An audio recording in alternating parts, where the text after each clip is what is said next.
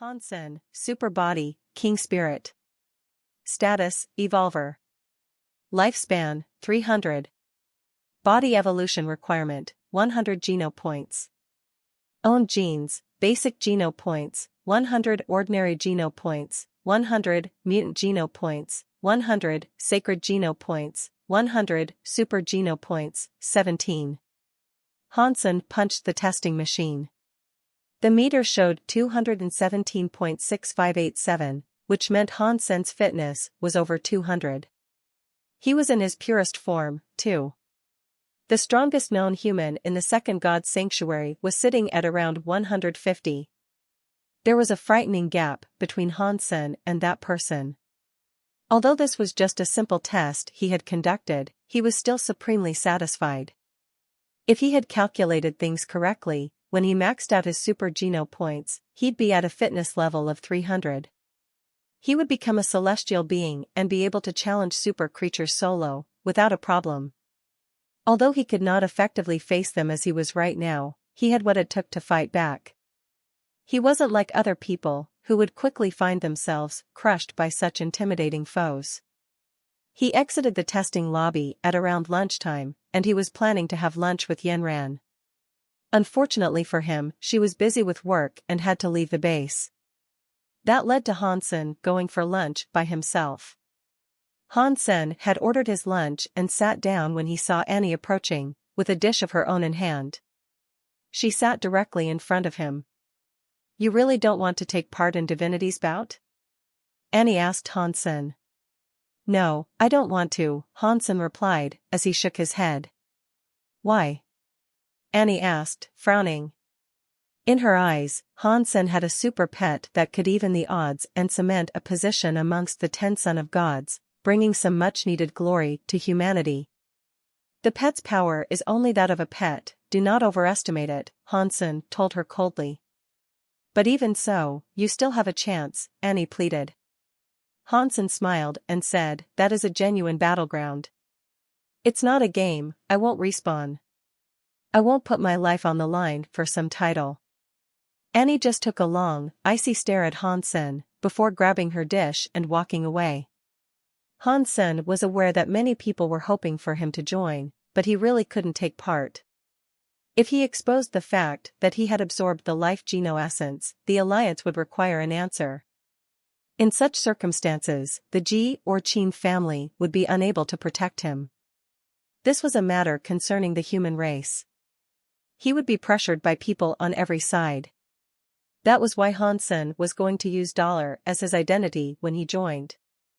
Even if people were able to tell that the elusive Dollar had absorbed life Geno essences, no one knew who he was. Nothing could be done about it. There are a lot of humans in the second god's sanctuary. In fact, it is the shelter with the highest population of humans, but despite that, we aren't at the top of the food chain here, not by a long shot. I understand why people want us to ascend and break our image of inferiority, Hansen thought to himself. He believed he should go all the way in Divinity's bout and earn a position as Son of God. At the very least, it would give others hope. But if he were to compete there, he couldn't use his flaming Rex Spike or Little Angel. He estimated his chance of beating a super spirit under such conditions to be under 30%. And that 30% chance was only due to his fortunate acquisition of a super ant beast soul. Super Devil Ant King, Armored Beast Soul. The defense of a super armored beast soul was unfathomably high, and that was the key he'd have to exploit when going up against a super spirit. Plus, Hansen could simulate the Devil Ant King's energy flow. That energy flow, when combined with the Ant King armor, increased his defense by an incredible amount. In addition, it also improved his recovery speed and his strength. It was a powerful energy flow, and using it in tandem with the Ant King armor would make him as tough as a cockroach that stubbornly refused to die. Hansen had long, powerful legs and large muscles in his chest and shoulders. His waist was thin but solid. Beneath the cover of the dark purple armor, he looked strong and wide. He looked like a devil that had clawed its way up from the pits of hell. Hansen ran the Devil Ant's energy flow, and the Devil Ant King's armor looked even darker.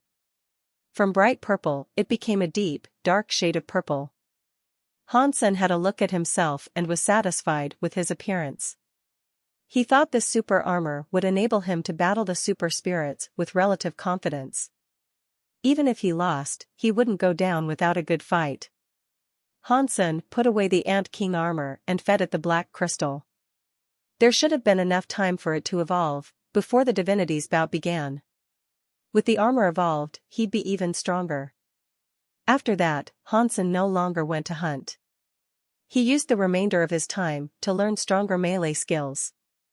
He couldn't use the flaming Rex spike or peacock crossbow anymore. The dual sword skill was quite powerful, but he wouldn't stand a chance if he used the berserk sacred blood swords. The dual sword skill itself was no weaker than the little angel's talents, but the swords were. He tested out his swords on her, and when she struck Hansen's silver snake and ancient mascot swords, she left deep gashes on them both. That was with her only operating on partial power, as well. If she gave it her best, there was a high chance she'd cleave right through them both. Given that, Hansen did not expect to make use of his dual sword skill to beat whichever super spirit he was pitted against. When fights dragged on and were boiled down to the nitty and gritty, limbs were your most trusted allies. Dragon Punch could only increase in power, but it was not a fist skill. Out of the melee skills Hansen knew, there was only Thunder Knife and 7 Kill.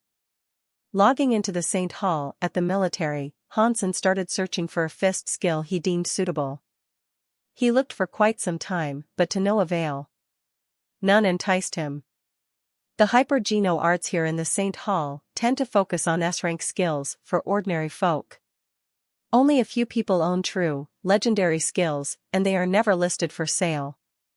I don't think I'll be able to find a skill suitable for me to fight the super spirits with here. Hansen perused every S-rank skill available to him, and not a single one interested him. The S-rank skills were not weak, but Hansen had far exceeded their benefits.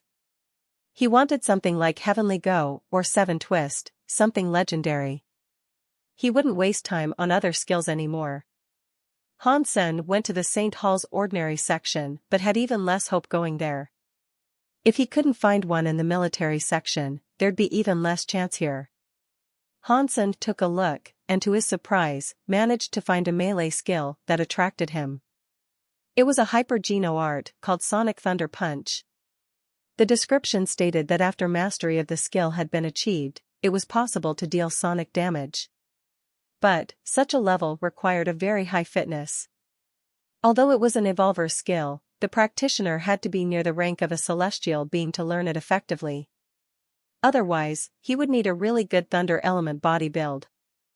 After giving it a good look, Hansen grew fond of the concept of Sonic Thunder Punch. Although he didn't have a thunder build, he could easily simulate the Silver Fox's energy flow to possess the element of thunder. If he did that, Sonic Thunder Punch would come easy to him. Hansen thought this skill could really work, but he didn't dare buy it there in the St. Hall. If he ended up using it in Divinity's bout, it'd be easy for someone to look up the records of who bought it in recent times. Usually, purchase logs were kept secret in the central computers, in accordance with the laws of the Alliance, but just to be safe, Hansen went to ask Li Xingluan. He had hacked the military's virtual Skynet, so it was only natural to assume he could provide some advice on how to proceed. Hansen wasn't going to mention the specific skill he wished to purchase, just ask how he might go about buying something from the black market anonymously. Li Xingluan was well versed in such topics and shady deeds, so he was able to explain a few simple and effective methods Hansen could use for what he wished to do. Hansen checked out a few of the places that Li Xingluan mentioned, and they were indeed black market trading grounds. Buying stuff there, however, was a risky ordeal. Trades there were not protected, and there were no guarantees, warranties, or records of such purchases. There was also the possibility he wouldn't even receive the stuff he ordered. Monetary transactions weren't secured either. Plus, the black market never did face-to-face trades. In short, there were some tall risks in using it. As a result, Hansen gave up on his idea of purchasing something from the black market. He would instead visit the free trade sections and see if he could buy Sonic Thunder Punch there. It was not uncommon for people to sell second-hand goods there, including Hyper Geno Art and Geno Solution. Hansen searched for Sonic Thunder Punch there, but he was out of luck. Not a single person was selling it second-hand. He searched through the S-Class Hyper Geno Arts as well, and received quite a few hits. Many people were selling second-hand Hyper Geno Arts and Geno Solution, just not the skill he had come for. When it came to buying second-hand Hyper Geno Arts, however, there were a few clauses would-be buyers had to be aware of. There was no way of knowing whether or not Hyper Geno Art copies were complete, and there was no way of knowing whether or not the accompanying Geno Solution matched. Scams and misleading transactions were common there, due to the lack of official support. Therefore, a buyer had to be a little street-smart when buying stuff there. At least, if he bought something there, no one would be able to tell where the product came from or went to.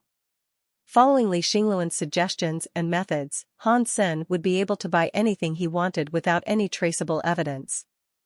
Although he had to find out if the products being sold were real or fake, it would be easier to do so when making face-to-face transactions. In the free trade zone, Han Sen was unable to find Sonic Thunder Punch. What he did find, however, was another Hyper Geno Art that stood out to him. The Hyper Geno Art that enticed him was called Elephant Disc Punch. Han Sen had heard about this skill before, as it was a legendary skill hailing from ancient times. The scroll said that back then, people thought that the world was built on a disc that rested on the back of an elephant. The elephant was everything, whereas the disc was time and space. Although it was little more than a myth, the skill that had been written down on the scroll was extremely difficult. It had many illegible portions and missing text, so it was quite incomplete. But the one Hansen found was close to completion. The Geno Solution could mitigate any shortages of the host caster, so they would be equipped to cast the skill. But as for the skill itself, not many people could learn it, and the power of the skill was weaker than they expected, anyway. Someone had researched the leftover portions of the scroll, and said that some manner of elephant blood was necessary to finish learning the skill. They took nutrition from the elephants and put it in the Geno Solution, which allowed others to learn the skill. But the power and depth were quite poor. The Elephant Disc Punch was in the A-Class section, due to its inability to fulfill the requirements necessary of an S-Class skill. But the skill was a great way to strengthen one's body, and in this facet, was no worse than most S-Class Hyper Geno Arts. So, the people that could not afford S-Class skills would often opt for this one instead. Han Sen was feeling hopeful and rather excited. He thought to himself, the Elephant Disc Punch is so in-depth. If I simulate the bone elephant's energy flow, I wonder if I'll be able to cast the true strength of Elephant Disc Punch. If I can cast its true power, I doubt anyone would be able to tell it was from a little-known A-Class skill. Hansen followed Li Xingluan's suggestions and bought a used Elephant Disc Punch and Geno Solution from a second-hand community. It was an ordinary A-Class Hyper Geno Art, and he was able to check its authenticity on Skynet. After checking it, he no longer had to worry about the possibility of purchasing a fake product. The Elephant Disc Punch was fairly common, actually. He could have bought it in the St. Hall, but he wanted to buy it second-hand so he could get acquainted with the process of buying things that way. By doing this, he would be ready for when he needed to purchase Sonic Thunder Punch. After a while, Hansen received the skill and Geno Solution. After that, he compared it to the stuff available on Skynet to ensure it was legit. Hansen used the Geno Solution and got to work on practicing Elephant Disc Punch. He tried to combine it with the bone elephant's flow. By doing this, Hansen discovered something amazing. Whenever he used the bone elephant's energy, he could not control his power and instead had to blast it all out at once. But the more he continued to use the bone elephant's energy to practice Elephant Disc Punch, the more he could control its energy. Hansen was pleased. If he could more effectively control the energy and power of the bone elephant, then he wouldn't be entirely drained of energy after a single punch. By being able to control the strength of the punch, he wouldn't be wasting his power. All he would have to do was cast what he needed. Hansen gave up on buying Sonic Thunder Punch now, since his time was limited enough as it was. In less than a month, Divinity's bout would start and he would have to practice with the Elephant Disc Punch as best he could. With the energy flow of the Bone Elephant, the Elephant Disc Punch possessed power of massive proportions, all the while the energy influx and efflux came under greater control. When the two abilities combined, their power increased. The more Hansen practiced, the better he got. A single punch packed enough strength to sunder a mountain, or so it felt. Regardless, the power was massive. The Elephant Disc Punch was incredibly in-depth, and it wasn't any worse than his dual sword skill. In some ways, it was even better. Hansen practiced with his little angel every day. The Elephant Disc Punch continued to gain power in that time as well. Although he kept losing to her, he applied many changes and fixes. At least Hansen could compete with the little angel and not get wrecked. That month flew by, and all the shelters had now named their top combatants. It was time for Divinity's bout to begin. Fong Mingquan entered the battle arena from the shelter and found his seat. He looked to the center of the arena, waiting for Divinity's bout to begin. Although Fong Mingquan was in a royal shelter that had 500,000 people in it, the arena itself could seat very few. The humans in the second god sanctuary were not very enthusiastic about Divinity's bout. The primary focus of humans when it came to Divinity's bout was on the holy battles that took place between humans in their own shelters, so that they could see who was the best. But when it came to the actual Divinity's bout, interest quickly waned. A lot of humans would choose to concede following their qualification, as the battles to come were of life and death. If their opponents were powerful spirits, they were often ruthless. Humans could only live once, and they couldn't afford to squander their lives in battles they would most likely lose. And the deaths of human fighters was a frequent tragedy in Divinity's bout, as spirits showed no mercy in the brutality of their combat. As such, the entire event wasn't something friendly and well-suited to humanity's participation. Viewership of Divinity's bout was low, in stark contrast to its prominence in the first god sanctuary. Even the media paid little attention to the events of Divinity's bout.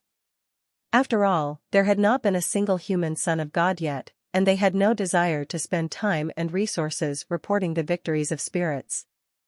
A simple list of names usually sufficed. People who did take the time to watch Divinity's bout were the higher-ups of the bigger factions of the Alliance. They were the sort of people that could take down spirit shelters, so observing the spirits that participated in Divinity's bout allowed them to collect intelligence on how to one day face the spirits of shelters that had yet to be conquered. Fong Mingquan was watching Divinity's bout in the hope that Dollar would be there. Dollar was in the second god sanctuary, and it was likely an accomplished fighter such as he would be willing to participate. That being said, he didn't have much hope. Dollar had only been in the second god sanctuary for a short period of time. No matter his strength, the spirits were likely to dwarf any hopeful competitor. It was like that for any human who wished to test their mettle there. Fong Mingquan? Fong Mingquan, waiting for the match to begin, heard his name called out from behind. He turned his head to the sight of someone he knew. Mr. Hua? Fong Mingquan quickly walked over and shook his hand. Mr. Hua's full name was Hua Ping. He had been in the second god sanctuary for 100 years. He was one of the earliest evolvers. He now worked in the media, as well, and was a supervisor to Fong Mingquan. You are interested in Divinity's bout? Hua Ping looked on Fong Mingquan with modest surprise. Fong Mingquan was the most well-known commentator in the Alliance. The fact that no one could record videos or take pictures of the Divinity's bout was the source of his surprise. If he wished to make reports or commentate, it would all have to be spoken or written. It didn't make for entertaining reading or listening either, due to the misery and losses that would make up every single report. This was another factor in its lack of prominence in the media. I am interested, yes. That is why I have come to watch. Old Hua Have you come here to report on Divinity's bout, as well? Fong Mingquan asked. Old Hua smiled and said in response, once every 10 years, I do it. This is the 13th article I will have done in regards to Divinity's bout. Few people read them, so it is not likely many would know of this work. If it's that bad, why do you still insist on doing it? Fong Mingquan asked, with visible confusion. Doing a show that no one paid heed to tended to go against the principles of someone in the media. For an old supervisor to insist on doing a show every 10th year on Divinity's bout was quite surprising. Viewership figures are important, I must confess. But as a man of the media, I believe in reporting things that are meaningful for the progression of the human race. Humans don't do well in Divinity's bout, that is true, but there are glimmers of inspiration and awe to be found. Talented people come here, every 10th year, in the hopes of securing honor and glory for humanity. Regardless of whether they win or lose, they are selfless heroes. Old Hua sighed and then continued to say, but now, I fear glory has taken a grander prominence in the hearts of men. Only victory and success define a person's worth these days. Humans who fail are disdained, and that is something no person can bear. I make records of these battles so future competitors of Divinity's bout can learn something. Fong Mingquan saluted him. A media man with such values and integrity was rare, and even Fong Mingquan himself wasn't sure he could do the same. Fong Mingquan was ordinary and didn't harbor much sentimentality, he never really thought of things that way. Yet despite that, it didn't stop him from admiring the grace of his peer. The two of them chatted, waiting for the fight to start.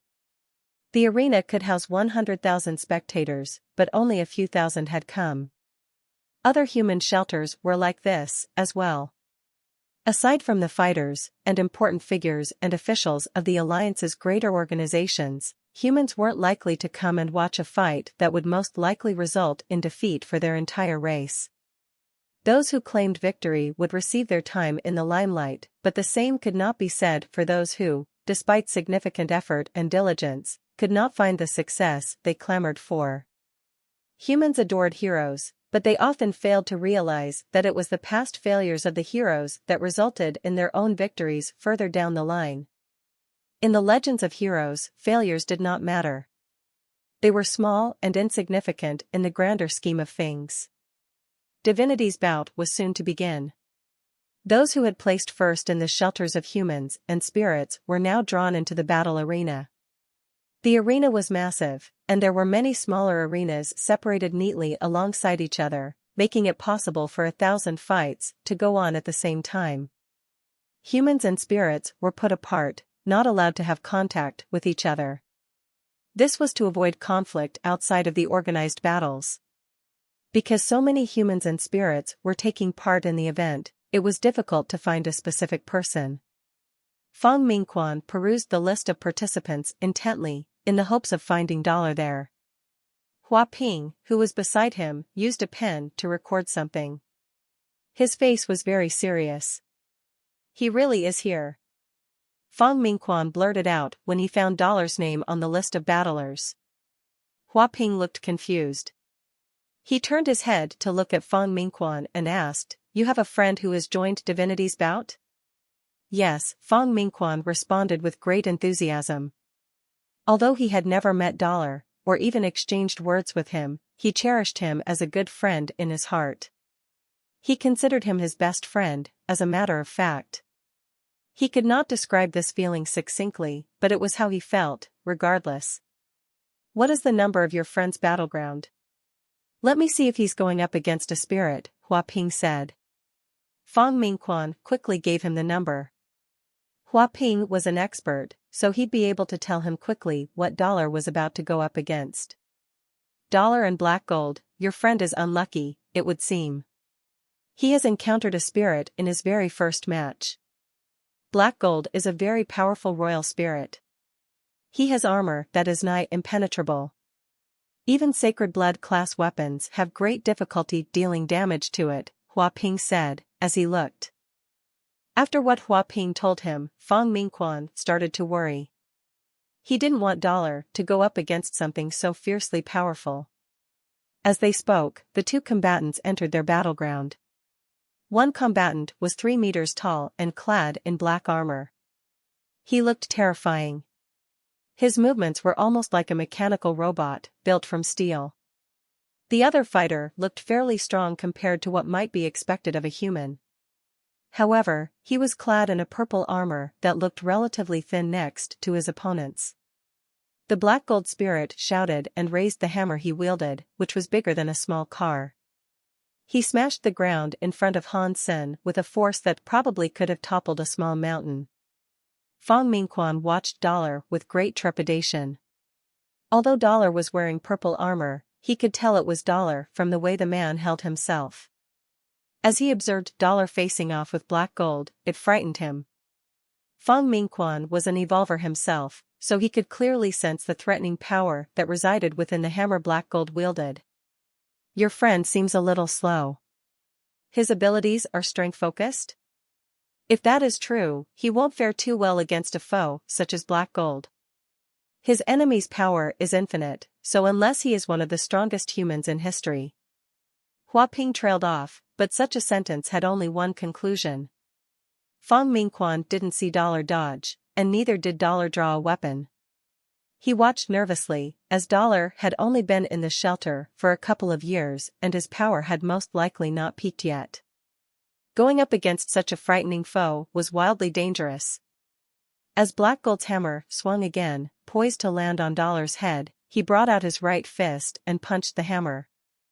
When Hua Ping witnessed this move, he shook his head and said, "Your friend is a reckless one. Black Gold's power is..." Before Hua Ping could finish his sentence, Dollar's fist collided with the hammer. Boom! The hit was deafening, and the fist shattered the hammer into pieces. Hua Ping and Fang Mingquan were motionless. They couldn't even fathom the strength that resided in that fist, for it to break a giant metal hammer such as that. Hua Ping was shocked the most. He had witnessed many divinities' bouts over the years and was knowledgeable about many of the fighters there, that included Black Gold, the spirit. He was a remarkable warrior. He may not have been the strongest, but he possessed a lot of strength nonetheless. Against his unbreakable armor and intimidatingly large hammer, many evolvers had died, or at the very least, been grievously injured in battle with him. A lot of sacred blood weapons had been broken by that hammer, as well. But now, that very same hammer had been utterly annihilated by a human fist. The sight was unimaginable, and it was the sort of tale that few would ever believe. Hua Ping could only stare at Dollar, mouth agape. He was forgetting to write his report. On the battleground, after Han Sen wrecked the hammer, a flood of power boiled inside his body once more. Seeing Black Gold himself aghast at what had just happened, Han Sen stepped forward with atmosphere-cracking strength, directly before the spirit's face. His flesh was like that of a tiger, and his fist buzzed loudly as it flashed towards Black Gold's face. Black Gold shouted and crossed his arms in an attempt to block the incoming attack. Boom! His armor, arms, and skull were crushed under the weight of Han Sen's elephant disc punch. Blood soaked the arena, and the disfigured and dismembered body of Black Gold was launched out of the battleground. The bloody mess crash landed 15 meters away. How is that possible? Hua Ping was on his feet, his book and pens fallen to the floor. As he looked upon Dollar, his eyes widened until it looked like they were going to fall out. It was a one-punch victory. The immeasurably powerful spirit Black Gold was killed shortly after the fight began, and he hadn't stood a chance. No one could imagine the strength that was delivered in that punch, and Hua Ping struggled to believe it was possible for an evolver to achieve such a wretched power. Fang Mingquan was almost as shocked, as well, he almost cried aloud. He did not expect Dollar, who had only been in the second god sanctuary for as long as he had, to have managed to achieve such power. He killed a royal spirit with a single punch, and it was a ravenous crowd-pleaser. Mingquan, is this man human? Hua Ping asked after Dollar left the arena, excitedly grabbing Fang Mingquan's hand. Yes, he is. Dollar is pretty popular in the alliance, Fang Mingquan quickly told him, in his own excitement. If he is really human. Wait. Let me see. Hua Ping was no longer coherent in his dialogue, as he ran his hands up and down his body in search of his book. Realizing it was on the floor, he raced to pick it up. He began flipping through the pages, scanning the battle lists, and frantically drawing with his pen. Fang Mingquan wasn't sure what he was doing. He drew with a manic speed. Every time he wrote down a name and drew a line, his face perked with further excitement. Fang Mingquan looked at what Hua Ping was doing and noticed it was a calculation of the battle list. It seemed as if Hua Ping was trying to determine who Dollar would face off against next. 10 matches. He won't go up against anyone stronger than Black Gold for another 10 matches. This is a chance. Hua Ping's face had gone red as a beetroot, and he beamed with delight in his mad drawings. The excitement in his face was getting deeper and deeper. But after a while, his face froze. His excitement drained away, and he sat down in evident disappointment. His eyes looked empty as he mumbled, "It still doesn't work. It still doesn't work." "Old Hua, what doesn't work?" Fang Mingquan quickly asked, eager to understand what was going on. "Your friend is pretty lucky. If he continues fighting, he shouldn't encounter any more opponents who are that powerful. Even if he met another spirit that was as powerful as Black Gold, he would still have every chance of beating it. If he is lucky enough, he can reach the top 10. But..." Hua Ping gave a long, drawn-out sigh. Then, he continued by saying, in his final fight, the one before he can be crowned Son of God, he must face off against an opponent no human can possibly defeat. "What manner of opponent do you speak of?" Fang Mingquan asked. In the 5th divinity's bout, there was a light element Son of God. Although the Son of God had only joined once, he was extremely powerful. His power now is something few humans might ever fathom. No human can beat him. Even evolvers with unlocked gene locks don't stand a chance. Before the light Son of God, they would be crushed like bugs. Hua Ping bore a wry smile as he explained the predicament. "Is he really that strong?" Fang Mingquan asked Hua Ping with a look of disbelief. With a wry smile, Hua Ping said, "You know the Alliance created a forfeit guide for the second God Sanctuary's divinities bout, yes?" "Yes, I know.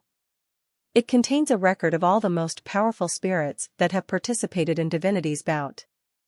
If they encounter a spirit on that list, they are advised to immediately forfeit to avoid being killed," Fang Mingquan said. "Light Son of God is one of those. He has only taken part in divinities bout once, so there was a lack of information about him at the time. A human with an unlocked gene lock was pitted against him. He was one of the top evolvers of all time, and he was a very famous man. He had many sacred blood beast souls, strong hyper arts, the works. But the light Son of God killed him in a single hit." Hua Ping shook his head and continued his explanation. "I have been too presumptuous. No human is powerful enough to become a Son of God. You need more than luck on your side to do that. I advise that you inform your friend of this wretched development. Tell him he can continue fighting for now, but he must pull out before the final battle. If he doesn't, the light Son of God won't even allow him the opportunity to concede." Fang Mingquan was getting an idea of how bad things might get, but he had no way of contacting the elusive Dollar. Fang Mingquan thought his best bet for informing Dollar would be posting a news article about it. If he did that, there was at least a chance Dollar might see it.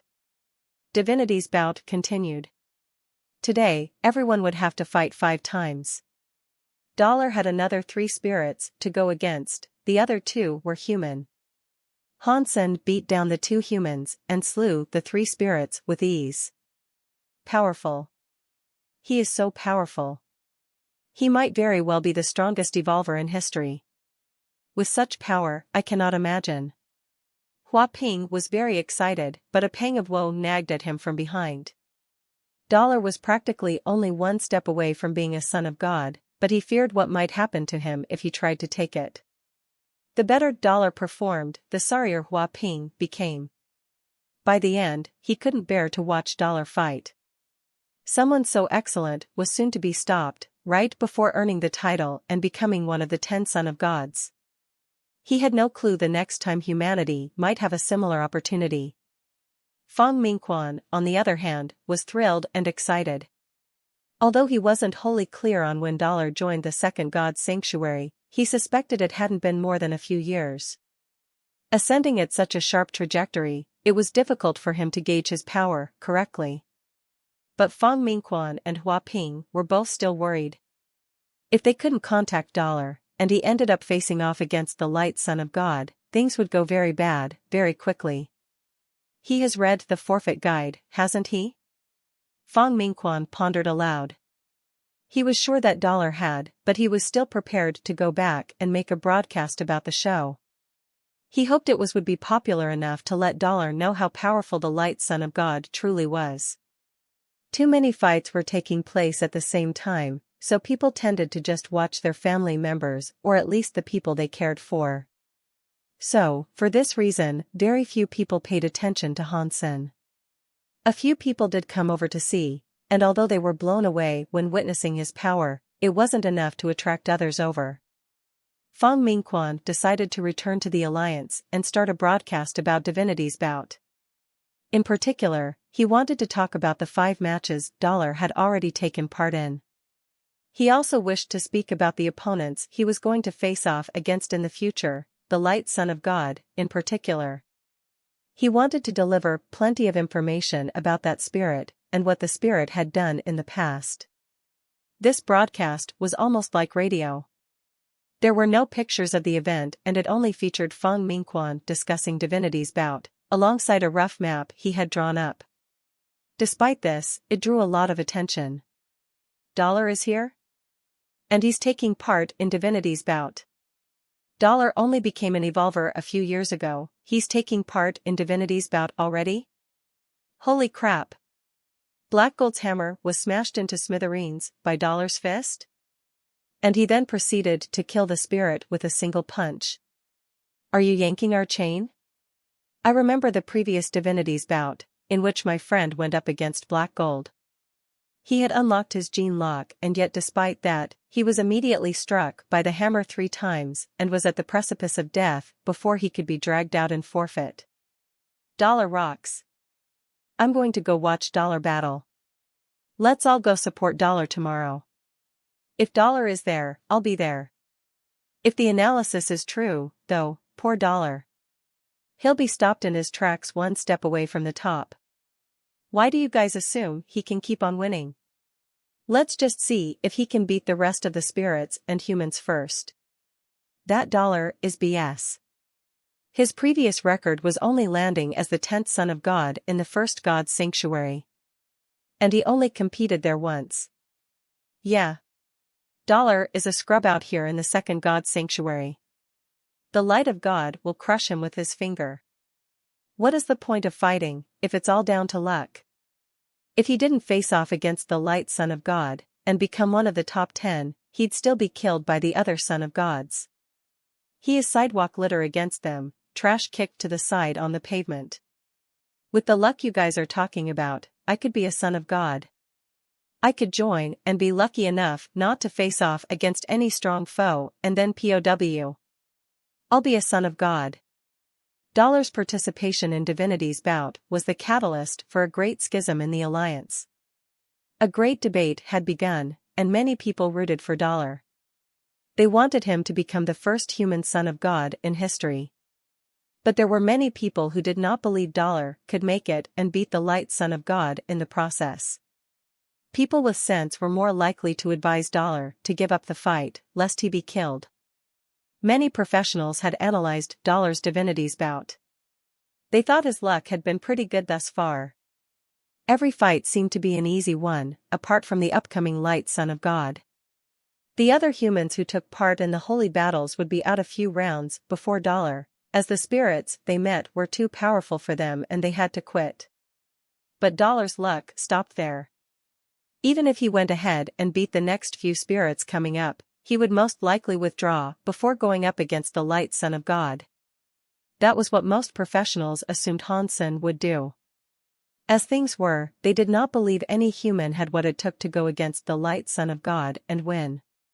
There were some really crude and offensive professionals, however. Many of them firmly believed Hansen would stumble and fall long before he reached the light Son of God. And of course, there were some who believed Fang Mingquan was making stuff up or at least exaggerating the truth in a bid to increase viewership. They did not believe Dollar could break Black Gold's hammer with a single hit. After much research and analysis, they theoretically proved Dollar lacked sufficient power to do such a thing. Regardless, the whole alliance was talking about the event, and everyone seemed to have a theory of their own. And on the second day of Divinity's bout, the stadium was packed to the gills with attending spectators. Humanity's interest in the second god's sanctuary's Divinity's bout had suddenly been reinvigorated. Where once there were only a few in the audience seats, now the stadium was jam-packed with eager spectators. They all stared down at the battlegrounds, waiting for the shadow of Dollar to emerge. Here he is. Here he is. A man clad in purple armor stepped onto the battlegrounds, and when he arrived, the crowd went wild with screams. Why is he wearing purple? Dollar is usually dressed in gold. Is this some sort of knockoff? It looks like him, yet it doesn't at the same time. Hansen emerged onto the battleground not having researched his opponents nor read the forfeit guide. He only had to detect an opponent's life force to determine how powerful they truly were. Even if he couldn't tell, the Devil Ant King armor would keep him safe. Hansen's opponent now entered the field. It was a pretty boy spirit, dressed in silver armor. In his hand, he held a silver sword. He had bunny-like ears and there was an eye in his forehead. Aside from that, he could have passed for a regular human. People had already looked at Hansen's list of battlers, so they knew what to expect from his first opponent. The enemy was called Silver Eye Prince. He was a royal spirit with a really quick moveset. In the analysis provided by professionals, he was one of the strongest foes Dollar would have to overcome if he hoped to fight against the light Son of God. The Silver Eye Prince checked out his opponent without saying a word. Then, he drew his sword. Like a sudden flash of silver light, he dashed towards Hansenator at the same time. He unleashed a barrage of sword thrusts towards Hansen. There were too many to count. They came down on Hansen like silver rain. A lot of people stood up, wanting to get a better look at how Dollar sought to best this silver rain sword. But Hansen did not move an inch. He stood and watched the silver rain fall without blinking. The silver sword rain that came down was little more than an image. Hansen had many talents, and before he became famous, he had already encountered this move. The fact that the Silver Eye Prince sought to use this move on him was something Hansen believed to be childish. The audience watched the silver shadows pierce through Hansenator. Their hearts pounded, and many women held their mouths to prevent screaming.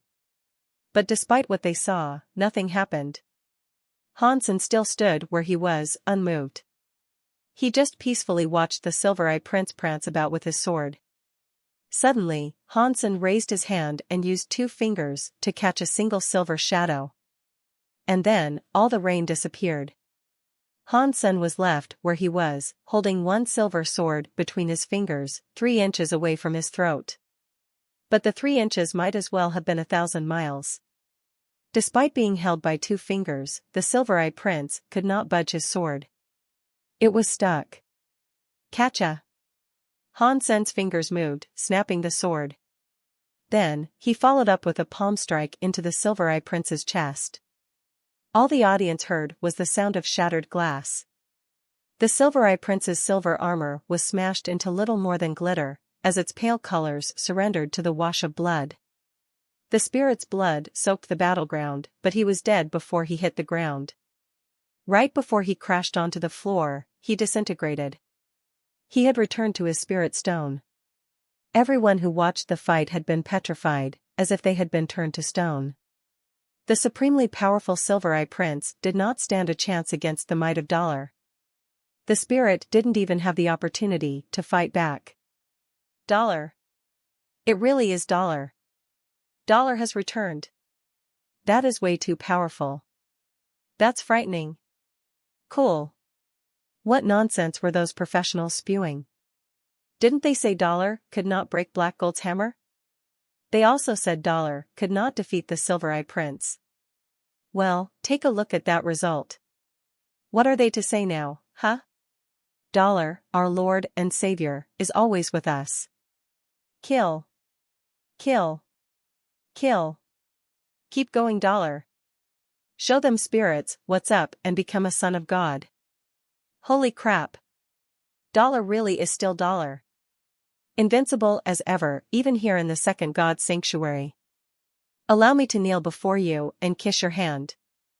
A lot of Dollar's fans were driven into a frenzy by the excitement of his most recent, sensational win. Although some humans had been known to show such strength in Divinity's bout, facing down Black God and the Silver Eye Prince and emerging untouched was an incredible thing.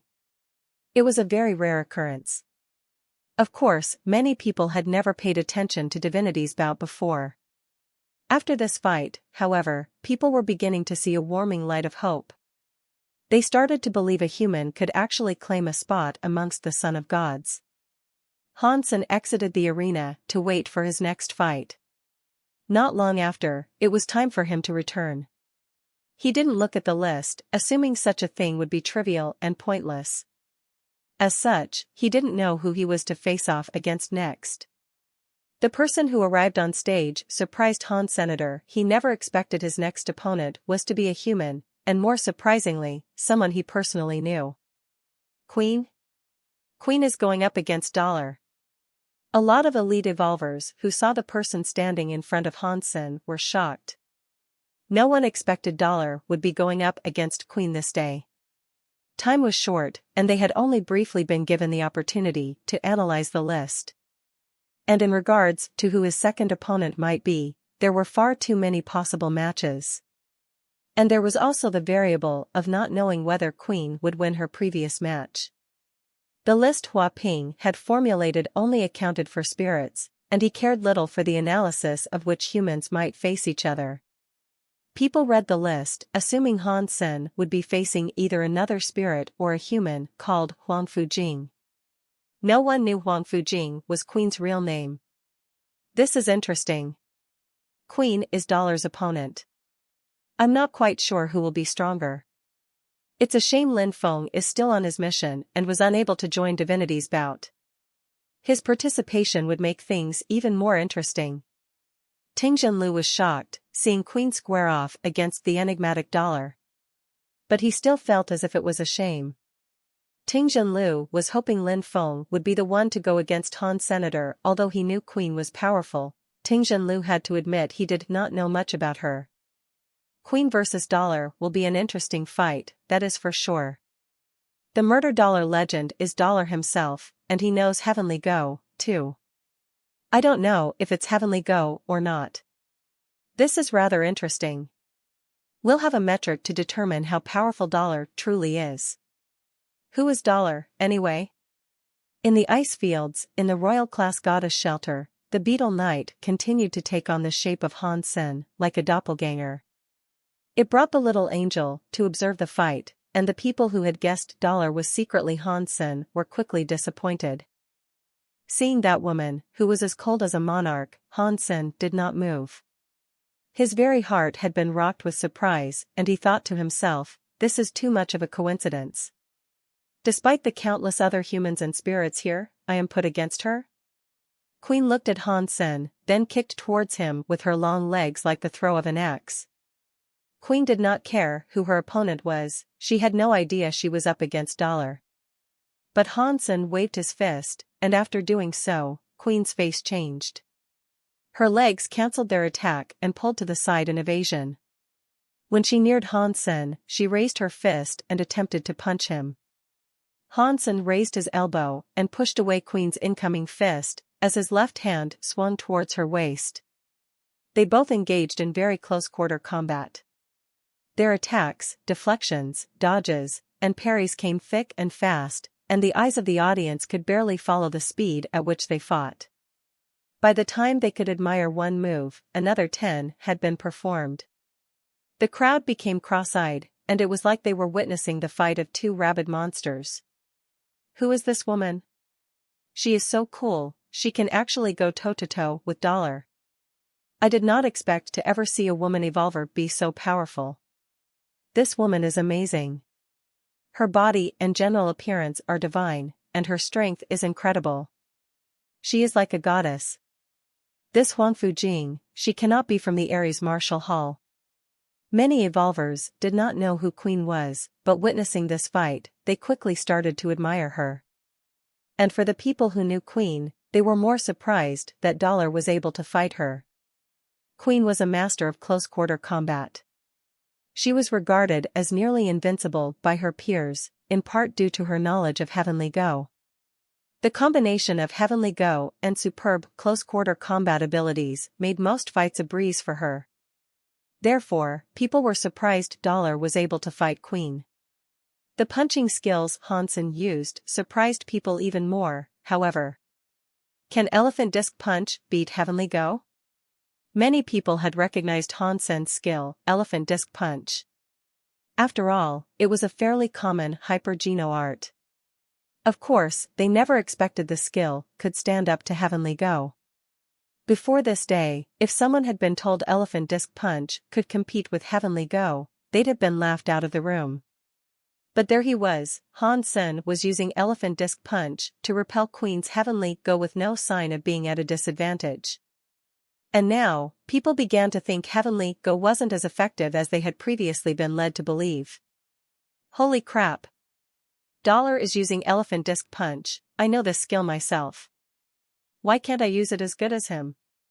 Yeah, if he can use that skill to this level of effectiveness, he might as well be a god. It didn't take long for people to recognize the skill Hansen used was Elephant Disc Punch. After all, it was very common and many people had learned it due to the affordability of A-class hyper-geno arts. It was frequently considered a must-have skill. But it shocked them to see Dollar cast the very same skill with such a terrifying amount of power. I have known Elephant Disc Punch for many years, how have I been unable to notice how much power this skill can actually discharge? Skills are still dependent on their caster, mind you. In Dollar's hand, it is like an invincible hand of death. In your hand. It is a shame I can't record these fights. If I could, I'd watch them over and over in an attempt to learn Dollar's trick. It's strange. Is Dollar really using the same Elephant Disc Punch you and I use? It looks similar, yes, but it has a certain element of strangeness to it. It wasn't just the ordinary folk who viewed this skill with such bewilderment. Wang Yuhang was just as shocked as the rest. Everyone knew the battle between Queen and Dollar would be quite the spectacle, but no one expected Dollar would be able to repel Heavenly Go with such a common skill. Is this guy human? How can he do this? Wang Yuhang's eyes were opened wide. Dollar is Dollar. The word freaking awesome is what we can use, Ting Zhenlu said in praise. Brother Tong, that's 2 words. The comrade beside him looked at Ting Zhenlu, confused. He is awesome, awesome is him. The word freaking can be ignored, so it's just 1 word, said Ting Zhenlu. The comrade acknowledged that with a sudden, I see. Queen was shocked, just as much. She knew exactly what kind of skill Elephant Disc Punch was, despite not having learned it herself. She was shocked to see her opponent using such a regular skill and still keeping up with her. But Queen was Queen, and she didn't let the surprise put her at a disadvantage. She didn't care about which skill he used against her, all she wanted to do was win. This fight was a surprise, to be sure, but a welcome one. It amazed each and every spectator, and even Hua Ping. When he saw the name Huangfu Jing, he only expected it to be an ordinary human. As such, he cared little for the fight's potential significance. He did not expect Huangfu Jing to be a person of such strength, let alone that she would come the closest to matching Dollar's power so far. Hua Ping thought Dollar was the strongest evolver in existence, but he never expected there to be a woman who could achieve such power. This is good. So, after all this time, humanity hasn't been resting on its laurels.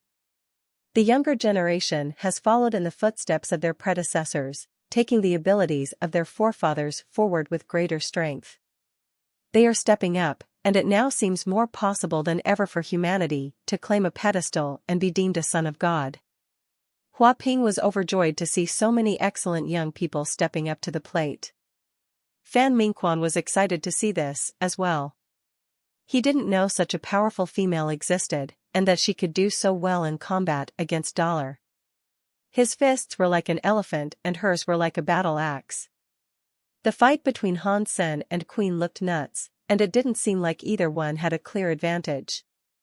The audience was so thrilled, they wished they could take part. Han Sen admired Queen. He didn't use all his energy as he did while casting Elephant Rex Strike, but he used the most he could with Elephant Disc Punch. He was able to suppress Queen well enough, but he could not beat her. This woman's heavenly go was already at a scary level, so unless Han Sen had much greater strength and speed, he wouldn't be able to beat her outright. Han Sen knew he could not beat her if he maintained this status quo. The best he could hope for right now was Queen exhausting all her energy. If he fought for his life, Han Sen might win. But he didn't want to kill her, nor did he want to spend too much energy. So, Han Sen suddenly stopped. He let Queen's battle axe leg, which was currently being driven at his head, carry on its approach and did not dodge.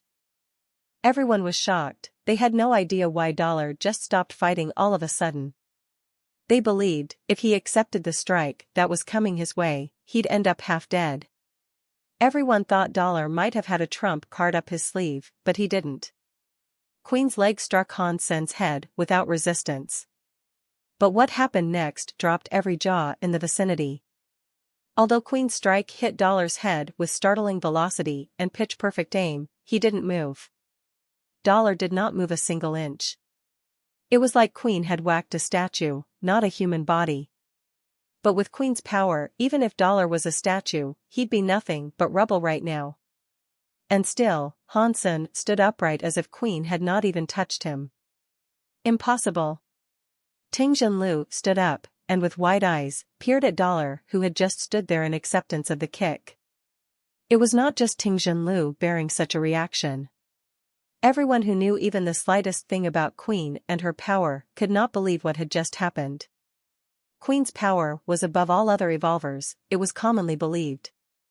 It was hard to imagine how tough a person would have to be to withstand one of her strikes and not even budge. And Queen herself was just as shocked. But still, she did not let that be cause for refrain. Her pair of beautiful legs went back to kicking Han Sen like two fierce dragons, and again, she was unopposed. She hit Han Sen heavily, over and over. Queen kept on kicking, striking, and hitting. Her leg skills left no room for retaliation, had Dollar sought to pull a stunt. The legs just came at him in a ceaseless barrage from every angle. The crowd was frozen at the sight, at how none of Queen's attacks made Han Sen move a single inch. The entire shelter was quiet. Even the other human fighters who had joined Divinity's bout were in awe. The raging sound of the kicks echoed far and wide across the battlegrounds, but Dollar's strong purple body continued to stand still, as if Queen's hurricane of attacks was nothing more than a stiff breeze. Queen, who always did what she wanted and achieved the results she desired, suddenly started to look a little panicky. Dong. Queen kicked towards Han Sen's face, but then stopped right before it landed. Everyone looked at the two. Dollar did not move, all he did was raise his right hand slowly. He grabbed Queen's lower leg, and she was unable to move it anymore. "Have you kicked me enough yet? Can we end this now?" Han Sen asked gently, as he held on to Queen's calf. Everyone who heard this was struck with a strange feeling, and the atmosphere changed. It no longer looked like a fight on a battleground. Queen now looked like a little girl who had been throwing a tantrum to her father. Dollar was the father who allowed her to let it all out before taking her home. Although it was inappropriate, that was how people viewed the scene after hearing Dollar speak. The cold and powerful Queen was little more than a sulking little girl now. Queen took notice of this strange atmosphere as well. She gritted her teeth and lifted her other leg. She twirled in the air and kicked Hansen. Hansen did not care for the other kicking leg, and he allowed it to strike his neck. He stepped forward, reached out his hands, and grabbed a hold of Queen's waist as she was in the air. Then, he lifted her up on his side like a little girl and walked to the edge of the battleground. No matter how many times Queen kicked, Hansen did not care. He just continued his walk to the side of the battleground. Everyone thought their eyes were playing tricks. No one could have expected a person as calm and composed as Queen to take part in such a juvenile scene. The father and daughter feelings only continued to grow. Queen was the tantrum-throwing girl while Dollar was the understanding father. He did not argue with the little girl, he only allowed her to release the anger she had pent up inside her. Somehow, a phrase popped into many people's heads, a father's love. Everyone looked puzzled, the people from the Ares Martial Hall, in particular. Their mouths continued to remain open, not seeming likely to close anytime soon. No one expected Queen, who was the boss of the Martial Hall, the woman who they looked up to the most, like a goddess they could not look at directly, would end up in a scene like this. Queen's heart was stricken with anger and embarrassment. She never thought she would be treated like this, and she would have preferred to be killed. But at the same time, Queen was shocked.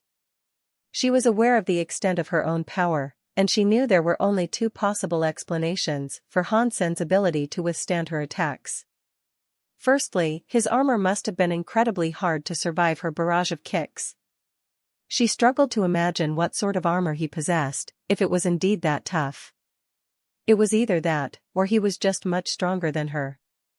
The strength of his armor would not matter too much if their powers had been on a similar level. A lot of the educated spectators could see this, and it made them even more surprised than the evolvers. Queen had already maxed out her sacred geno points. She also had the best hyper-geno arts. Her power was way above the limits of most normal evolvers, and yet, she could not do anything. Those watching could not believe or even fathom how powerful Dollar might have been. Super Geno points, he must have absorbed Super Geno points. Otherwise, he could not be that powerful. These thoughts ran through the minds of many people. The first God's Sanctuary and second God's Sanctuary had people who had killed super creatures and obtained their life Geno essences. But up until now, a method of absorbing the essences and gaining super Geno points had yet to be discovered. The only explanation for Dollar's performance was that he had managed to do what others thought impossible. In the silence that now enveloped the arena, Hansen had reached the edge of the battleground. He threw her off the stage. "Go home and stop wasting your time. I am not here to fight humans," Hansen coldly told her. As he said this, it was like everyone stopped breathing. "I am not here to fight humans."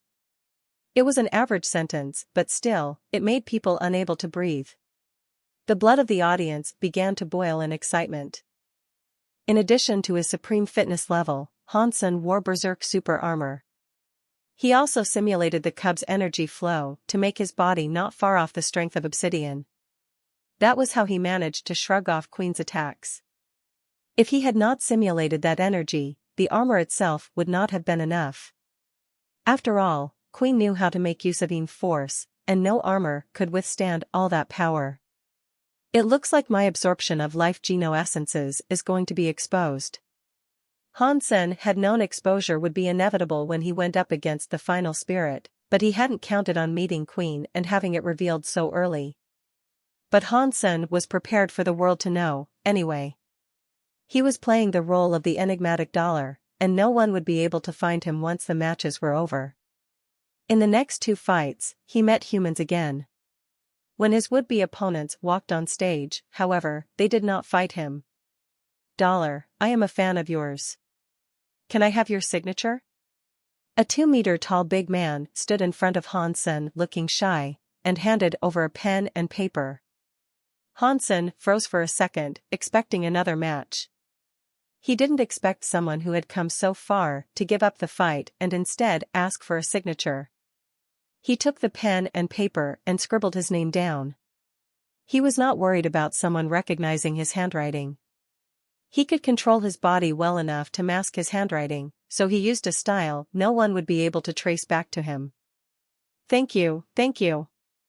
The big man greatly appreciated his autograph, and then quickly exited the stage. The second human opponent was not as fanatical as the other man, fortunately. He did tell Hansen something, though. He said, "Good luck, Dollar. You have our support. Go and become a son of God." Then, he also gave up the fight and exited the stage. The last opponent of the day was a royal spirit. Hansen killed it with a single blow, which made humanity super happy. Hansen did not stay for long afterwards. He quickly made his leave and returned to the privacy of the Crystal Palace. Feng Mingquan had never been so excited. The media man's soul was burning with the fire of unadulterated passion. Dollar's words lingered on the minds of many, but they particularly stood out to Feng Mingquan. "I am not here to fight humans." Returning to the office, Feng Mingquan wrote an article called, "I am not here to fight humans, the King's Declaration," and posted it. It described Dollar's fights over the previous 2 days. He made sure to highlight Dollar's most profound line. In the end, Feng Mingquan wrote, "The king has returned, his sword directed to the position of becoming a son of God." Will Dollar become humanity's first son of God? The day held unparalleled fervor and excitement. They were hopeful for Dollar's performance in the future, hoping he would stand as a representation for humanity's position amongst the son of gods. But the real shock came from the Alliance's office. Normal people only understood he was strong. They didn't quite grasp the full extent of his strength like others might have. The high-class officers of the Alliance were aware Dollar must have absorbed life geno-essences. They also knew he was wearing a super beast soul armor. If he wasn't, they knew he couldn't possibly have possessed such insane defense. Even Queen could do nothing before him, and as a result, they were certain this was so. A lot of people were excited and curious about this development. They were almost salivating at the prospect of Dollar proving that humans could indeed absorb life geno-essences. Their inquisitiveness of how he had done so was difficult to temper. A lot of people wanted to find out, but they did not know how to get in contact with the elusive Dollar. Almost at the same time, the leaders of every faction issued a decree to seek out the man behind the mask. They wanted to find Dollar. The matter of life geno-essence absorption was a concern of the human race, and it was crucial for the development of humanity. They had to find out who Dollar was, no matter what. They had to learn, from the horse's mouth, what Dollar knew. Many people analyzed the information they had on Dollar, in an attempt to predict who Dollar might be. They composed a list of suspects, one which contained the name Hansen. But Hansen and Dollar had appeared in the same area many times, as well as at different locations at the same time. This led to his name being crossed from the list. Not many people owned a doppelganger beast soul. People only knew Hansen and Ningyu had one, so no one considered this possibility. Ningyu was there watching divinity's bout, as well. This made him think of something. Not being wholly certain, he didn't let people know what he was thinking of just yet. The Aqua Reaper lived inside him, and his thoughts and life were in Hansen's hands. If he did something to displease Hansen, he'd be a dead man. Hansen won the next few matches, which led to the generation of another major topic in the Alliance. Everyone was talking about whether or not Dollar could truly be the next son of God. They wondered if he could beat the light son of God. Because of his amazing performance thus far, many people were extremely hopeful at this prospect. A lot of people who did not care about divinity's bout started caring about it a lot more. When people watched Dollar fight, the ferocity drew them in and made them feel as if they were a part of the battle themselves. This wasn't a simple series of fights anymore, it was a conquest for obtaining glory for all humanity. Although Hansen was only fighting for himself, to humanity at large, he was doing something no one else could. He was committing a selfless deed for the rest of the human race, they thought. Even though Dollar had his fair share of detractors, they still hoped he could achieve glory for humanity and win. Especially the old men who had been in the second God's sanctuary for a century.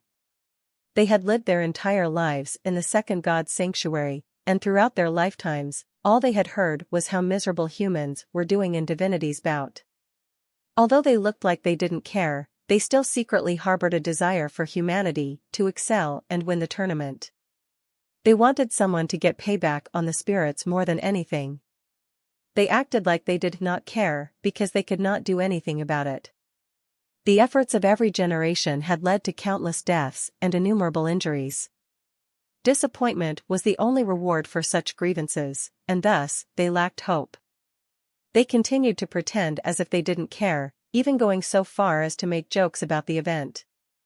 But when the hope came, even if it was only a little, they were excited. And they prayed and bid their wishes upon the people or person who showed the most promise. The people who were older would feel an even greater amount of glory. Old Hui, have you heard about this year's divinity's bout? That Dollar there is pretty good, and maybe there is a chance this year will be the one. A lot of excited old men shared the news of Han Sen's many victories. Over 80% of human evolvers were focused on divinity's bout for the first time. The media began reporting as much as they could on the event. Most reports were about Dollar, his past, present, and possible future legacies. Overnight, Dollar became a legendary figure to the entire alliance. His name was on the tip of everyone's tongue. The fame he received was different than what he received in the past. This time, Dollar was shouldering the glory of all humanity. He possessed a figurative halo that separated him from traditional celebrities, as well. Even Han Sen himself did not expect things to turn out this way. Even in the military base, soldiers and officers ravenously talked about Dollar and divinity's bout.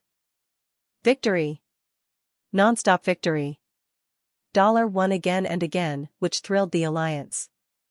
More and more people became excited about the divinity's bout, as the focus on Dollar increased.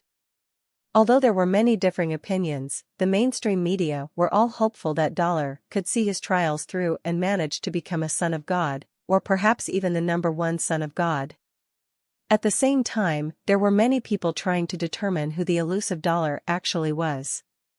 Some people believed he was a gifted child of some large organization, with profound talent. Made-up stories said he could walk around the day he was born. He could fight when he was merely 1 year old and admire women with big boobies by the time he was 3. Others were firm in the belief that Dollar had volunteered for some super genoengineering. They believed the genes of his composition had been modified, enabling the supreme power he wielded. Everyone had their own story, and all manner of false rumors and tall tales had begun to spread. Many articles and books had been released, some unabashedly false, such as The Secrets Between Me and Dollar or Trapped in an Elevator with Dollar. Such stories became quite popular.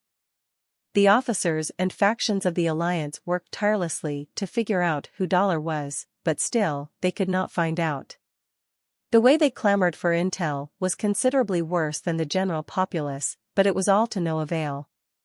But the more battles Han Sen fought and won, the closer he was to confronting the fearsome foe, Light Son of God. And that time had now come. He was to battle with him the very next day. People like Hua Ping had painstakingly analyzed the potential outcome of the next fight, with the data collected from Light Son of God's and Han Sen's previous fights.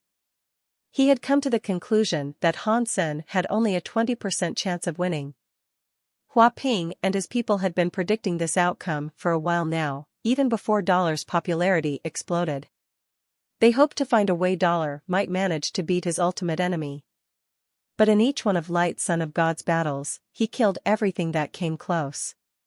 No one had managed to last longer than a second after a bout started with him, and standing before him seemed to be a guaranteed death.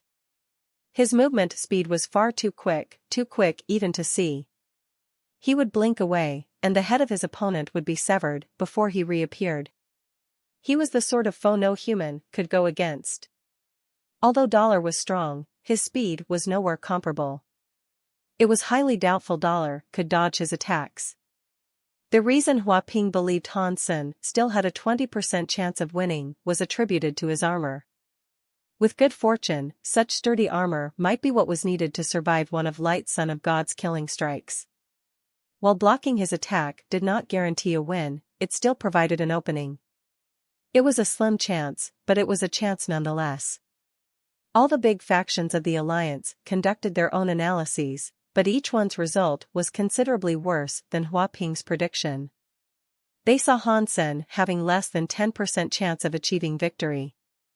Compared to these high-class sorts, however, the general populace was overall more hopeful and optimistic. It was almost expected that Dollar would become a son of God, and they spent little time dwelling on the alternative outcomes for his final fight. Han Sen himself tried not to pay much attention, but it was a popular topic that was making headlines everywhere he looked. He read a few articles out of curiosity, which revealed to him who he would be fighting. Han Sen read one of Fang Mingchuan's articles. It was a report that quoted Hua Ping's prediction of success and the reasons why, which gave Han Sen some sort of idea of what he should expect. A speedy spirit? That could be difficult. Han Sen frowned. He was afraid of encountering speedy spirits, particularly those who would also be stronger than him. It was the worst of both worlds, and wielding such power with that terrifying speed really would make Han Sen an easy kill. The chance of victory was practically non-existent, if he could neither withstand the spirit's attacks nor fight back. It reminded him of the raven on Sky Pillar Mountain. It could kill humans freely due to its immense speed, and he and those who accompanied him that day had not stood a chance against it. Han Sen's thoughts aligned with Hua Ping's. He had to hope his armor was sturdy enough to withstand the attacks of Light Son of God. That would be his window. I have berserk super armor. Even if he is a super spirit, I should be able to block it, right? Han Sen was deep in thought, and he continued, if he is fast, then that means he will be weaker physically. Heavy punches always hit harder than fast ones. If you had brought your pet to fight alongside you, all this glory might have been yours.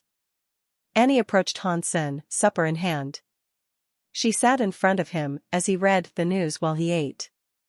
Han Sen smiled and said, I would have liked to, but I don't have super armor. I don't have defense like him. And I don't even have the ability to absorb life geno essences like this guy, either. My fitness would be too low. In such a small arena, a super spirit could gleefully ignore my pet and come for me right away. There'd be no room for me to maneuver and exclusively sick my pet on my opponent. You are right, but that Dollar's fitness is still lower than the super spirit's.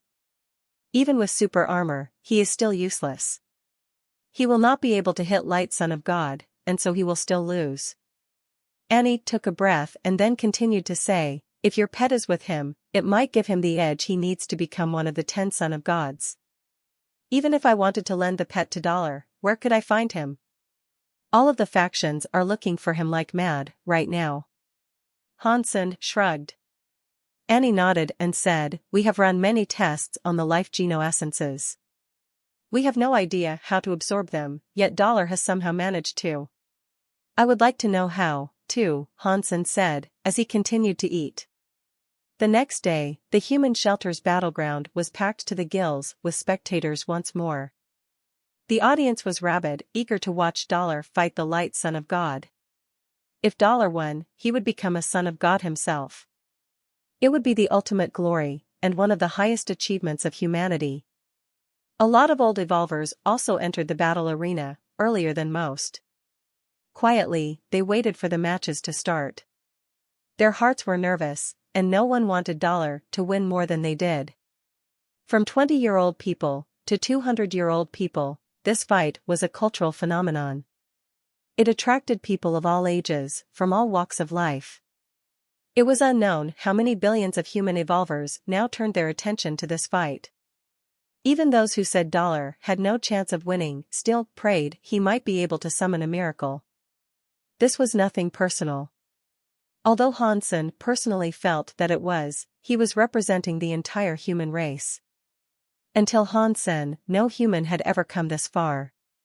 He was a genuine pioneer for humankind, and he shouldered the expectations of countless people. This was his glory. He's here. A strong purple body stepped forward to enter the arena. The anxiety that tempered the mood of the crowd was suddenly loosed into a blazing flare of excitement. A lot of people had read the analyses of Light Son of God. He was a terribly strong foe for anyone to encounter. As such, they were slightly worried Dollar would have been a no-show. Although the Alliance had created the forfeit guide, no one wanted to see this man give up on this day. And fortunately, he had arrived. Calmly, he walked on stage. In that very moment, his body meant the whole world. He had long white hair to skirt his cold, handsome face. He wore a white robe hemmed with gold, and he approached like the Son of God he was. The whole world seemed humbled by his mere presence. Everyone watched the Light Son of God come on stage, and they all froze with bated breath. His oppressive presence made it difficult for the audience to look at him straight. To look at him felt like blasphemy. So handsome. A woman could not help but blurt out. He looked so holy, even a woman from a different race couldn't help but find him attractive. Compared to humanity, the Light Son of God was like a perfect being. He stood casually, yet he emitted a holy aura that belittled everyone else who looked at him. The Light Son of God was of a similar height to Han Sen, but from the way he stood, he looked taller. It was as if he was looking down on Dollar. His eyes were full of disdain, as if Han Sen's worth was less than that of an ant. The evolvers who watched felt suffocated. It was like a mound of rocks was slowly being built upon their chests, and they wanted to heat blood out of their mouths. God said, "Let there be light." These words exited Light Son of God's mouth. His white eyes shone, as if to embody the God he spoke about. He said these words before every single fight. It wasn't anything personal uttered towards Han Sen, because he looked at everyone the same way. He considered everyone he opposed as nothing. With his angelic voice, Light Son of God raised his index finger. It was thin, long, and perfectly chiseled. It pointed towards Han Sen. A white beam suddenly formed in the air and pinged off Han Sen's forehead, before he had the chance to react. Han Sen looked as if he had been sniped with a perfect headshot. His body leaned backwards after the shot, and he crumbled like a castle to the ground, the momentum catching up and sliding him a good distance back. The humans who watched the fight fell silent, and suddenly felt terrible. Dollar could not even withstand a ranged attack that came from Light Son of God's finger. The people who had researched Light Son of God bore wry smiles as they shook their heads. They knew this was going to happen, but still, they couldn't help but feel bad. The Light Son of God's attacks were too fast, and humans had no chance of dodging the white beams emitted from his fingers. Suddenly, Dollar's collapsed body moved. He pulled himself back to his feet and touched his head. His dark purple helmet had a circular indentation in it. It was almost like a bullet hole, but it didn't pierce all the way through. "Dollar," people yelled, with reinvigorated joy. They couldn't put into words their sudden relief, and all they could do was chant his name in unison. Han Sen's forehead lit up with pain. He had already cast the Ant King's energy flow to boost his defense inside his Berserk Ant King armor, and still, Light Son of God's attack had almost pierced right through. His foe was stronger than he had imagined, and he most certainly believed he was a super spirit. He was most likely stronger than a super creature. Light Son of God's power was indeed at the level of a super creature, but his wisdom far exceeded theirs. When Light Son of God lifted his finger earlier, Han Sen could not even see the beam's trail. Without seeing it coming, he could not react to it. Before he noticed it was firing at his forehead, it was too late. Light Son of God saw Han Sen survive his beam attack, and was surprised that Han Sen's head was not blown off. He raised his lips and mockingly said, "Not bad. To not be killed by my beam, your life must have many accomplishments. If I can kill you, that'll just be another one to the tally." Han Sen shook his head. The beam was incredibly powerful. Although his helmet blocked it, his head still suffered a concussion. His neck was in pain as well, most likely suffering whiplash from the sudden impact. Light Son of God had a disdainful smile and he said, "Ignorant human, that first hit was only a drop from the well of my power. Do you really think you have what it takes to compete against me? Yes, for if that was any indication, you must have a pretty small well." After that, Hansen ran towards Light Son of God with his fist raised. But after Hansen's first step, Light Son of God pointed his finger at him again. The white beam managed to strike Hansen's head once more. Blood dripped from beneath his helmet. Everyone was shocked, the blood telling them that things weren't going too well. Too strong. This is not something mere evolvers can go up against. With such speed and power, there is no way he can win. A lot of people had similar thoughts, as the audience's faces went pale. Although the Light Son of God was not going after them, they still felt hopeless after watching his dominating power. The dark purple body stood up once more. The helmet had another bullet hole in it, and this time it had pierced all the way through, causing blood to leak from the hit. It was a terrifying sight. "Is that all you got?" Hansen stared at the Light Son of God, as the blood in his body pumped faster to the accompaniment of his heart. Hansen felt no fear, only excitement. He saw the glimmer of hope, the one that would guide him to defeat the Light Son of God. The Light Son of God's attacks did not heavily damage him. Even though the beam pierced through his armor, the power was not enough to damage his gargoyle glyph body. He had cast the bear cub's energy flow to strengthen his body even more. Hansen's greatest disadvantage right now was the fact he was using Dongxian Sutra to cast a number of different energy flows at once. He couldn't fight much longer, so he had to find a way to end the battle soon. He could not risk collapsing from exhaustion. He stepped forward with another look of certainty. He raised his fist again with the intent of hitting the Light Son of God. The Light Son of God's face looked ugly, almost as if he was mad. 5 fingers now pointed at Hansen, and another 5 beams of light pierced through Hansen's body.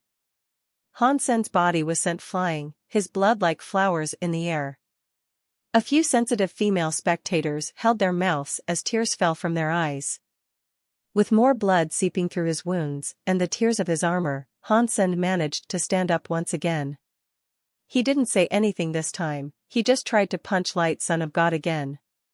Light Son of God's eyes went cold as he fired another 5 beams of light. Hansen tried to evade them, but the beams really were too quick. He could not dodge them, and again, 5 more bloody holes appeared in his armor. But this time, Hansen did not fall. His legs carved 2 deep marks into the hard floor of the arena. Hansen used his hands to maintain his grip and not fall over. Although things looked dire, he didn't fall. Blood continued to drip. Seeing Hansen still managing to stand up, the chests of many people felt heavy with sunken emotions. When the Light Son of God looked at Hansen again, there was no longer disdain in his expression. Instead, he looked at Hansen with respect. He considered the dollar he was up against to be a genuine opponent. "Now, I will treat you like a real foe. You can quit now, if you'd like. If you choose not to, understand I will not allow you to live," the Light Son of God offered, continuing to look at Hansen. Hansen did not answer, he just raised his fist to try to punch him again. The Light Son of God's body finally moved. His entire body became light, and he teleported in front of Hansen. Several beams of light were cast, which stitched together to strike Hansen. Arg!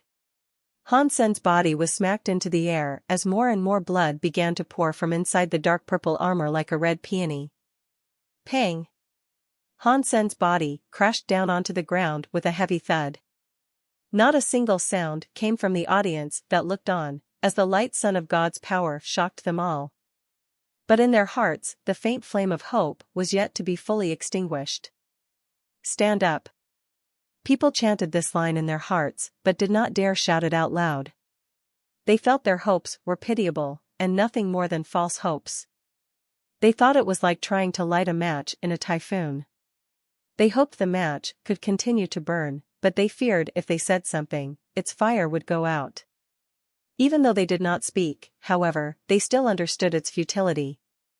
The wind itself was what would extinguish a match that was lit inside a typhoon. But Han Sen was not a little flame. He stood up.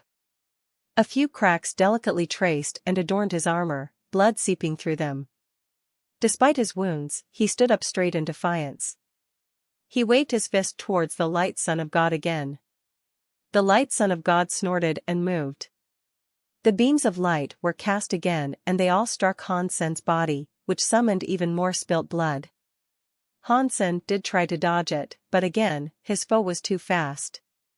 He could not see the attacks, and as a result, could not evade.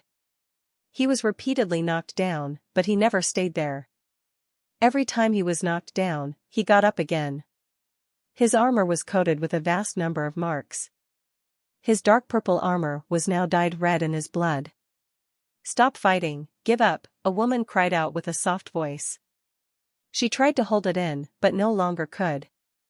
With a voice that was as soft as a prayer, she pleaded. She did not want to see Dollar suffer a slow, brutal death.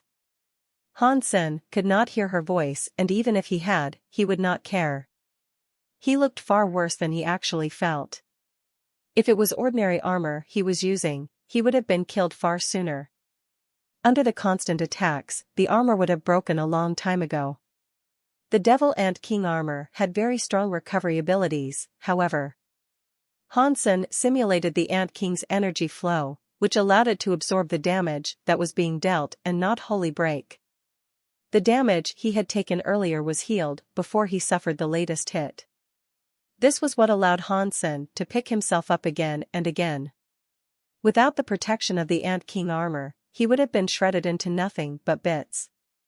Han Sen, who had been beaten down again, stood up once more. He raised his fist, but could never get close enough to the light Son of God to even touch the cloth of his garment. Han Sen wasn't being reckless, but the light Son of God was too fast and he simply could not follow.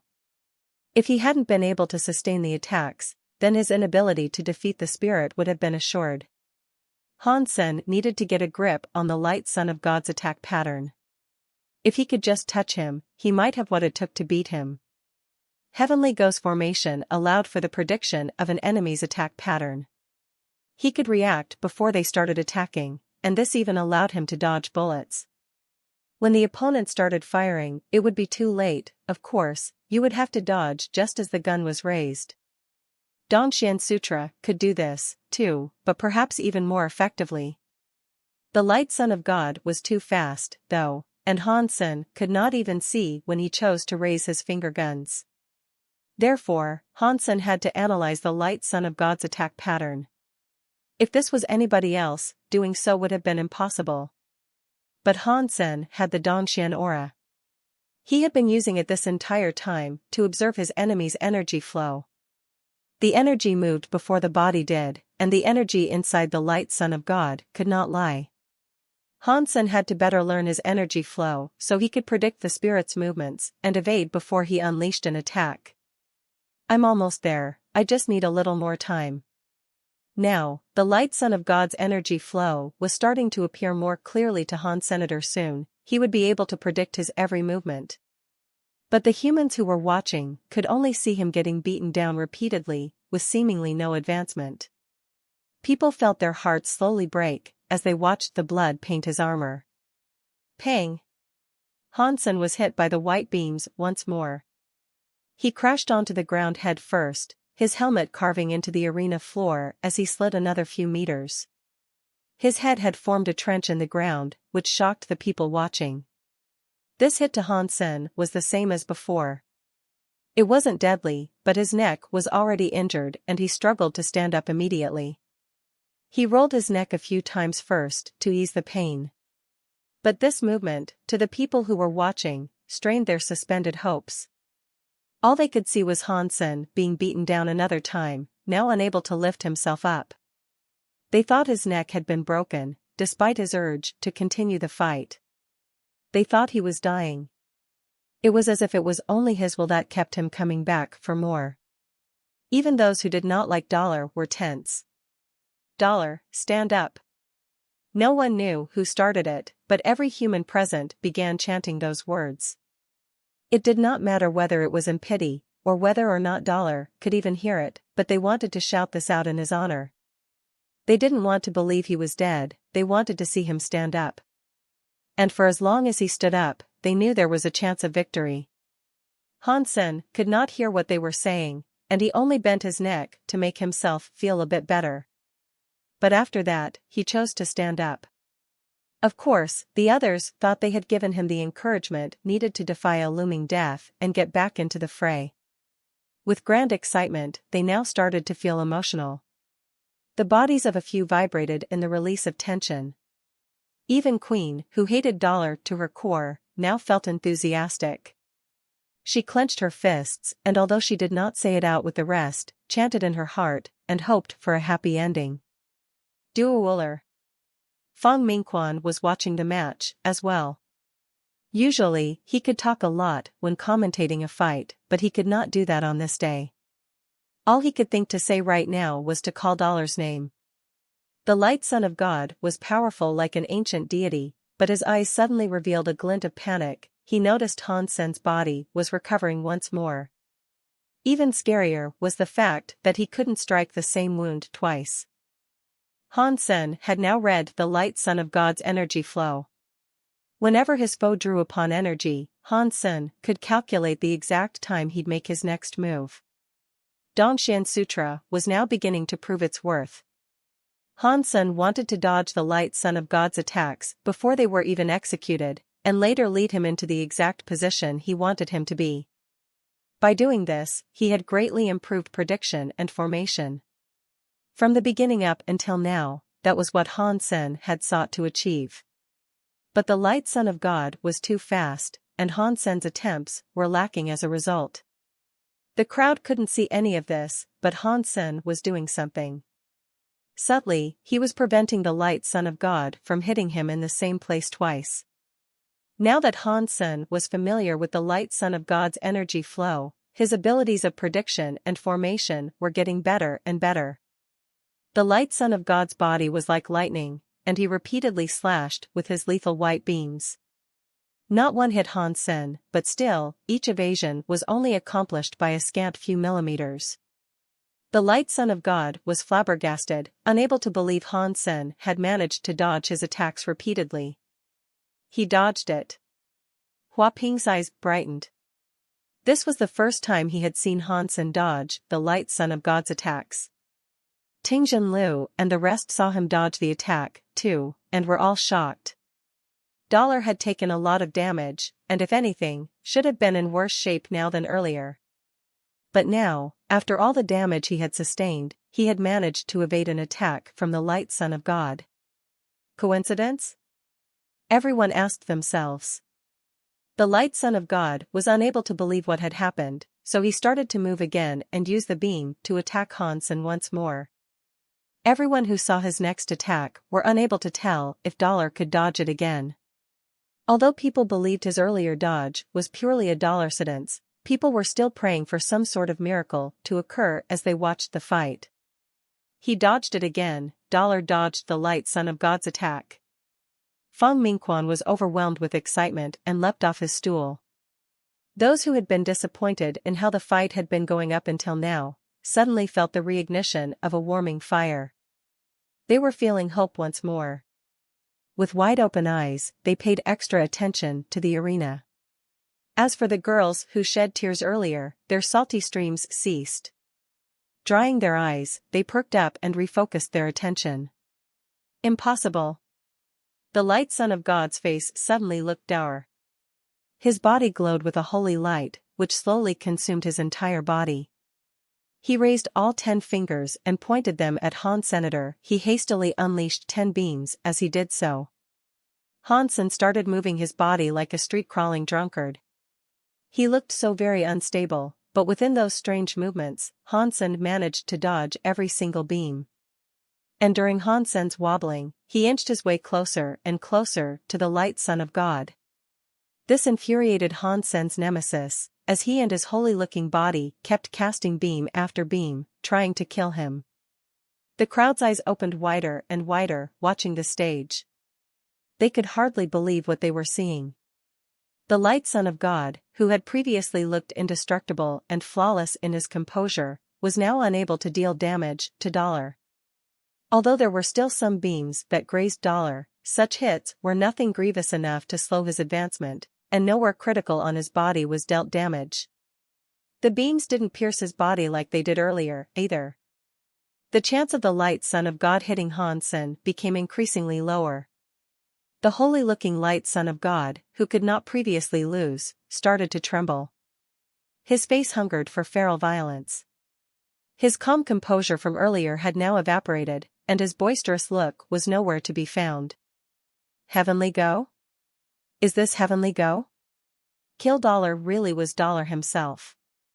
Heavenly Go can really be used against light son of God? Someone recognized the skill Hansen was using, or so they thought.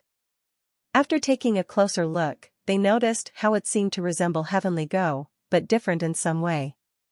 It looked even better than Queen's Heavenly Go. No wonder Queen didn't stand a chance against Dollar. Dollar is good at Heavenly Go, too, he might even be better at it than Queen. I thought only Queen knew Heavenly Go. How does Dollar know it, as well? And how is his version even better? Dollar's Heavenly Go does seem strange, and it is indeed different than the real one. Everyone was talking about it, and even Queen looked at the scene weirdly. Although it did look similar, she knew he wasn't using the genuine Heavenly Go, and the difference between the two was something only she could tell with absolute certainty. Even if it wasn't Heavenly Go, what Queen saw was a skill that was better than her own signature move. The world has a better formation skill than Heavenly Go? Queen didn't want to believe this, but from what her own two eyes were telling her, she had to. If Queen was in Hansen's shoes right now, and used Heavenly Go, she wouldn't have been able to dodge the light son of God's attacks. What Dollar was doing was unequivocally better. People were perplexed, having seen the tables flip like they had. Dollar was getting ravaged earlier, but now, the light son of God was unable to do a thing. Although Dollar could only dodge for the time being, at least he wasn't being injured. If he could keep this up, he might have a clear chance of winning. Hansen pushed his Dongxian Sutra to the max. He used Dongxian Aura to sense the light son of God's energy flow and all the while continued to evade his foe's blisteringly fast attacks. What the others saw was unbelievable. It was as if Dollar could predict what move was coming next, and always remained one step ahead. Even the light son of God himself was shocked, unable to understand how the human before him could predict his every move. It was like the human was peering directly into his soul and understood everything he thought about. The powerful light son of God began to harbor doubt in his heart. When he looked at Hansen, he could no longer retain his look of supremacy. The purple-red body in front of him seemed unreachable, and it seemed as if his human foe had a thick fog or haze obscuring him from his vision. The light son of God suddenly regretted torturing him in the beginning, and how he didn't simply blow the human away right when the battle began. No longer caring for divinity's bout, all he wanted to do right now was kill the human that threatened him. But he couldn't. Now the real fight begins. The light son of God was firing on all cylinders, trying to catch Hansen with his beams, but he couldn't. No matter how fast he fired, Hansen seemed able to predict his every move, resulting in a miss every time. Hansen knew this was his opportunity. He knew he could keep dodging the light son of God's attacks, and all he would have to do was touch him to claim victory. The light son of God was ridiculously fast, and it was clear that the spirit's primary trait was indeed speed. But this came at the cost of physical toughness. If the spirit was this quick, it wouldn't have the defense of a super creature. He only wore a robe instead of armor, as well. This clue suggested that the spirit did not depend on vitality. I just need to hit him. If I do that, I'll have a chance. I am only one step away from the Son of God's reward. I have to risk it, no matter what. What if I am given a super beast soul, or even a super spirit? Hansen gritted his teeth, dodging in a way to position the light Son of God exactly where he wanted him to be. He can actually dodge the light son of God's attacks like that? This is amazing. But still, dodging alone cannot secure victory. His attacks are too slow, he might not be able to hit the light son of God. Hua Ping was full of both excitement and worry. He had watched many second God sanctuary divinities bouts over the years, and Dollar was the only evolver to come this far. He really hoped Dollar could win, and thus claim the light son of God's position. But there was still a gulf of power separating the two. Even though Dollar could utilize his magic dodging moves to avoid the light son of God's attacks, the speed of Dollar's enemy kept them distanced from each other. He would most likely not be able to touch the light son of God, and that was enough for the spirit to maintain his throne. Everyone knew Dollar had opened his gene lock to fight, which meant his time was limited. Ordinary evolvers, in a fight this long, would already have exhausted their strength and had their gene lock shut down. Dollar was abnormal, it would seem. His fitness was much higher than the average evolver, and it seemed as if he could last far longer with an active gene lock. But it was not infinite, and no one knew exactly when it might fail.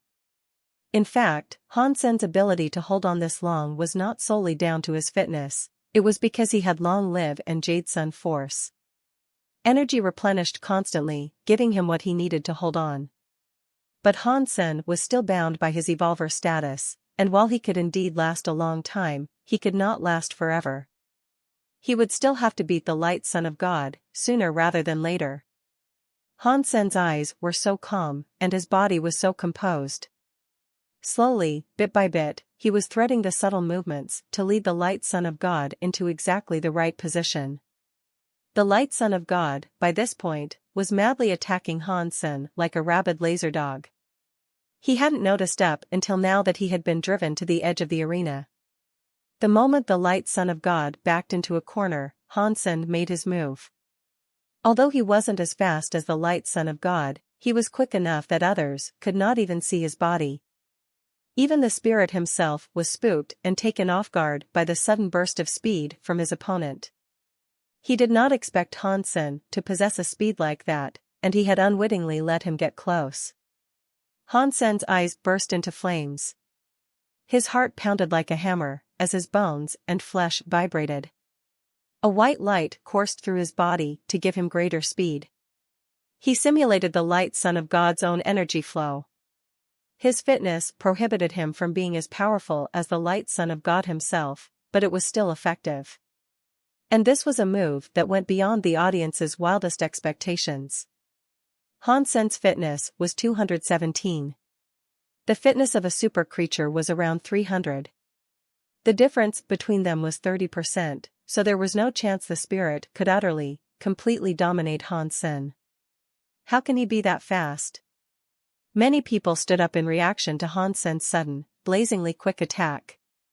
With a speed like that, maybe he can. Fang Mingchuan's excitement was through the roof. Hua Ping clenched his fist and stared at Han Sen's next move with unblinking eyes.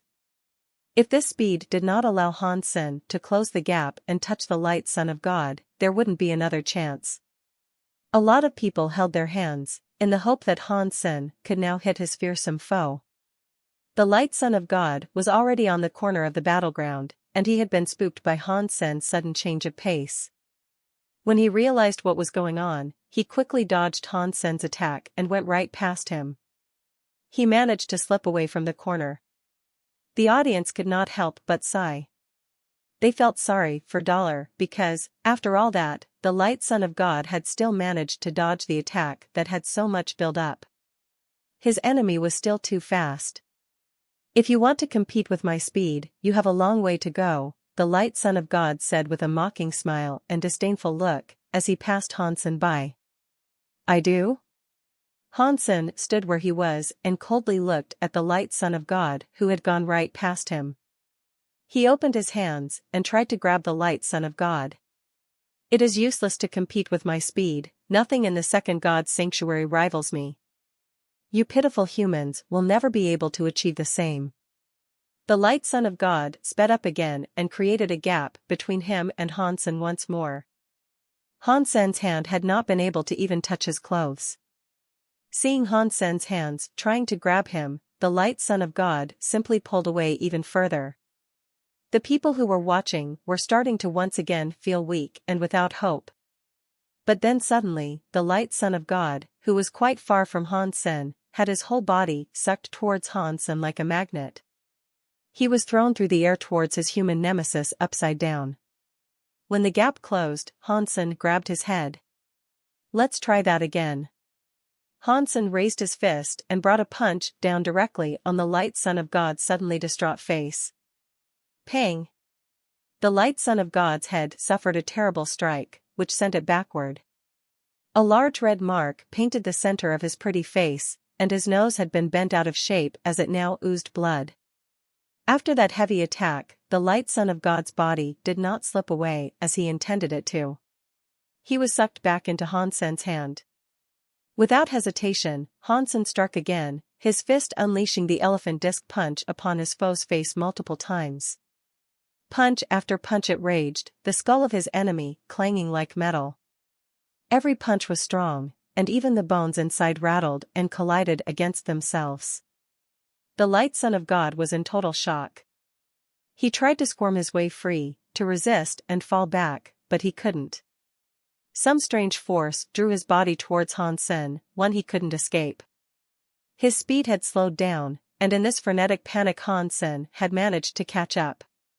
Pang! Pang! The infernal fists crashed down on the light son of God's face like a landslide. The sound of each punch was an audible pleasure. The boisterous light son of God was like anybody else now, with a bruised face and bleeding nose. The light son of God wanted to block the hits that kept pummeling him, but the force continuously sapped him of his speed. His moves were still being predicted, and Han Sen reacted accordingly every time. Han Sen punched him every time he made half a move. Being unable to dodge, all he could do was flail his hopeless hands. The spectators all froze in their seats. The light son of God was getting pummeled by Han Sen over and over, until he was black and blue from head to toe. Left punch, right punch, elbow strike, knee strike, the light son of God was like a punching bag, getting attacked without reprieve. His face was a sordid, disfigured mess. The sound of beaten flesh and rattled bones was almost sinister, and hearing it shocked all those who watched and listened. People couldn't believe the light son of God could ever be treated so poorly and have such a wretched day. But amongst all these hits, there was one thing Han Sen could not do: he could not break the light son of God's bones. The bodies of super spirits were too strong, and even the light son of God, who had no prioritization of vitality, had unbreakable bones.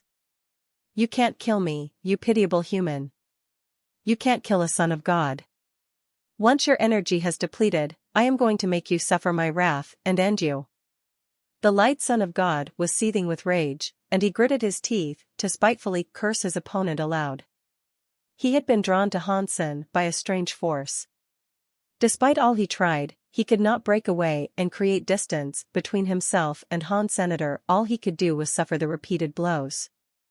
The punches he had received were innumerable, and his pretty face was now a maimed wreck. His heart only wanted one thing right then, and that was to kill Han Sen. But he was stripped of all strength, and he could not use his hands to utilize his great speed and power as he did before. In such close-quarter combat, he was unable to compete with Han Sen. But the light son of God was aware that humans did not possess an infinite amount of energy, and using such exhaustive powers to restrain and pummel him was sure to be taxing for the caster. Once Han Sen's energy had depleted, he would fight back and destroy his assaulter. Han Sen did not care what hostile words the light son of God spoke, and he just continued casting his elephant disc punch all across the spirit's body, his head, especially. "I am going to kill you. I am going to kill you," the light son of God screamed in a frenzy. He wished he could tear Han Sen apart, as his face had devolved into a hideous hodgepodge of bruises and blood. "I'm not sure you'll get the chance to," Han Sen replied, coldly. Han Sen pushed the energy in his right arm to the max, and elephants trumpeted and stampeded all about his body. A primitive, beastly power now energized his fist, it was like God himself was going to smite his enemy with all his might. Boom! That horrible fist rocketed into the light son of God's face, shattering his skull. Blood and brain matter sprayed everywhere while the rotten, headless corpse was still propped up by Han Sen's other hand. When Han Sen first began punching the light son of God's head, he used Yin Force and Elephant Disc Punch. To finish his foe off, he used Elephant Rex Strike. It detonated the Yin Force that had built up inside his enemy's head, causing it to explode from the inside. Outside the battlefield was all quiet. It was like the audience had turned to stone upon seeing the headless corpse in front of Han Senator. They could not believe Han Sen had overcome the odds and beaten the light son of God. The body of the light son of God began to disintegrate into sparkles, as he was returned to his spirit stone. Han Sen exited the divinity's battleground and returned to the Crystal Palace. Han Sen collapsed and hit the floor. He had exhausted far too much power over the course of that fight. Jade Sun Force and Long Live could sustain him for a long time, but when he drew too much power at once, it took a long while for it to recover. He didn't only use Elephant Rex Strike this time, he simulated the energy flows of multiple creatures. With such a large energy output, in addition to the damage he had already sustained, it was a miracle that he lasted as long as he did. If it wasn't for the reward of becoming one of the 10 Son of Gods, Han Sen would not have held on as long as he did. Fortunately, even though the light Son of God's speed was frightening, his body was not as tough as a super creature's. This was what allowed Han Sen to finish him off in the way he did. But beating the light Son of God was largely because of his usage of the Gourd's energy flow. He initially thought the energy flow was useless, but the opposite turned out to be true. He never expected the suction of the Gourd's energy could draw the light Son of God towards him. Although it didn't totally restrain his body, it lowered the light Son of God's speed enough for Han Sen to keep up. If it wasn't for this, Han Sen would most likely not have been able to defeat him. I don't ever want to struggle through a fight like that again. Han Sen continued to lie on the floor, as his entire body rocked with pain. He couldn't even muster the strength to move his fingers. Zero approached, holding the silver fox in her arms. Zero tried to heal the wounds he had sustained, while the silver fox used its tongue to lick the greater traumas he had incurred. Quietly, Han Sen recovered. The Alliance, on the other hand, was busy. Dollar had just beaten the light Son of God and earned a position amongst the 10 Son of Gods. This made him the first human Son of God in recorded history. For humanity to be able to achieve something as big as this, it was no small topic. People were going crazy. All the news organizations reported Dollar's victory over the light Son of God, and his earning a position as a Son of God. Each and every one gushed praise over his heroism. The night after, Dollar's name became synonymous with the word hero. The fight between Dollar and the light Son of God was on the tip of everyone's tongue. Dollar is too strong. He is the first Son of God in the second God's sanctuary. I still can't believe he did it. Dollar actually beat the light Son of God. It was brutal. He blew the light Son of God's head off. There are no other gods following Dollar. To assert a position as a Son of God is a staggering achievement, and the first God's sanctuary's divinity's bout does not offer half the challenge. This Dollar isn't too bad. After all these years, it has been nice to have ourselves a Son of God. It's not easy. Ordinary people were more than pleased over Dollar's simple victory, whereas those in the Alliance were dying to find out where he might be. His performance was terrifying, especially the manner in which he killed the light Son of God. Without a doubt, Dollar had managed to absorb a life geno-essence. All they would have to do to learn his secrets was track him down. But their investigations all led to dead ends, and they were unable to find the elusive figure. Han Sen's doppelganger remained in the goddess shelter while he rested and recovered in the Crystal Palace, waiting for divinity's bout to end. He decided to never join another divinity's bout. With his current level of power, fighting super spirits was still a difficult and dangerous affair. Beating the light Son of God was solely because of his usage of the Gourd's energy flow, and if he had not done that, he could never have managed to beat him. If he had gone up against a super spirit that focused on vitality instead, he would never have managed to break through its defense. The first 10 rewards were randomized. He didn't need to fight and achieve a higher place for the chance of earning an even better reward. Gunning for first place would be impossible, as things were right now, anyway. Dollar was a household name and super famous across the entire alliance now. Although the fights could not be recorded, someone animated a recreation of the battle. It was only 3 minutes long, but it became the most watched video for a whole week. A lot of people were inspired by the battle to create video games of it, too. Chapter 717, Son of God Reward. Dollar did not show up for the final few fights, which established the Son of God rankings. People expected as much, so they weren't too disappointed. After all, everyone had seen how injured he was following his previous fight. In such a state, he couldn't continue fighting and had already achieved 10th place. That was enough for him. History seemed to repeat itself. Back in the first God Sanctuary, Dollar had managed to beat down his final enemy and reached 10th place in the Son of God rankings. He didn't continue after that and was happy to sit where he was. But compared to the first God Sanctuary, this 10th place earning was far harder fought and worthy of far greater praise and recognition, and rightfully so. The name Dollar would go down in the history books for being the first person to ever become a son of God in the second God Sanctuary. Hansen continued to rest in the Crystal Palace, and as a result, missed out on the enthusiasm everyone shared for Dollar. He could see the rest of the Son of God rankings from the Crystal Palace, and the other 9 were all spirits, as expected. Each of those were stronger than the light Son of God, too. Right then, Hansen was feeling lucky he had gone up against who he had. If it had been another spirit, he feared his chances of victory would have been even lower. Hansen waited until Divinity's bout ended, so he could collect his reward.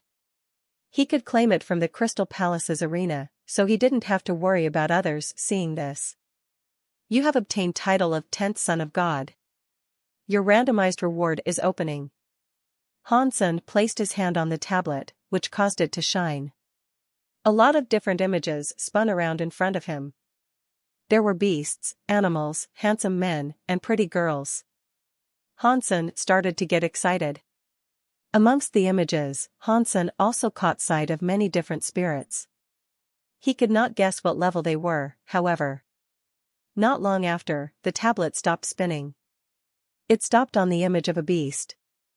Hansen was a little disappointed at first, as he was hoping to receive a super spirit. He wasn't sure when he'd achieve the power needed to earn a super spirit for himself. After all, fighting an entire shelter's worth of foes was different than going one-on-one and toe-to-toe with a sole super spirit. Such shelters were also bound to include a number of super creatures, as well.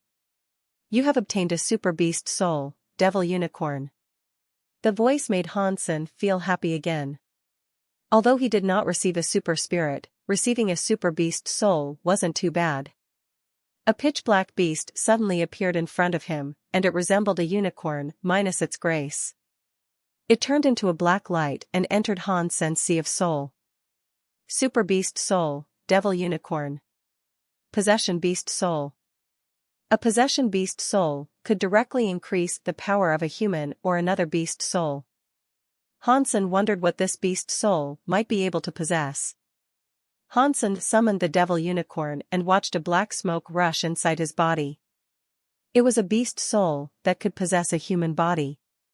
When the beast soul entered Hansen's body, his body began to produce a dark smoke that resembled a black flame. Hansen looked like a devil that had just walked out from the pits of hell.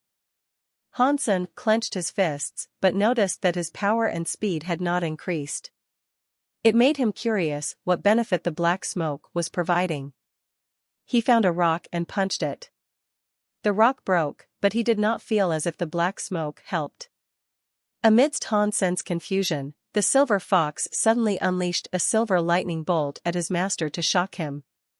But strangely, the lightning did not touch Hansen. It evaporated as soon as it came into contact with the black smoke, dissipating some of the smoke as it disappeared. Soon after, the black smoke that had disappeared returned. It seemed like the powerful lightning bolt could not deal lasting damage. Han Sen was overjoyed with this, and he thought to himself, the devil unicorn can actually block and absorb elemental power. In other words, it's an elemental shield. But elemental only, it most likely cannot absorb physical damage. Although it could only block elemental damage, it was enough to delight Han Senator. After all, he had what it took to dodge physical attacks. If he met an elemental super creature like the blue seahorse that could spew blue flames, he could rely on this super beast soul to see him through. I wonder what the damage threshold of the black smoke is. If it's powerful enough, then maybe I can indeed go up against the blue seahorse. Han Sen called out to the silver fox, telling him to unleash as much lightning as he could. He wanted to stress test the limits of his elemental defense. Han Sen was overjoyed with the results, and he was pleasantly surprised by the black smoke's sturdy defense properties. The silver fox's strongest attacks could not penetrate his shield anymore. If there was one issue, however, the speed of recovery. When the silver fox unleashed lightning, it would evaporate some of the black smoke. If it attacked repeatedly, the black smoke would be used up at a quicker rate than it could regenerate. This opened up a hole in his defense. Han Sen guessed that the black smoke could block an adult super creature's elemental attack, but only about 2 or 3 times at the most. After that, it would take a while for his defense to return. If it was an AoE attack, and the attack was not focused on him entirely, the black smoke would manage to hold on for longer. Its regeneration would most likely be able to catch back up, too. This is some pretty good stuff. It'll be useful for the times I must go up against an elemental super creature. Han Sen happily returned the devil unicorn to the Sea of Soul and fed it a black crystal. When it evolved into a berserk super beast soul, its elemental defense was sure to be stronger. Han Sen quietly snuck back into the goddess shelter and put away his beetle knight. Han Sen thought to himself, now, where can I find and slay a second-generation super creature, so that I can fill up my super geno points? Becoming a surpasser meant he'd become a champion, and he'd have little reason to worry about the events of the Alliance. Aside from celestial beings, it'd be impossible for him to be threatened, as well. Because of this, Han Sen wanted to become a surpasser as soon as he could. He needed to be stronger so he could not only protect himself, but his family, also. Han Sen was wondering whether or not he should resume his super creature hunt on Devil's Mountain, but while he was in thought, Yang Monli approached to tell him that someone wanted to see him. Didn't I tell you I don't want to see anyone these days? Han Sen frowned. I wasn't sure if Captain Qin counted as anyone. Therefore, I have come to double-check with you, Yang Monli said, looking at Han Sen. Qin Xian is here? What are you waiting for? Send her in. Han Sen was happy to hear of her arrival. There are others accompanying her, however. And they are not from our special squad. I am afraid you will have to meet with them, as well, Yang Monli explained. Who are they? When Han Sen saw Yang Monli's face, he knew they must be important figures. I don't know who they are, but Captain Qin treats them with much respect and politeness. There is also a young man amongst them, who acts as if he has a crush on the aforementioned captain, Yang Monli said with a smile. Han Sen went to the meeting room post-haste and saw Qin Xian engaged in conversation with a few others. The group was a mixture of men and women, and there were 8 in total. 3 of the women were quite elderly, and they looked as if they were in their 80s. Of course, they only appeared as if they were in their 30s, because they were evolvers. Han Sen scanned each of their energy flows to decipher their true age. There were 5 men, who varied more in age. There was 1 old man, 3 middle-aged men, and 1 other young man. The young man stood closest to Qin Xian, and he was talking with her. Between them was a white-haired old man, who looked really intimidating. It seemed as if he possessed a lot of power. He examined Han Sen, acting as if he was far superior to him. It wasn't just the old man acting like that, but the rest seemed to, as well. Their bones stiffened with a snobbish pride, and they behaved as if they were far above everyone else. Han-sen, allow me to introduce you. This is Angel Gene's director, Mr. Zhao. Qin Xian saw Han-sen approach and immediately introduced those in her company. When Han-sen heard her mention Angel Gene, he quickly understood why the people with her had such proud looks. The alliance had two organizations that excelled in the field of gene research. One was Dong Lin and the other was the Zhao family, called Angel Gene. Over 80% of the exclusive geno solutions for hyper-geno arts in the St. Hall were developed in association with Angel Gene. Aside from that, Angel Gene produced many products for the benefit of human genes. These products ranged from nutrient fluids to such things as hardware and technology, all for the cultivation of one's genes. Angel Gene had an excellent product line, and this allowed them to maintain a large portion of the market share. The Zhao family described themselves as being a core component for the functioning of the alliance. While such self-serving consideration painted them as a loyal bunch, it was a means of letting everyone know that the alliance wouldn't be what it was without them. Han-sen had heard a lot about the Zhao family's pride, as a lot of their family members were councilmen. The Zhao family's influence was so great, they had even been known to affect the entire swing of presidential elections. This alone was an example of how powerful and influential their family was considered. As a result, they had every right to be cocky. Zhao Heng was one of the directors and played a pivotal role in the family. The young man amongst the people that had come to visit was called Zhao Haiyang. He was the chairman of Angel Gene and grandson of the organization's leader. Monli, come and pour tea for the Zhao director and Mr. Zhao. Han-sen believed the reason they had come to see him was because of his little angel. If that was the case, however, he wasn't sure why they had brought Qin Xian with them. Of course, their association was not a strange one. The Zhao family had ties to a great number of different factions and organizations. It was not a total surprise seeing them together. You are Han-sen of the Ji family, yes? Zhao Heng asked. As he looked at Han Senator, it was like an elderly asking any young person a question. I am Han-sen, Han-sen answered. Zhao Heng had believed him to be a true member of the Ji family, and he wasn't sure what to say in response. Not long ago, I had a chat with Ji Ruoxin. The topic of you came up, and from what I hear, you are quite nice, Zhao Heng said. Thank you for the compliment. Han-sen frowned, unsure what this old man was looking to sell. Although Ji Ruoxin was younger than Zhao Heng, he had already achieved more than the old man had, and he was on the verge of becoming president. Zhao Heng was only one of the dozen directors of his family. The way he spoke would suggest he was superior to Ji Ruoxin himself. His voice oozed arrogance. The leader of the Zhao family would undoubtedly possess the same tone of voice. People always said the Zhao family had chutzpah, and it's true. It looks as if their heads are in the clouds and they hardly pay heed to anyone around them, Han-sen thought to himself. Qin Xian noticed Han-sen's apparent displeasure at the company he had suddenly received, and quickly sought to remedy the situation. She said, the reason they have come here today is to request that you hunt a super creature on their behalf, or at least, it is a beast that looks like a super creature. But before Qin Xian could continue speaking, Zhao Haiyang took over and said, you don't have to come, you can just sell us your super pet. There will be no difference. When Han-sen heard this, he did not look mad. He just thought it was strange that a person like Zhao Haiyang could have survived this long in this world. Sorry, I'm not selling my super pet. And I've been quite busy recently, so my schedule is full up for the foreseeable future. Han-sen never considered helping others hunt super creatures, particularly people like the Zhao family. Young man, please consider our request.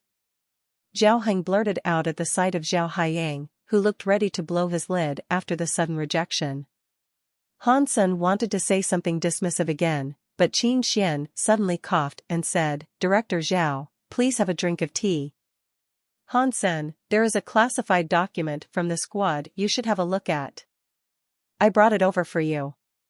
Han-sen, in the exclusive company of Qin Xian, exited the room and moved to his office. Team Qin, what's going on? Has the squad ordered me to help them?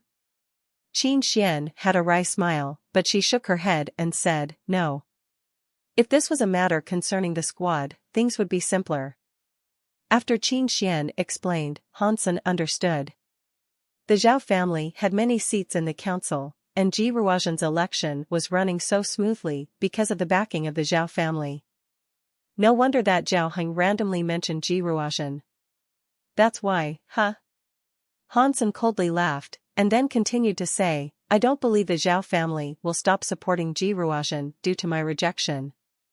That Zhao Heng and Zhao Haiyang are only bluffing with their projection of power. The Zhao family's support for Ji Ruozhen provides them with benefits, too. You're right that they won't so simply give up supporting him. Qin Xian had a brief pause, but then continued by saying, but think about it, if you reject Zhao Heng, and the Zhao family complains to Ji Ruozhen, is that something you can accept? They can make Ji Ruozhen order me to help them? Han Sen asked, with a look of confusion. The presidential election is in its final stages. The Ji family will not allow any disgraceful events or controversy to tarnish their name. The reason the Zhao family has asked for your help now is because they know the Ji family will not be willing to reject them. If the Zhao family looked for Ji Ruozhen, I am afraid he will have to agree to their requests. Sometimes even the Ji family have to concede to the plights of others, Qin Xian said. That means I have no choice. Han Sen owned 5% of shares in Sky Technology. If something went bad during the election, and Ji Ruozhen was not made president, the stocks were sure to plummet. If Ji Ruozhen really was to become Han Sen's father-in-law, it seemed he would have no choice but to agree. You can still talk about the terms and conditions with the Zhao family. It's either talking about them with that lot or with Ji Ruozhen. Who would you rather have such a talk with? Qin Xian smiled. Well, if things are like that, I'll go and help them. Han Sen said, with an evil smile. In an ancient forest resided a gentle spring and basin. It did not flow with water, nay. It flowed with blood. A creature guarded this spring, and had done so since it was born. The Zhao family believed this beast to be a super creature. They had done battle with it many times, and on each occasion, their forces were dealt grievous harm and forced to retreat. Fortunately for those that fought it, the super creature never left the spring it guarded.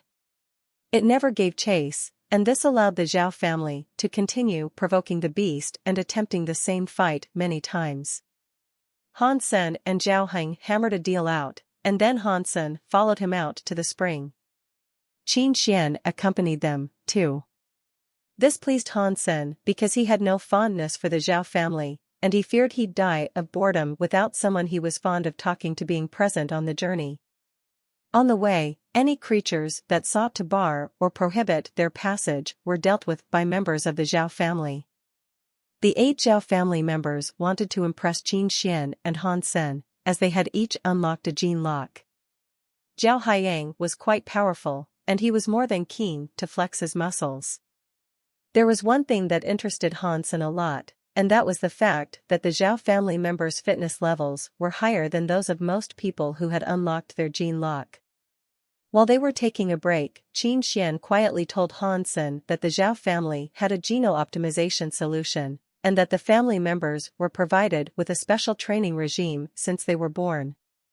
With a controlled diet, their genes would actually improve. This was why the Zhao family had greater strength than those who were at a similar level. And that was also one of the many reasons they were pompous braggarts. Qin Xian, try this. It is a nutrient fluid from angel gene, and it is good for your body. These things cannot be bought at the markets, you know. Zhao Haiyang approached the two and handed over a pen-sized bottle to Qin Xian. Inside, a transparent purple concoction swirled.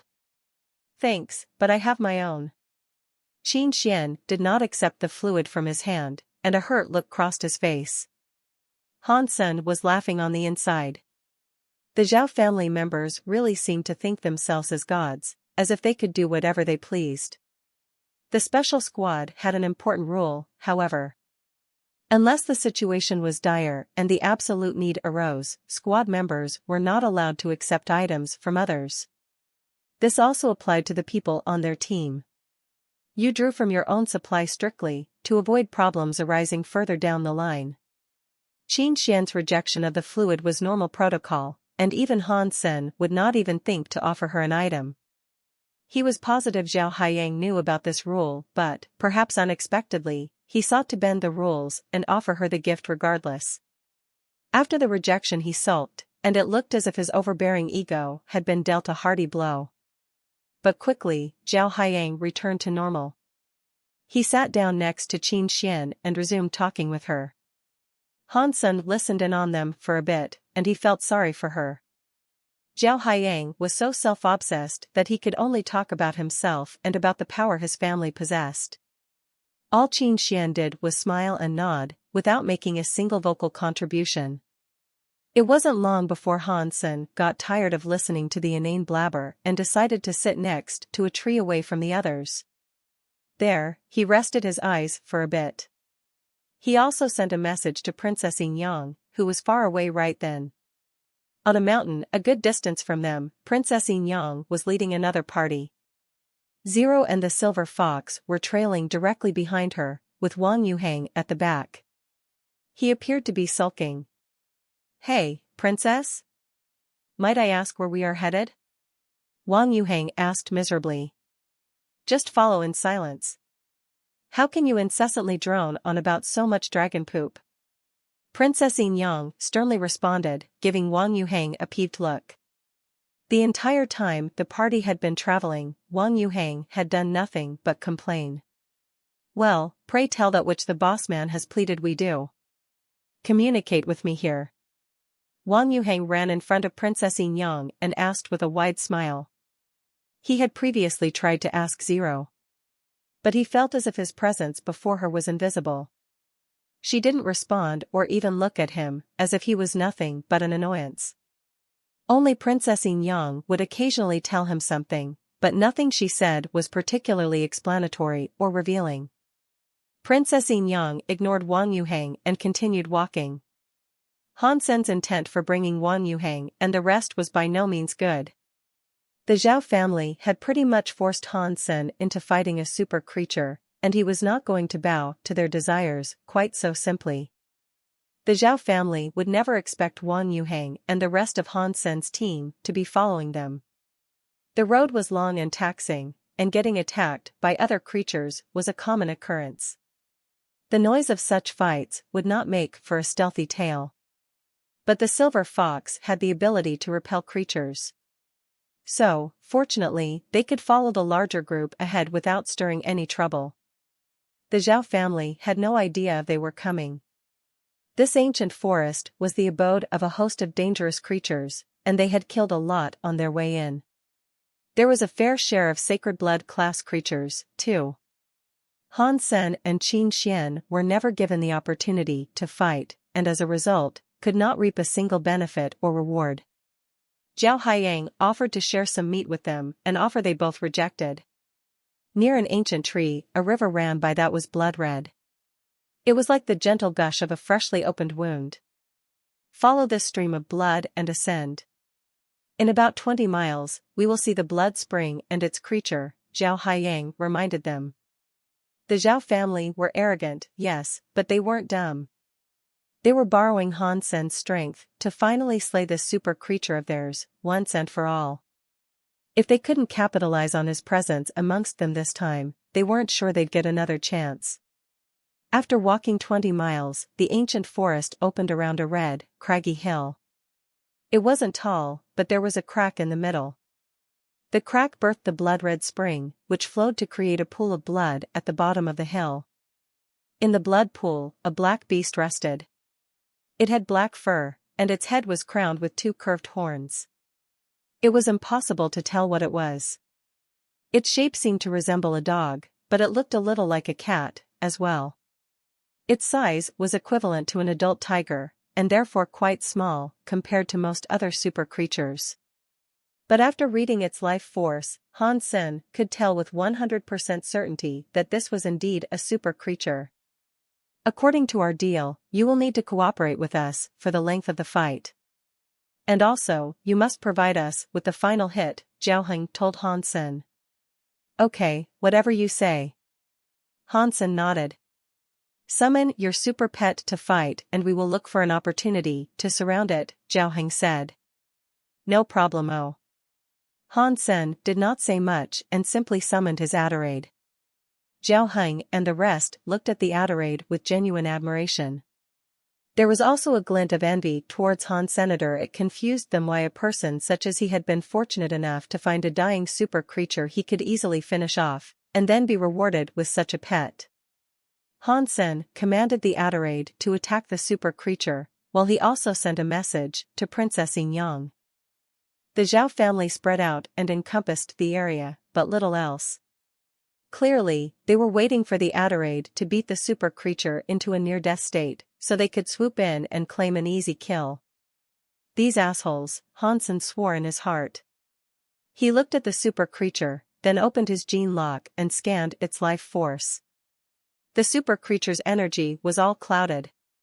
He could tell that it was a strong creature, but still, the cloudiness indicated it was a first-generation super creature and therefore nothing he was particularly interested in going up against.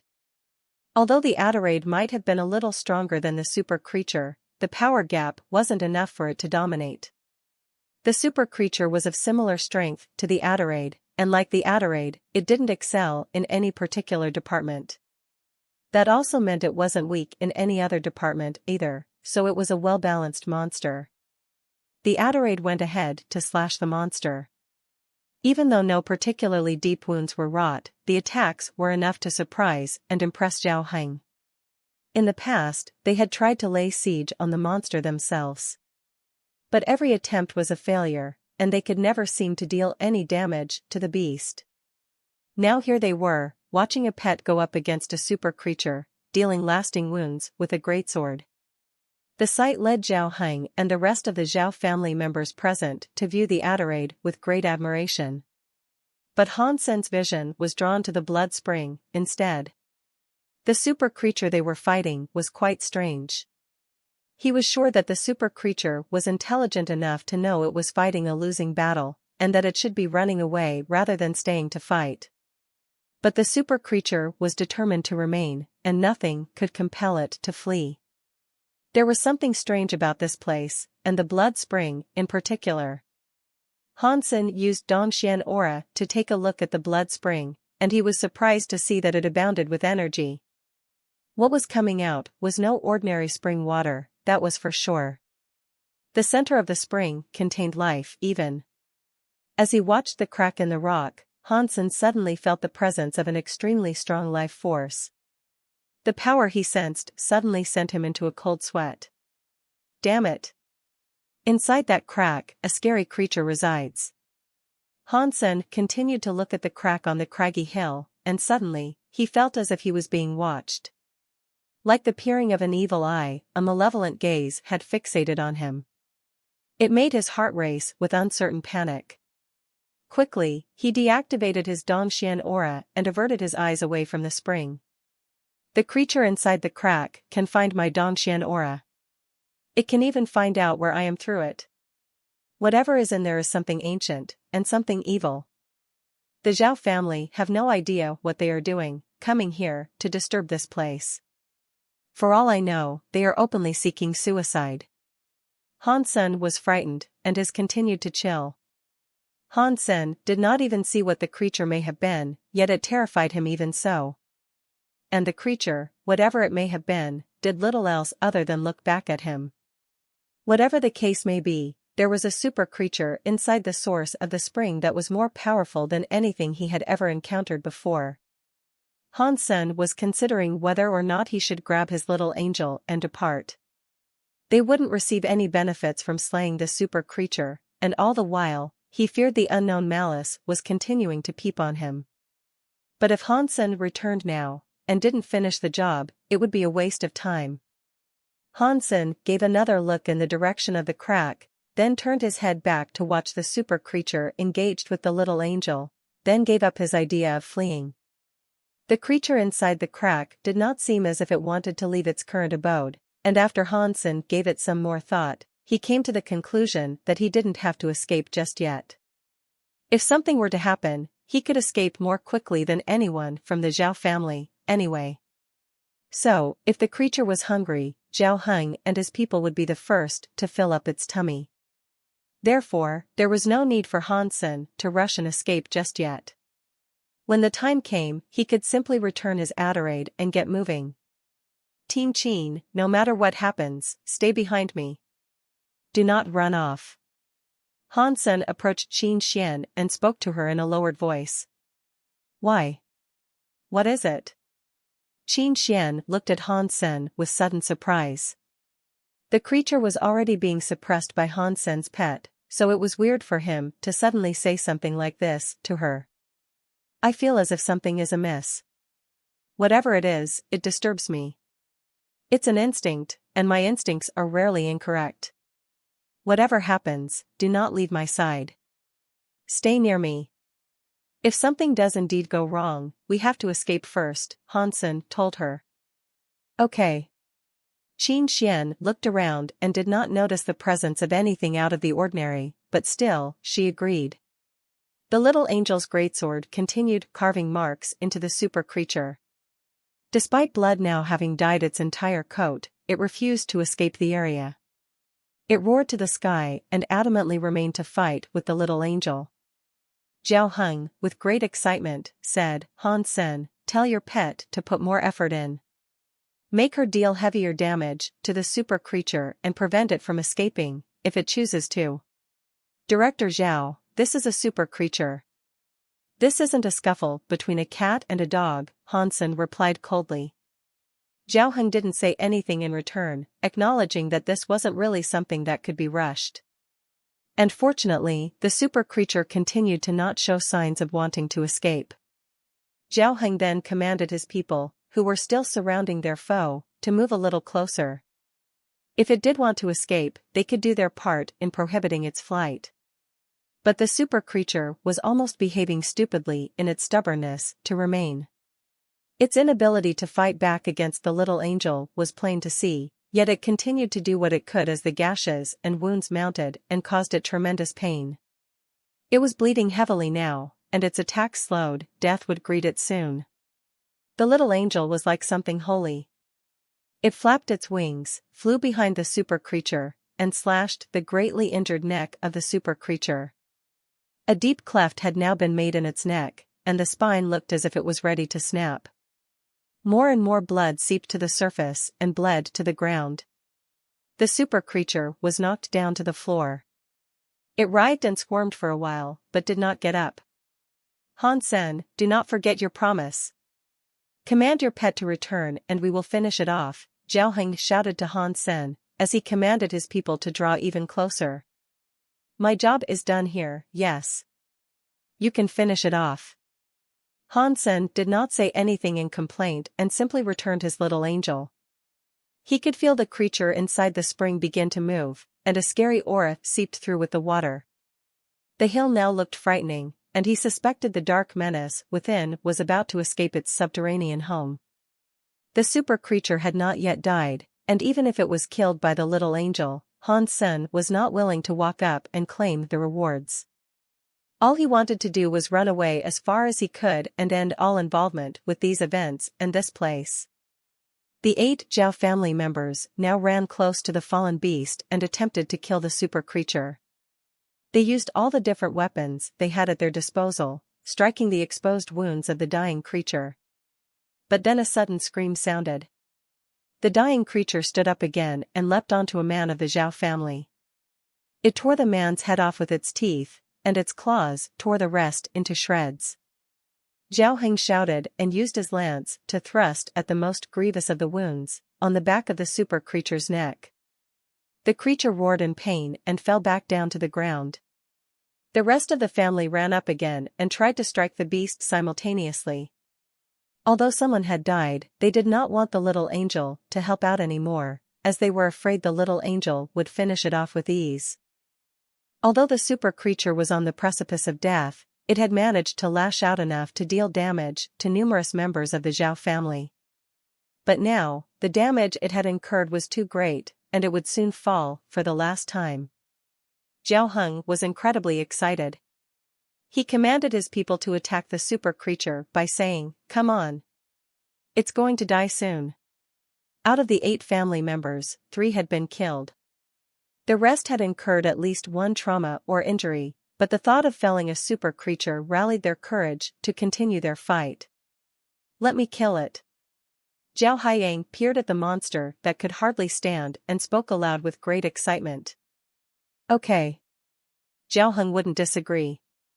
Out of the 8 who had come, Zhao Heng was the eldest, and Zhao Haiyang was a direct descendant of his.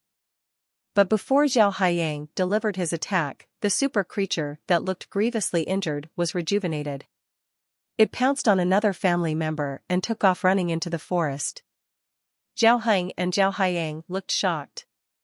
They did not expect the super creature to run away, now of all times. Earlier, the super creature, despite being at an obvious disadvantage, did not run. Now, it was dying and could barely stand.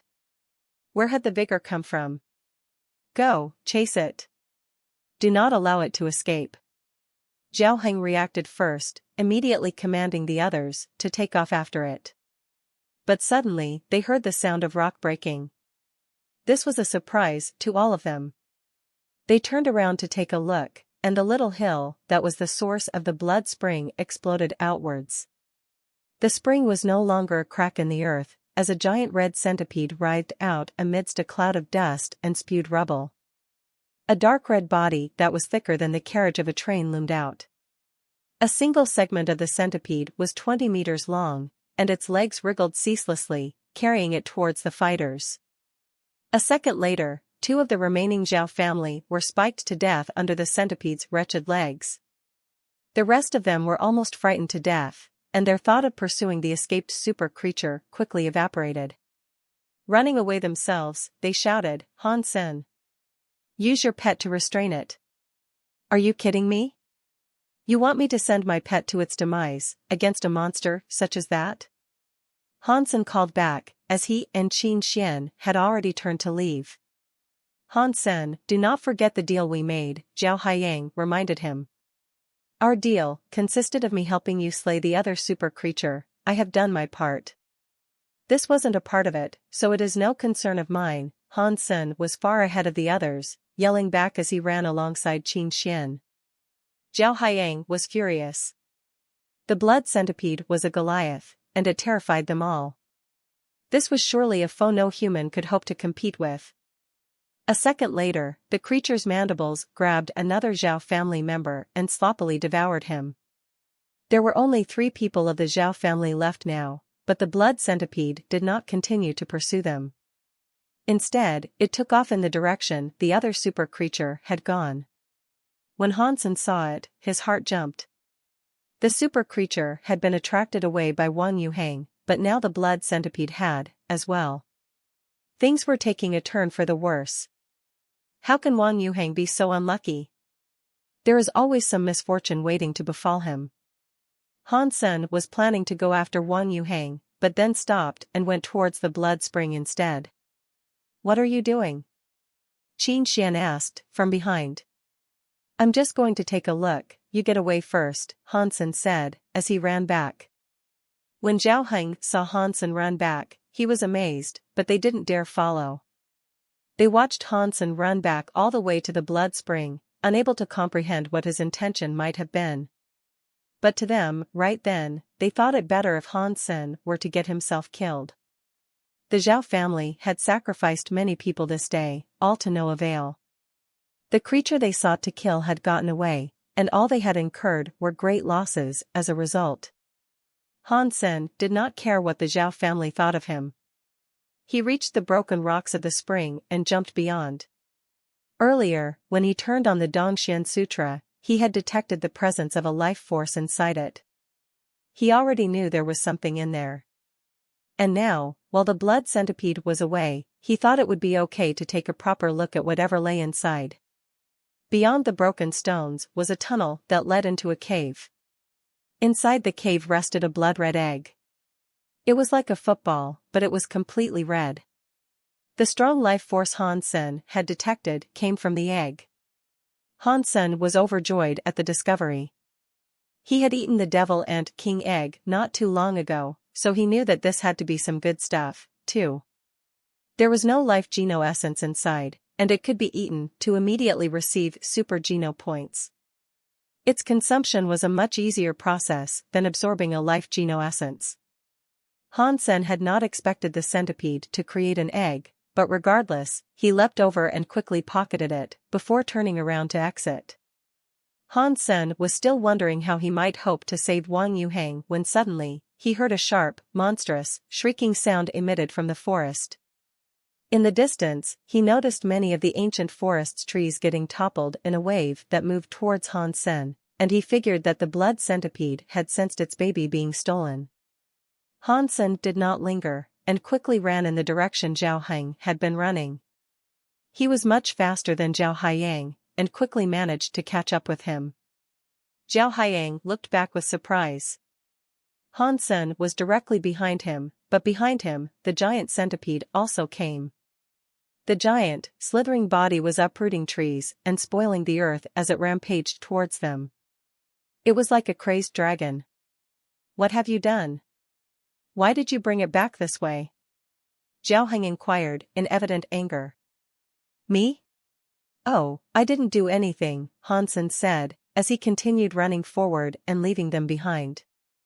Zhao Heng cursed Hansen, praying the worst death would strike him and strike him soon. Hansen had attracted the monster their way, but he was now leaving them behind like bait. They wished they could kill Hansen. Hansen was far ahead of them now, due to his speed. The blood centipede, however, looked likely to catch up with the Zhao family members. Hansen caught up with Qin Xian, who was still firmly ahead, leading the escape. When he turned to look back, he noticed another person of the Zhao family had fallen victim to the vile creature that chased them. "Let's go." Hansen grabbed onto Qin Xian's waist, summoned his wings, and flew to the sky. But then he heard the blood centipede roar. It was 100 meters long when looking down, and Hen Sa watched it spread transparent blood wings. It took off into the skies towards them. Bollocks! Hansen thought he could fly away with relative ease. He didn't expect the monstrous foe to possess wings of its own, and it flew with such great haste. It was much faster than the berserk sacred wings. "You run that way." Hansen gritted his teeth and returned to the tangled forest floor. He put Qin Xian down and ran in another direction, attempting to draw the centipede away. Hansen successfully drew away the flying centipede, and it went back to chasing him through the forest. Many trees were toppled in its rampage, and many of the forest's other creatures were promptly evicted. Those that could fly soared away in fright, whereas others fled as quickly as they could on foot. Every other creature in the forest seemed terrified of the centipede. Hansen opened his gene lock and used Dongxian Sutra to simulate the light sun of God's energy flow. It increased his speed by a good deal, but even then, it wasn't enough to gain a good lead on the foe that pursued him. All he could focus on doing was running as fast as he could and not slacking into the hungry mandibles that were chasing him. This monster was incredibly powerful, and it was something the Adderade would surely struggle to beat. The Adderade wasn't weak, but the size between the two was not comparable. The blood centipede had a unique power that made it far stronger than the Adderade, too. The Adderade could protect herself, but she couldn't stop the blood centipede. That was why Hansen could only try to escape. In this large, dense, and ancient forest, Hansen ran as fast as his legs could carry him. He had been doing so for a while, and he had gradually lost all sense of direction. Hansen thought about throwing the centipede's egg away, but he didn't want to. Hansen tried to let the little angel draw the attention of the centipede, but it was as if it had locked onto Hansen, without a care for anything else. The little angel swung her greatsword at the centipede many times, but the creature had countless wriggling legs that blocked each attempted attack. she couldn't get a hit in. Hansen kept running until there were no more trees to evade. After leaving the canopy of the forest behind, he found himself before the slopes of a grand mountain range. He had no idea where he had come to. Hansen had no other choice but to run headlong up the mountain. He circled one of the mountains and tried his hand at fighting the centipede for a bit. Hansen felt strange. When he was in the ancient forest, he had seen many creatures fleeing for their lives. But these mountains were barren, and not a single creature was around. After running the length of 2 mountains, he hadn't managed to see a single other creature. It was a dull, lifeless region, composed of gray crags. Few plants grew there, also. Hansen did not have the time to stop, poke about and ponder the area he had stumbled into, however. With his gene lock running, he was on a timer. He had been running for half a day, and he was already starting to feel exhausted. His body was in agony, and he feared if he kept going, his body might end up permanently damaged. But still, he couldn't afford to stop, and turning off the gene lock would remove his ability to simulate the light sun of God's energy flow. This would result in his speed decreasing, and the chance of him not being able to outrun the centipede's crazed pursuit. Hansen gritted his teeth and took the centipede egg from his pocket, planning to throw it at the centipede so he could escape the area with life. He turned around to take a look and noticed that the blood centipede was no longer directly behind him. In fact, the centipede was down near the foothills, merely crying out to Hans Senator it didn't come after him, as if it were afraid of something. Hansen was surprised, to say the least. He looked around and saw nothing out of the ordinary. While the craggy mountains appeared nearly identical, during his run, he had drawn close to a mountain that was different than the others. The mountains around the one he was on were gray and rocky. But the one he was on now was blue. The rocks there appeared to be metallic. He wasn't sure what made this mountain so unique, but the scary centipede only roared and did not come up. Despite its desire for Hansen's blood, all it did was twirl and writhe around, breaking the rocks that peppered the foothills. Its power did not matter in the shadow of the blue mountain, it appeared. Hansen acknowledged something was wrong, and so he quickly cast Dongxian aura.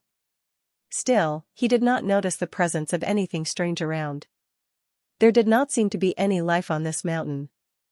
Hansen felt relieved, for he was at least out of danger for the time being. But he couldn't relax, for the radius of his Dongxian aura was limited and it did not reveal all that may have been there. Hansen then raised his head to look up the mountain. The mountain was massive, and its head rested above the clouds. He could not see what secrets its peak might have hidden. And as for the rest of the mountain, it was as barren as ever. It was entirely blue, and only metallic rocks resided there for decoration. There wasn't even a single blade of grass. What is that blood centipede afraid of? Even with its baby having been nicked, it doesn't dare set foot up here. Something has to be amiss with this place. Hansen looked up the mountain and could not see anything through the mist that cloaked the top. Although Hansen was curious about what may have been up there, he had respect for the proverb that concerned itself with feline mammals and the consequences of their curiosity. Therefore, he resolved to walk around to the other side of the mountain and descend that way, in an attempt to escape the centipede. The red centipede still did not dare ascend the blue mountain, and it only stared at Hans Senator, but wherever he went, the monster carefully followed him. Hansen gritted his teeth again and placed the centipede egg between the rocks of the blue mountain. Then, he went in another direction. He hoped the centipede would remain, showing concern for the egg more than the person who had stolen it. But things did not turn out the way he expected. When the centipede saw its egg, it only enraged the centipede further. It still wouldn't ascend the blue mountain, and instead, it wriggled with greater ferocity as it traced Hans Senator. Its exclamations were even louder, as well, and the pitch of the echo was heightened as its wretched voice carried across the mountain range. The sound of rocks breaking continued under the jittery legs of the centipede as it traced the egg thief. Big marks and clefts were left in each ravaged rock. This guy really wants me dead. Hansen's heart sank. He imagined the best he could do right now was use his little angel to take the egg and lead the monster away. But just as Hansen was willing to do this, he suddenly heard the sound of a bell toll from atop the mountain. Dong! The sound of an ancient bell rung from high above, echoing across the expanse of mountains. It caused the energy inside Hansen to turn into chaos, and he quickly ran Dongxian Sutra to quell his disturbed flow. Dong! When the bell rang again, a weird power caused the energy inside him to coil and swirl in turmoil once more. Hansen gritted his teeth and continued casting Dongxian Sutra to soothe the restless energy and fight back against the mysterious tone of the bell. The bell's sound was quite beautiful. It possessed a certain power that cast what seemed like a sonic wave, dispelling the mist and clouds that obscured the peak of the mountain.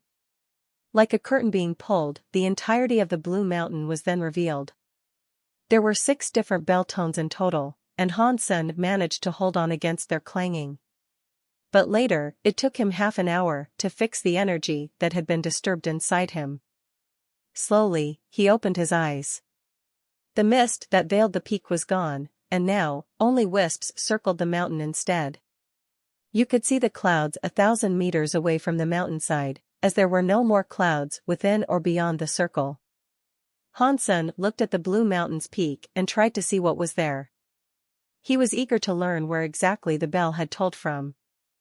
Hansen's pupil shrunk. He saw a mysterious, blue shelter residing atop the peak. Its presence there was like a castle, perched in the heavens. The blue shelter looked rugged, though. Many parts of the building had fallen and crumbled. Even the gate of the front wall had fallen, succumbing to mounds of dust. The place looked as if it had been abandoned a long time ago. Shelter? How can there be a shelter out here? I wonder, is it a human or spirit shelter? Hansen observed the distant shelter as best he could, but did not see too much. Although it seemed to have decayed over time's relentless march, it still looked solid, perhaps even operable. It looks like the shelter isn't home to any humans or creatures. If it is, why would it be in the state it currently is? But then again, why would the blood centipede be so afraid of it? It won't even ascend the measly foothills of this mountain. Does a scary creature reside in the shelter, maybe? While Hansen pondered the stockpile of questions that now occurred to him, he saw the blood centipede start moving again. After the broken shelter had revealed itself, the blood centipede possessed what seemed like a renewed courage, and it rapidly climbed the mountain after Hansen. Hansen froze, and when he thawed soon after, he quickly took off running up the mountain. The monster had most likely believed the shelter was whole, which held off its initial advance. But now that it knew the shelter was an abandoned ruin, it ascended the mountain without fear. Hansen had no other choice but to ascend. He hastened his brisk steps to ramble and climb his way up to the shelter. It was a decayed structure, and it didn't look like anyone lived up there, but if there was still a teleporter inside, and it was still in working condition, he could escape by returning to the Alliance. But before Hansen could teleport away, he thought it would best to eat the egg first. The blood centipede was quickly catching up to Hansen, who was now standing in front of the blue shelter. He noticed that the structure had been composed of blue metal. With such sturdy construction, Hansen pondered what events may have led to its ruin and downfall. A 20-meter-tall, few-meter-wide metal wall extended for a few miles.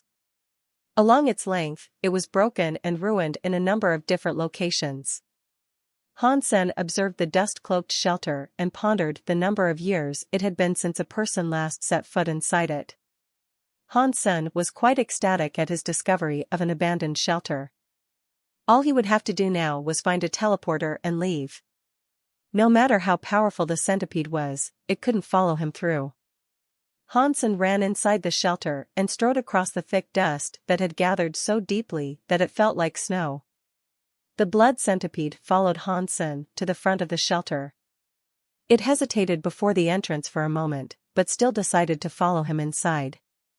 The blue metal shelter had many toppled buildings, and many structures only had 1 or 2 disheveled walls remaining.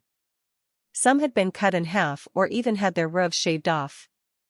Han Sen's run kept him weaving left and right between the remains of old buildings and constructs to avoid the centipede's pursuit. But by now, he was getting exhausted. He summoned the little angel and gave her the egg, bidding that she fly away from him to the other side of the shelter. The blood centipede shrieked at Han Sen, but turned around and gave pursuit to the little angel now instead. Han Sen had finally achieved a moment's reprieve. He moved around the decayed shelter in search of a teleporter that may have fared better than the rest of the area. He had searched through a number of ruined buildings and was still in awe of the devastation. The entire area was a mess, as shrapnel and bits of twisted metal lay strewn about every corner. But thus far, unfortunately, he was unable to find a teleporter that was in good shape. In his search, he stumbled into a plaza which contained a half-toppled bell tower in its center. The bell was composed of blue copper, and it exuded an aura of mystique. Strange carvings were etched into the metal of its composition, with many of the drawn shapes resembling bugs. Han Sen saw this blue bell and wondered, if this place had indeed been abandoned, why had 6 bells rung out earlier? Han Sen looked around, observing the thick dust that coated each crevice of the lost shelter. He didn't see any footprints or marks that suggested occupation. Even the blue bell was covered in dust and ash. He believed it must have been years since a person last touched the bell. The tolling bell could not have been this one. Han Sen flapped his wings and flew onto the bell tower to take a closer look. Han Sen was then hit with a sudden surprise. There was a body inside the bell tower that looked like a human in rugged clothes. Through decay over time, the body was little more than a dust-covered skeleton.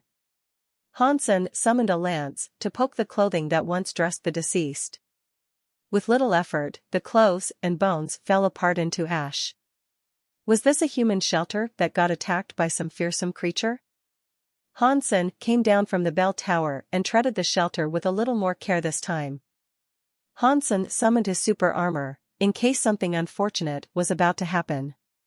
Since there weren't any other humans around, no one would see or recognize him. The fallen metal buildings were everywhere, and he couldn't find a single building that had been left untouched. Most of the houses did not contain teleporters, and the ones Han Sen found were broken and had ceased to function. Han Sen later discovered many other skeletal remains that were similar to the first one. For some reason, all it took was a little touch for the remains to crumble and wholly collapse. Han Sen had searched through half the shelter so far and had yet to find a single working teleporter. The little angel was on the other side, keeping the blood centipede busy. He didn't fancy venturing that way. Strange. Aside from the blue copper bell, there aren't any other bell towers here. There aren't any other bells at all. What tolling bells did I hear? Han Sen thought, puzzled. While Han Sen was deep in thought, he heard the mystery bells ring once more like thunder. The shock was so strong, he almost collapsed. Han Sen quickly ran his Dongxian Sutra to quell the energy inside him. He raised his head and saw the bell in the bell tower was ringing, all by itself. Not even a stiff wind brushed it, yet it tolled. Why is this happening to me?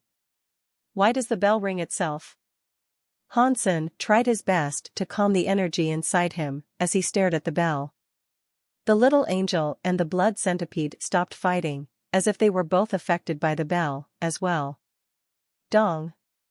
The blue bell rang again, at an even scarier tone than before. It was loud, like an explosion detonating right on Han Sen's eardrum. The tolling of the bell, when he had been further down the mountain, was not as strong as what he was hearing now. Because he was so close to it, every ring was like a thunderbolt that convulsed his body and caused him to spit blood from his mouth.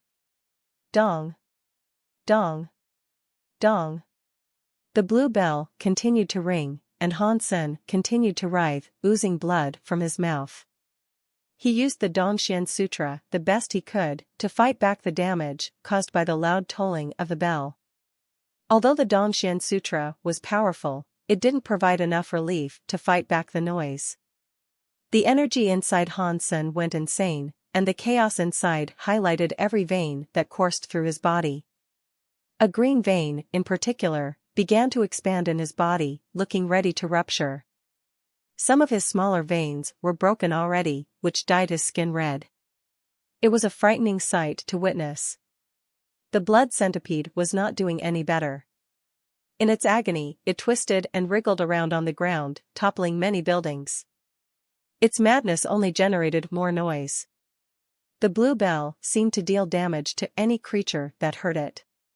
The more energy a creature had, the more damage it suffered. The blood centipede must have been a second-generation super creature. Its energy was incredibly powerful, but it could not withstand the noise of the bell, and as a result, its energy was disturbed. Its innards were a mess as its energy caused chaos within. The centipede twirled round and round in a craze.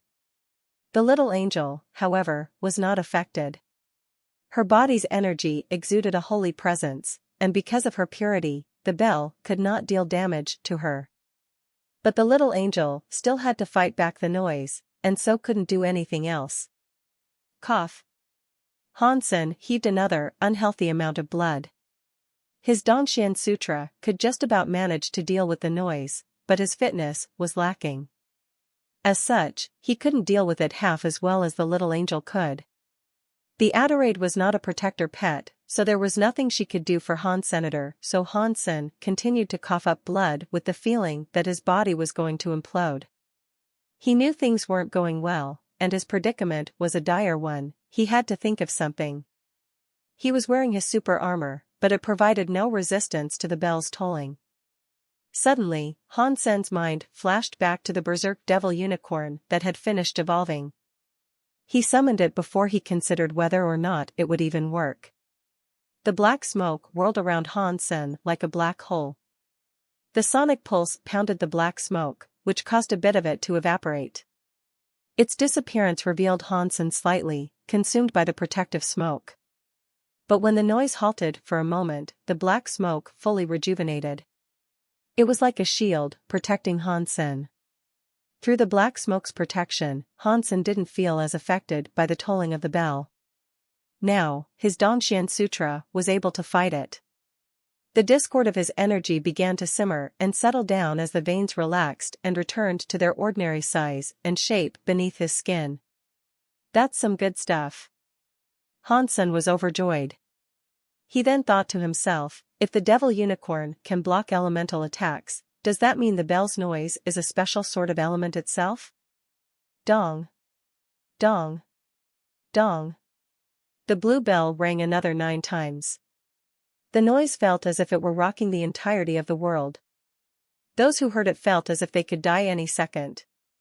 The blood centipede had been writhing on the floor, and it consistently spewed blood from its mouth due to the discord in its body.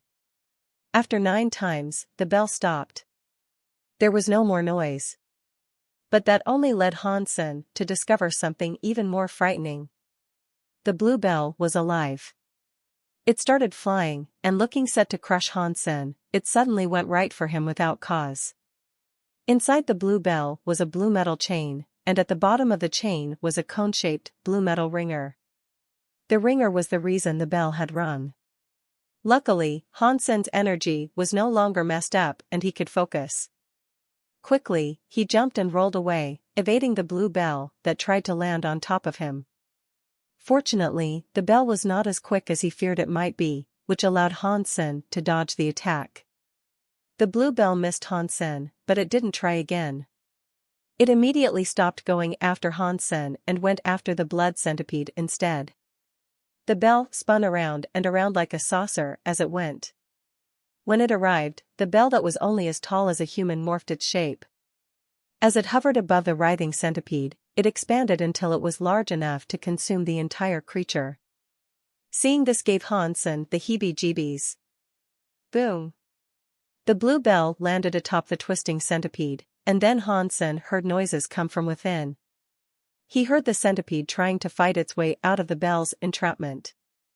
The noise that emanated from the bell was not unlike the ringing he had heard earlier.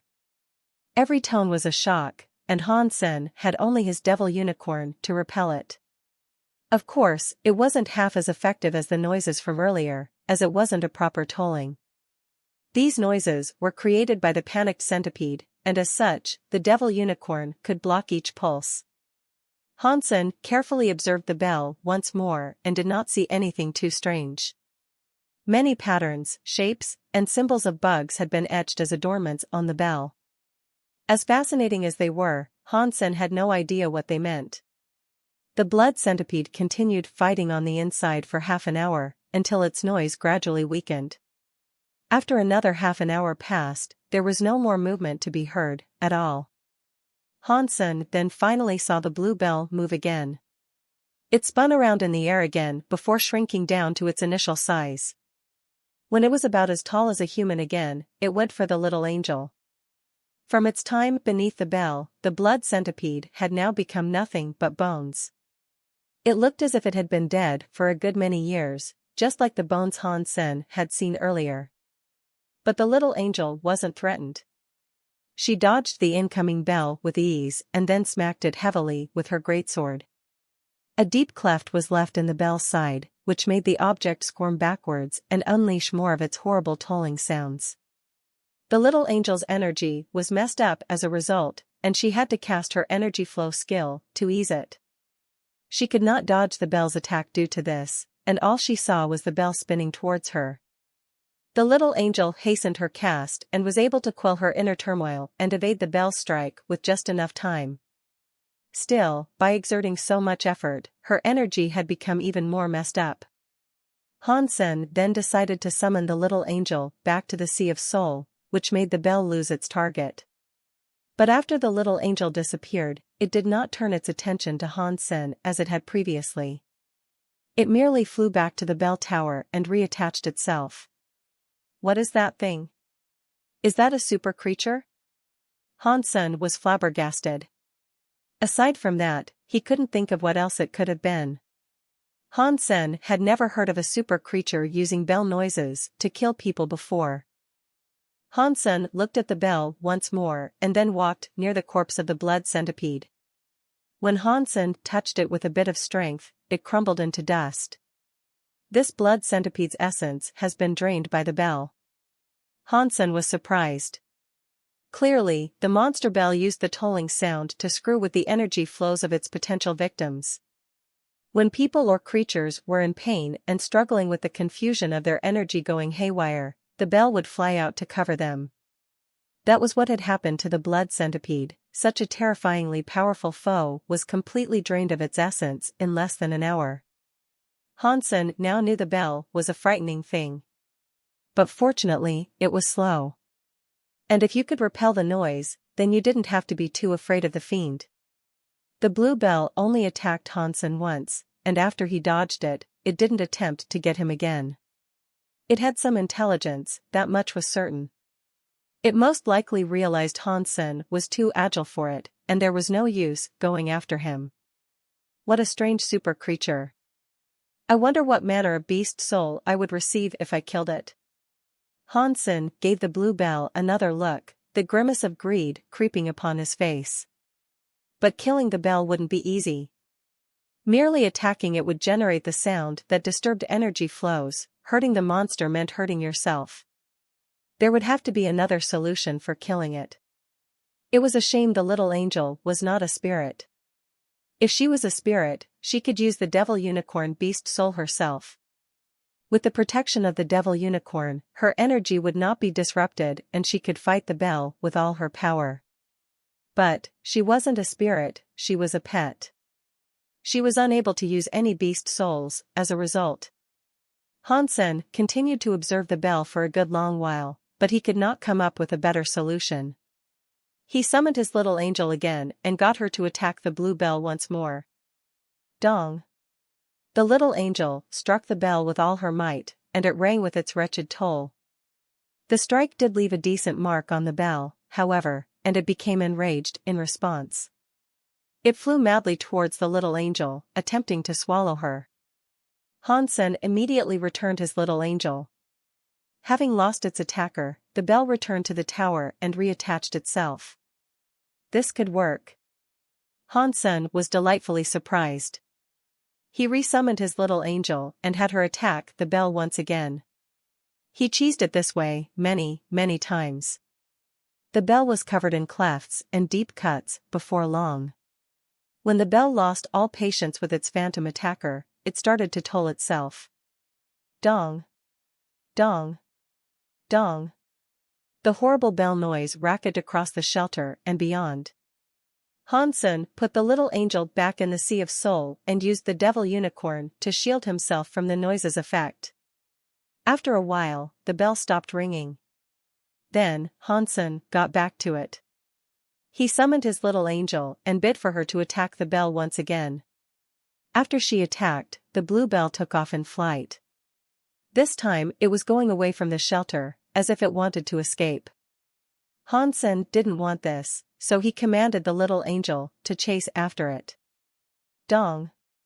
Another ringing sound erupted, and the little angel froze in the air. Fortunately, Hansen was able to summon her back in time. It seems like it is still able to toll, even during its flight. The sound is definitely weaker than when it was stationary, however. Hansen waited until the bell stopped ringing before resuming the chase. The blue bell did not fly very fast, and he was able to catch up, even with his sacred blood wings.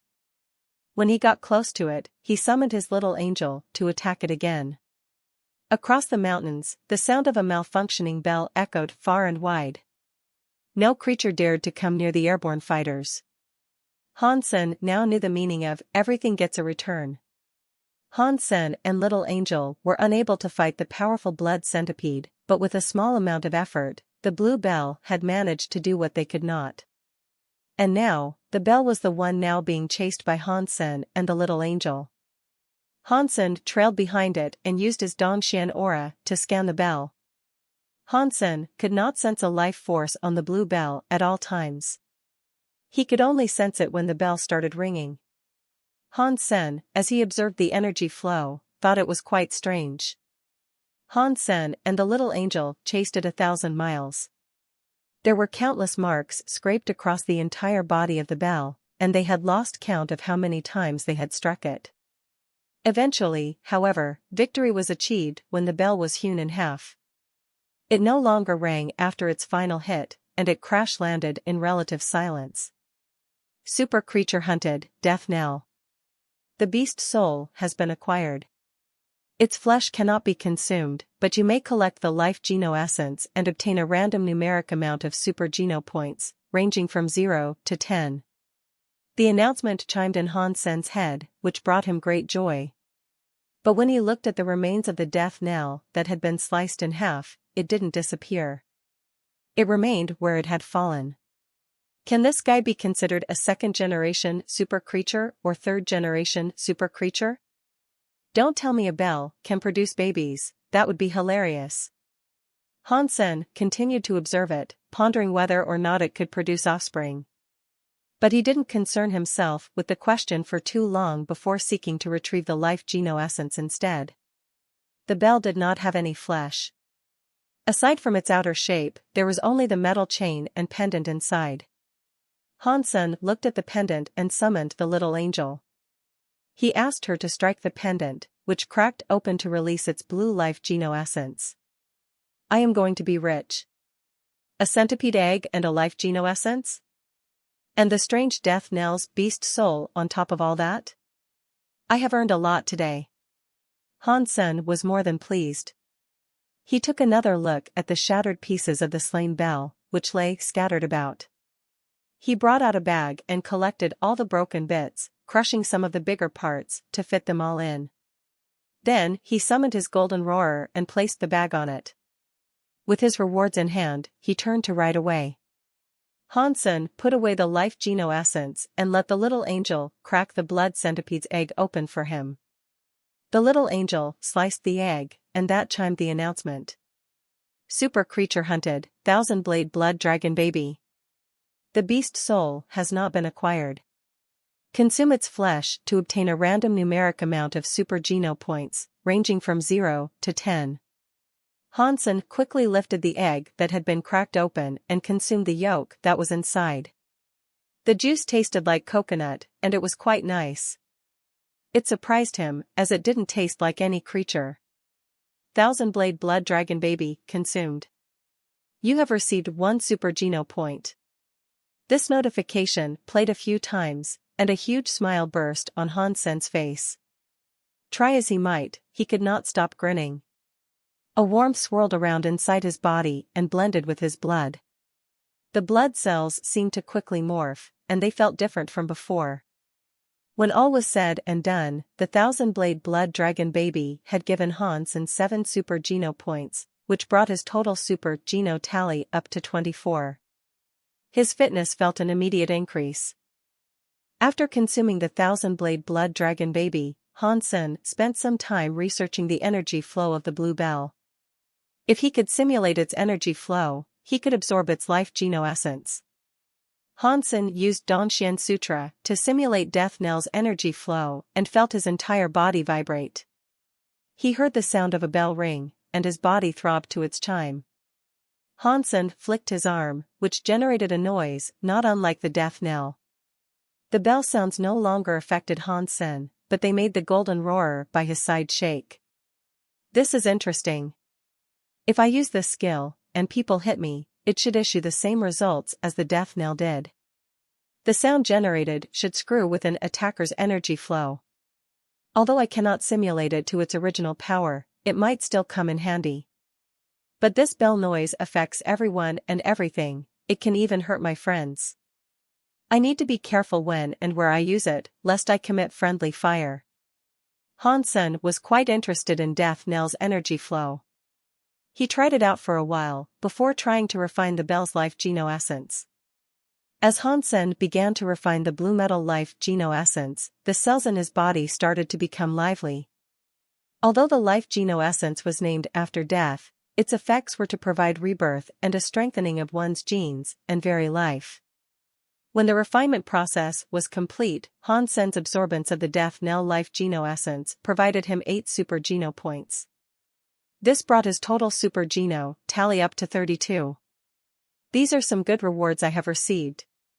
If this continues, it won't be long before I max out my super geno points. But Hansen had to ask himself a serious question: was he strong enough to visit his mother's shelter? With his own power, and the aid of the silver fox and little angel, few creatures could threaten him. As such, he could consider going to visit her. Although the trek to see her would be a few 100,000 miles long, Hansen had to go. If he didn't, he wouldn't be able to help his mother increase her super geno points. If his mother could max out her super geno points, she would have a much higher chance of surviving when she became a surpasser. Becoming a surpasser meant you would obtain another 100-year lifespan. When your lifespan was over, you'd have to take a chance rather than sitting there, waiting to die. Hansen was now preparing to ask for Huangfu's help. He wanted to establish the road he might take that would lead him all the way to where his mother lived. He could kill super creatures along the way, meaning it would not be a fruitless effort for himself either. Hansen? As Hansen walked past a human shelter, someone called his name. Hansen heard the voice, and noticed it sounded familiar. He could not, however, recall to whom it belonged. He turned around and saw a big man running towards him, which surprised him. "Brother Fist?" Hansen shouted when his eyes recognized the face. He was one of the leaders of the Steel Armor Shelter's army. Although he never spent much time with Hansen, they had a friendly relationship and had cooperated on various occasions. Brother Fist was a friend of Fang Jingqi, and Fang Jingqi was one of Fang Xuexi's elder brothers, who had grown up with Han. Senator Brother Fist was also a good friend of Tang Xinliu. That was why they respected each other, despite not having done much together. "It really is you. That's awesome." Brother Fist was enthusiastic, but Hansen wasn't sure why he was so ecstatic to see him. He approached Hansen and gave him a big hug. Hansen froze, thinking he was being too passionate in his greeting. The hug was strong, and he thought his back might break if the man squeezed any tighter. "Brother Fist, I know you love me. But I am a raging heterosexual, and this is getting a little awkward." Hansen slipped out of his grasp. Hansen was quite tall himself, but Brother Fist was even taller, standing about 2 meters tall. You feel awkward? I don't.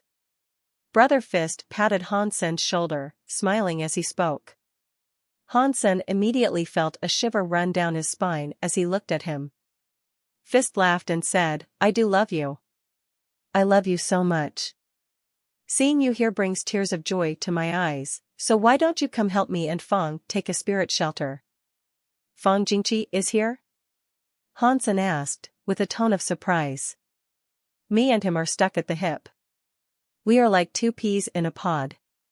I can't believe we both arrived here in this dump, upon our arrival at the second god's sanctuary. There are no resources here, and neither are there many elites. I still need to collect a whole trove of sacred Geno points, so we're making plans to take down a royal shelter to make our lives easier going forward. There is a small number of elites nearby, and we figured we would have need of their help. But here you come, passing me by? It's a stroke of good fortune. Brother Fist tugged at Hansen's arms as he kept walking and explaining how things had been. The area was a little better than the icefield had been when Hansen first arrived there. Still, there hadn't been much change since. Brother Fist and Fong Jingqi were not living here happily, as a result. Brother Fist and Fong Jingqi were therefore trying to take down a royal shelter that resided at the base of a nearby mountain, so they could have a safer place to stay. It would provide them a base before the rest of the mountain, as well. It would be a humble beginning for their future endeavors, which would include hunting many of the monsters that resided on the mountain beside it. Hansen followed Brother Fist to a night-class shelter. Fong Janqi was there, and when he saw Hansen, he had a similar reaction to Brother Fist and said, Hansen, what brings you here? Oh, what a wonderful opportunity. We are off to try to take down a royal shelter, so you should join us.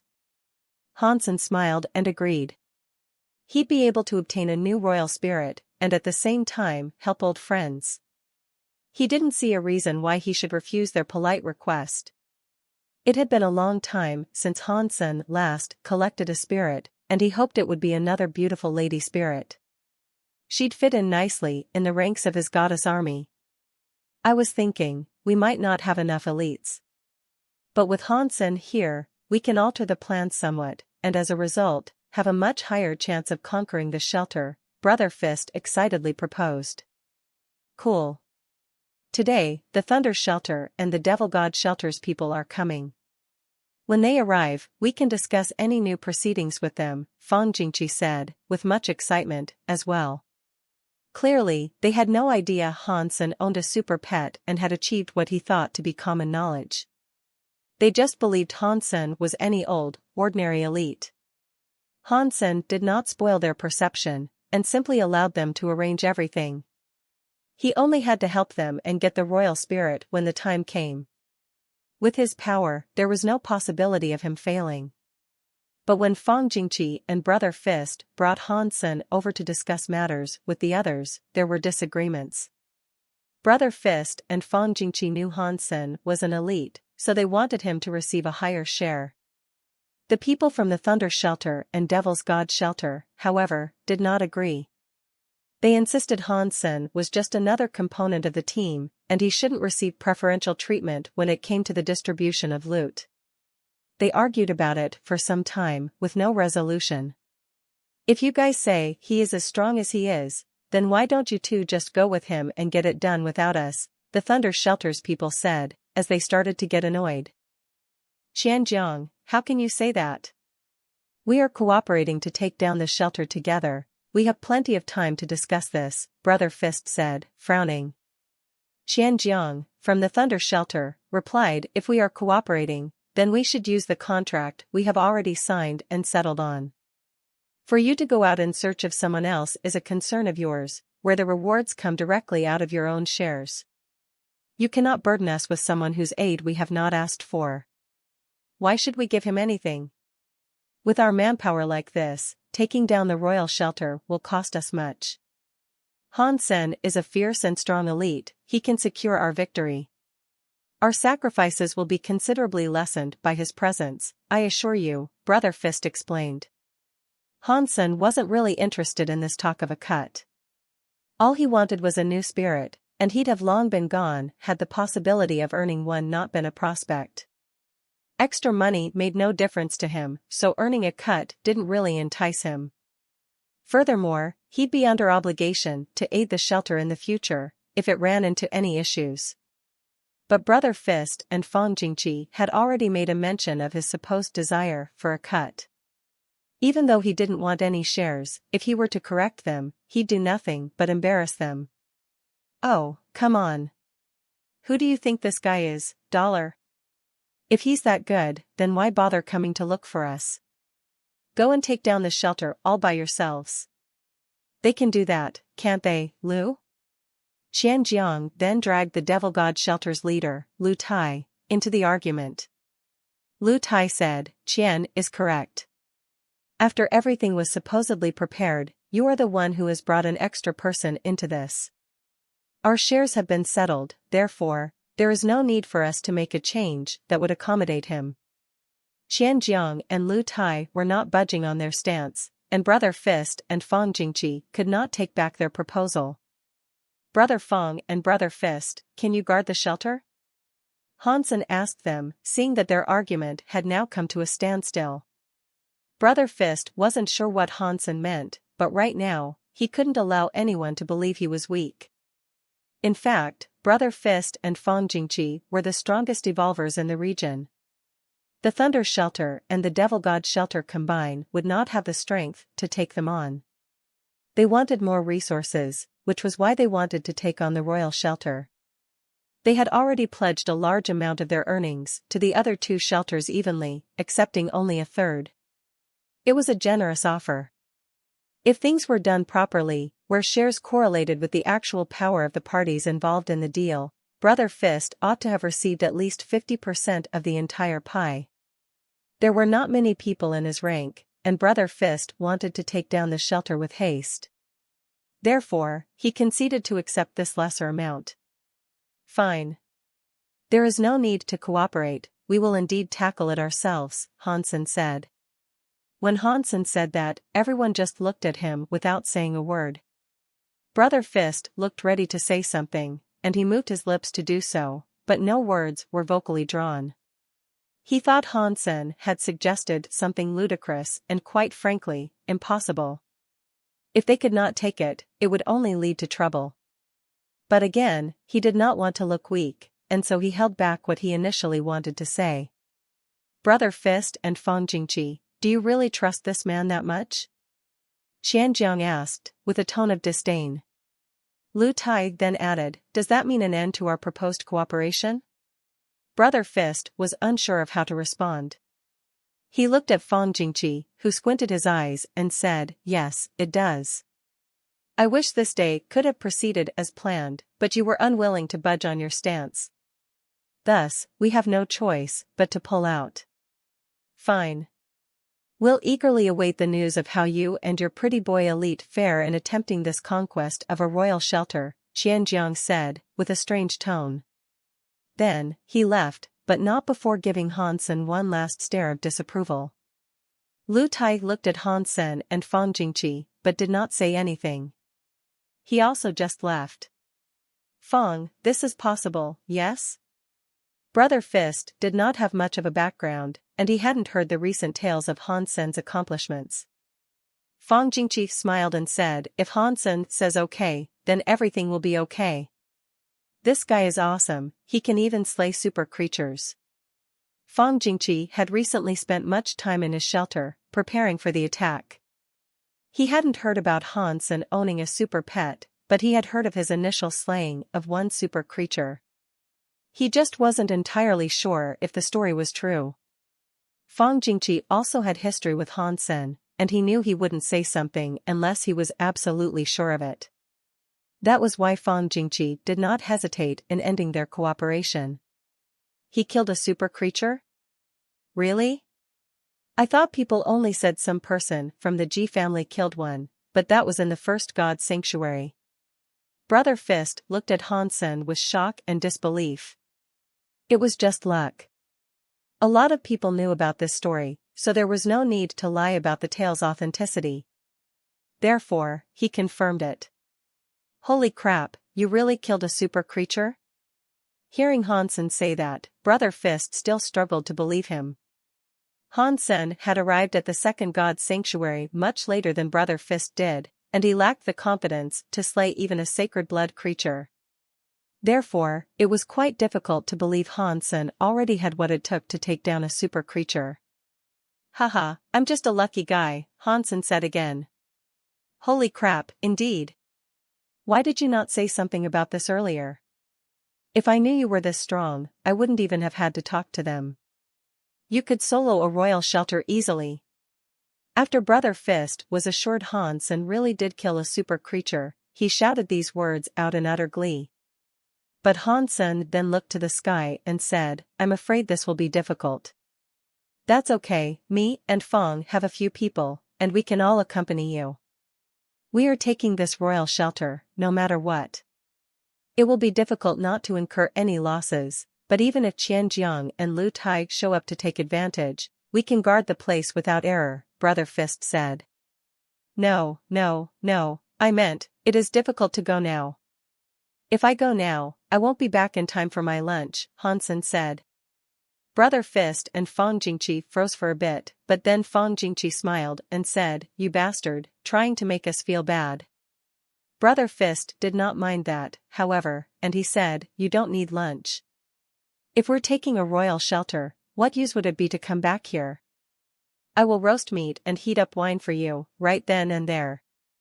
My Fist family makes the best grilled meat, I'll have you know. All right then, let's go, Hansen said. We have 8 people with a fitness of over 100. And we have over 100 people with a fitness level above 60. How would you like to separate them? Brother Fist asked Hansen, as they now asserted him as their leader. It depends on you. If you would like to hunt more creatures, then by all means bring more. If you do not need to kill them all, then just bring enough people to take over the shelter. Hansen smiled. Brother Fist was frozen. Hearing what Hansen said, it sounded like they wouldn't have to bring anyone. Fong Jingqi smiled and said, Bring Wang Hu and his men. We will take the shelter, but not kill the creatures there, in case Qianjiang seeks to take advantage of our vulnerability. Are Fist and Fong Jingqi crazy? They are actually going to try to conquer the shelter with just their own people? Qianjiang and Lu Tai, after hearing word of their endeavor, were shocked. Upon leaving, they merely thought Brother Fist would renegotiate with Hansen and have him take a step back. They never expected them to follow through with what they had said, and actually go there with only their own men. Qianjiang and Lu Tai quickly rallied their troops and went out near the shelter, to watch how things fared for them. If they had the opportunity, they'd waylay and try to mooch off their efforts. If Brother Fist and his people were injured during their fights, but were overall nearing success, they imagined they could swoop in and claim the entire shelter for themselves. When they arrived, they saw Brother Fist atop his mount, racing towards the shelter. They were fast approaching the gate. Brother Fist did not falter or slow, and simply followed Hansen's lead into battle. They were attempting to siege the shelter directly by attacking the main gate. What are they thinking? Do they honestly believe they can take on a shelter like this? Lu Tai frowned. Taking on a shelter from the front would consume far too much power, he thought. Many creatures poured out of the shelter to greet their would-be conquerors. There were wolves, bears, a variety of 10-meter-tall beasts, and a 50-meter-long snake. There were even birds, taking off into the skies so they could assail them from above. One bird had a wingspan of 20 meters. Hansen was riding his golden growler, leading the siege. The spirit shelter was rather powerful, but it was still weaker than Princess Yin Yang's shelter. The spirit was not atop the tower either. All that appeared before them were legions of creatures. This entire scene had become familiar to Hansen over his time as an evolver. Without blinking, he charged in. A green-winged bird soared through the skies like a green cloud that blotted out the sun. Its presence darkened the region as it descended. Hansen did not blink, and merely waited for it to complete its descent. When it did, he summoned his flaming Rex spike and swung it upwards. In one hit, the monster was cut in half. Blood and feathers danced in the air like rain. Sacred blood creature hunted, green cloud eagle. The beast soul has not been acquired. Consume its flesh to obtain a random numeric amount of sacred geno points, ranging from 0 to 10. Brother Fist and the rest who witnessed this scene were shocked but happy. They called aloud with grand excitement. Xianjiang and Lu Tai were taken aback after seeing this. To see a giant sacred blood bird creature killed in one hit like that was a frightening thing. Seeing Han Sen and Brother Fist assaulted the shelter like a tidal wave. All the creatures before them were slain by Han Sen's relentless Rex spike. All that was left in their wake was blood and the dismembered corpses of the creatures that defended the shelter in vain. It was impossible to gauge how many creatures they had already killed. A 10-meter-tall beast roared. On his approach towards it, Han Sen leapt off of Golden Growler's back and brought his flaming Rex spike down on the creature's head. The weapon went clean through, splitting the monster in two, each split side of the beast falling a separate way as a heap of guts dropped directly down to the ground. When Han Sen landed, the Golden Growler was by his side. Immediately, he leapt onto his mount and continued the siege. He was an unstoppable force. A 50-meter-long snake now guarded their approach. Han Sen thrust into it with his Rex spike and threw it into the sky. While it was still airborne, Han Sen sliced and diced it into a rain of snake bits, which fell down to the ground with thudding noises. Each piece left a deep hole. Countless wolves and bears were killed without reprieve, their charred remains illuminating the battlefield. The guy was a killing machine, and within seconds, he was right before the entrance of the shelter. Xianjiang and Lu Tai had made plans to sneak in some easy kills, but they made no movement. They were frozen in absolute shock at what they had just witnessed. So many sacred blood creatures had been laid to waste, like chickens and pigs in a slaughterhouse grinder.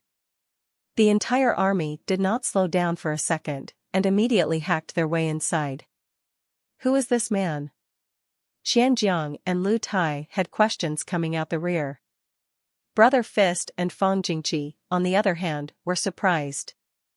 They knew Han Sen was strong, but not that strong. Under the pressure of his wretched, flaming weapon, not a single creature was given the opportunity to fight back. Swing after bloody swing, his approach was unhalted. Without any true adversity, Han Sen delivered them swiftly to the spirit hall. There, they saw a figure wearing steel armor.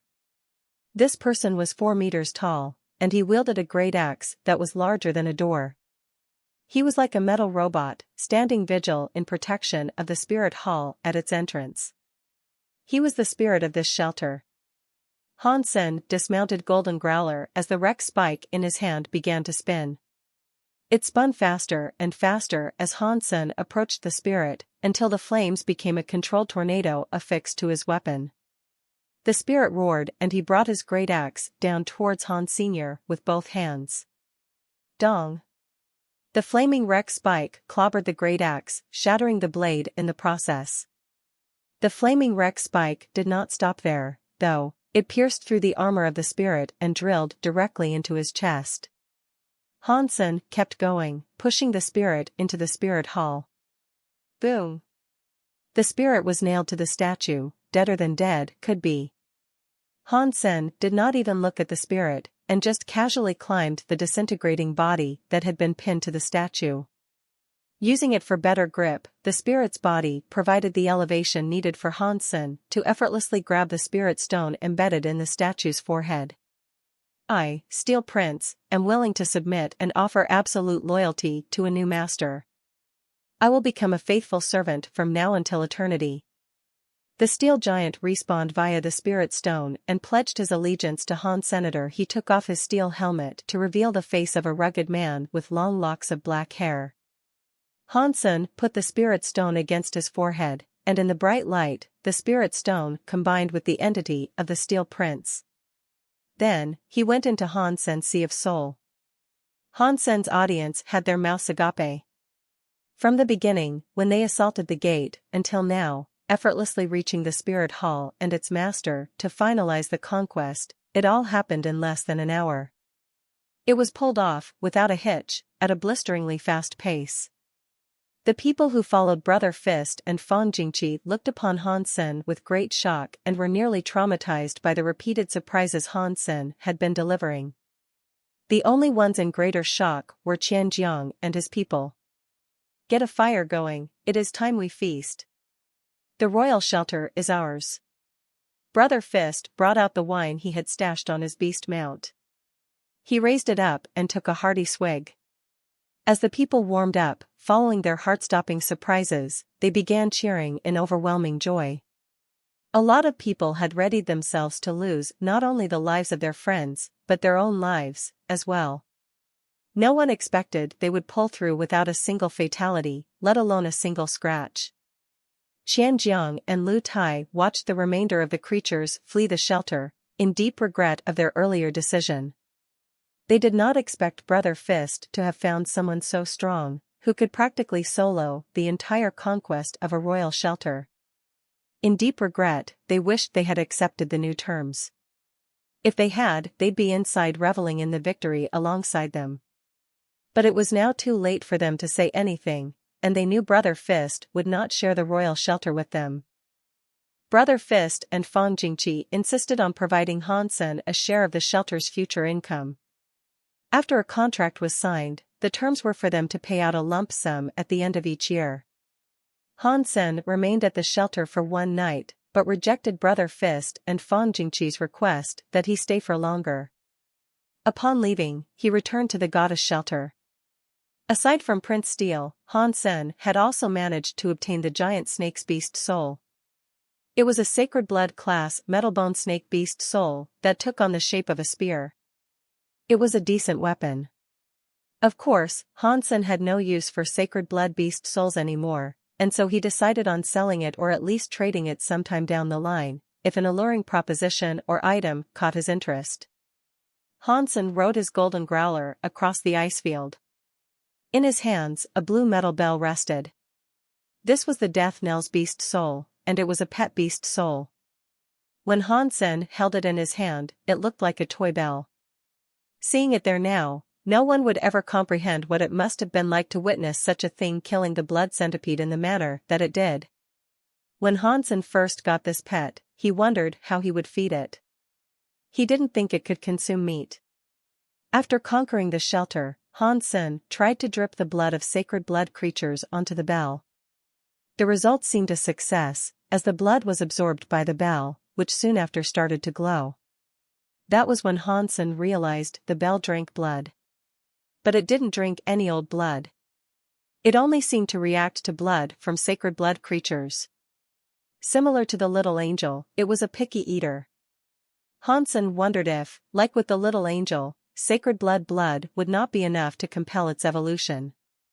He thought it would most likely require super creature blood to evolve into a battle mode pet.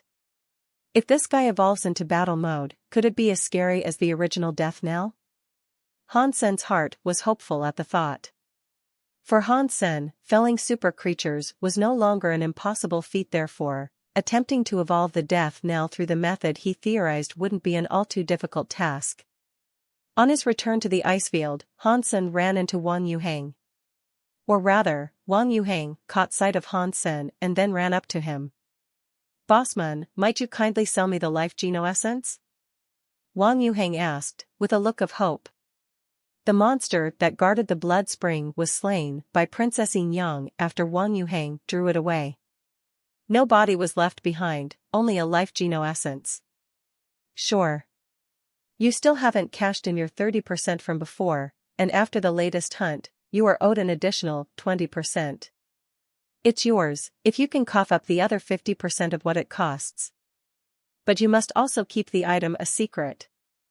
You cannot tell anyone that you practically stole it from the Zhao family. If they were to learn we stole their super creature, I can't imagine they'd do anything kind to us," Han Sen said. "I understand. I will tell the tale that this life geno essence belonged to a creature we both found and fought together. I will tell this to my family, as well. Aside from you and I, nobody else can possibly know, Wang Yuheng said, with a voice coated in excitement. Hansen rolled his eyes. Zero was present, and she was most certainly aware of which creature had dropped the life geno essence.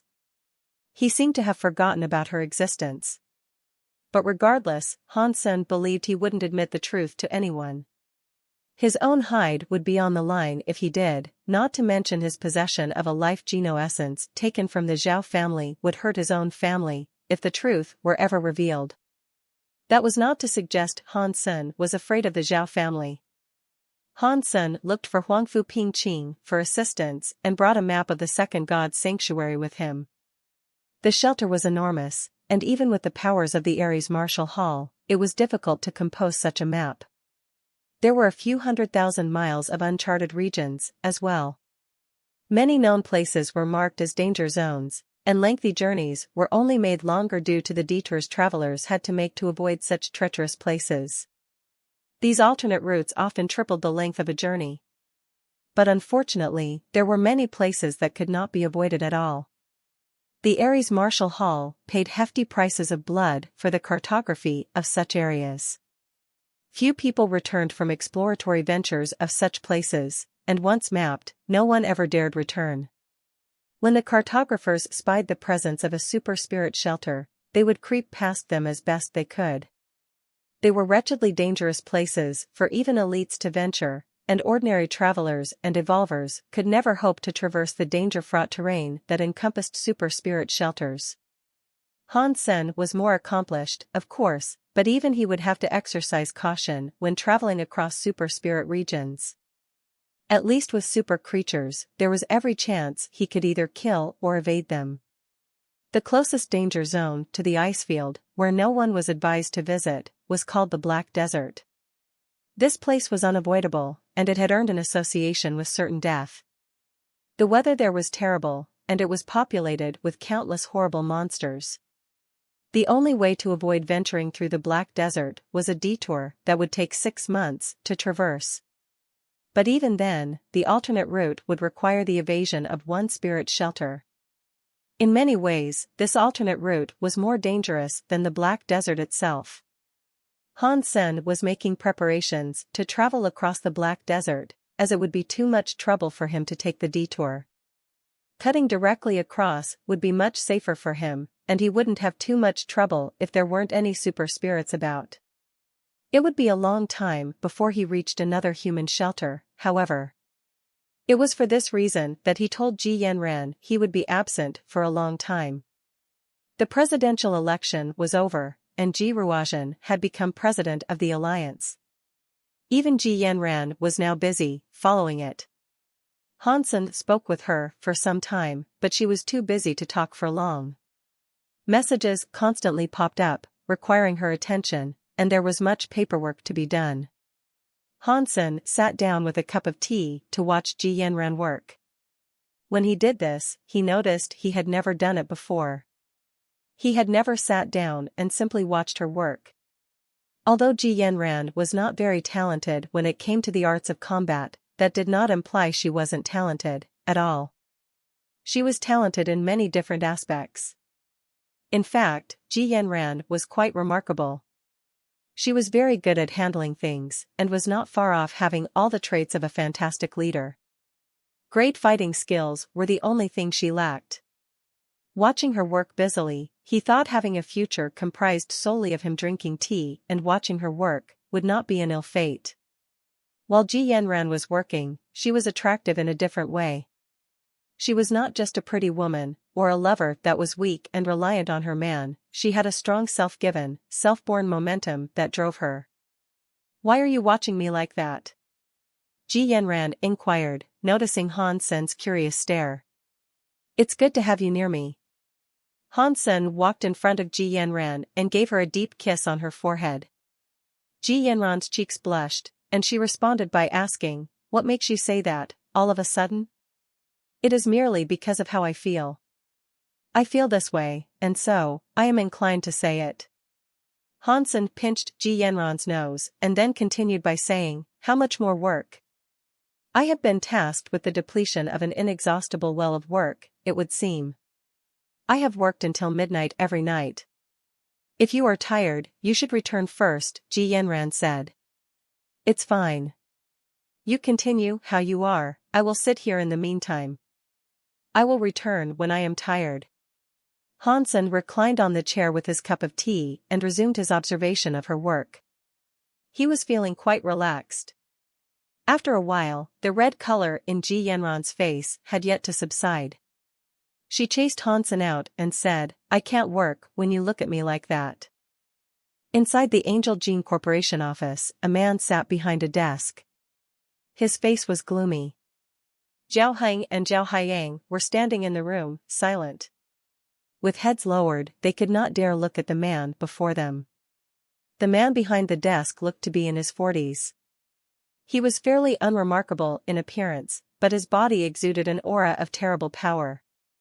Every faint movement he made was intimidating. Even though Zhao Heng was of the same generation, with his grandson at his side, he almost didn't dare steal the air to breathe in that room. He was the chairman of Angel Gene, Zhao Seventh. It was a very old-fashioned name, derived from being the seventh child of the family. Zhao Seventh had many brothers, because back when he was born, humans were encouraged to reproduce. It was common for families to have many children, and this most certainly applied to the Zhao family. The 6 brothers that came before Zhao Seventh were given much better names. But each of the 6 prior babies died during childbirth, and only Zhao Seventh had managed to survive. Back in that time, people were still superstitious, and the parents allowed a psychic to predict the life Zhao Seventh would lead. The prediction, however, stated Zhao Seventh would not survive the first 7 days of his life. These 7 days did not begin immediately following his own birth, but 7 days after his last brother died. Zhao Seventh would die 7 days from that day. The psychic foretold that the bad string of luck, which made the Zhao family's babies die, would end following the death of Zhao Seventh. If the mother was to make any more babies, they would live. 7 days after the 6th brother died, Zhao Seventh almost did die. Not wanting him to die, his mother did everything she could to protect him. She clutched Zhao Seventh in her arms and did not let go. A mother, who had 6 dead children, would not just sit idly by and watch her 7th baby die. On that day, his mother guarded him without rest. And something did indeed happen. The house collapsed, with the mother and son both inside. During the rescue operation, the mother was found crushed to death beneath the rubble. Zhao Seventh, however, was safe in the bosom of his mother's protection. She had died, but he had lived. He was fine, save for his mother's blood that soaked him. Upon his rescue, the baby was still licking his fingers and smiling jovially. And just like that, Zhao Seventh outlived his 7th day.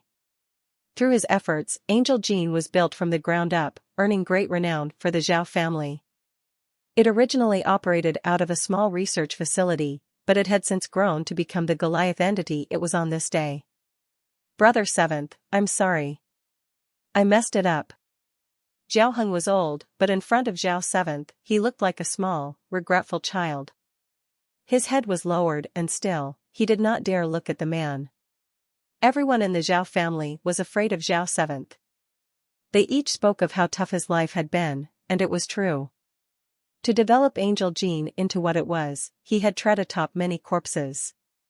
The more a person of the Zhao family knew about his deeds, the greater they feared him. They knew better than anyone how scary he was. And it was because of how scary he was, they would each do everything he told them without question. Failure is nothing. It is mankind's habit to fail, and ill results are no stranger to any person. But those who do not recognize the mistakes that have led to their failure deserve a harsh response. Zhao Seventh looked at Zhao Heng coldly and continued, so tell me, what led to your failure?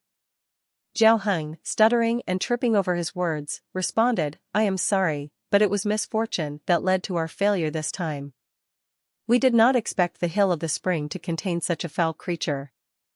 And the boy, Han Sen, was not willing to use his super pet to stay the advance of the super creature. He also led it our way, and it was that action that led to the significant losses we incurred. Zhao Haiyang had not said a single word yet, but he chipped in to help Zhao Heng by saying, "Hansen tricked us. If he hadn't drawn the creature our way, we wouldn't have." Zhao Seventh looked at him coldly, and Zhao Haiyang swallowed the words he had yet to speak. "It is my fault." Zhao Seventh looked at both of them when he said this. Calmly, he continued, "It was my mistake for allowing you to tackle the foe without appropriate preparation. Leave now, but give Zhao Lian a shout. I need him."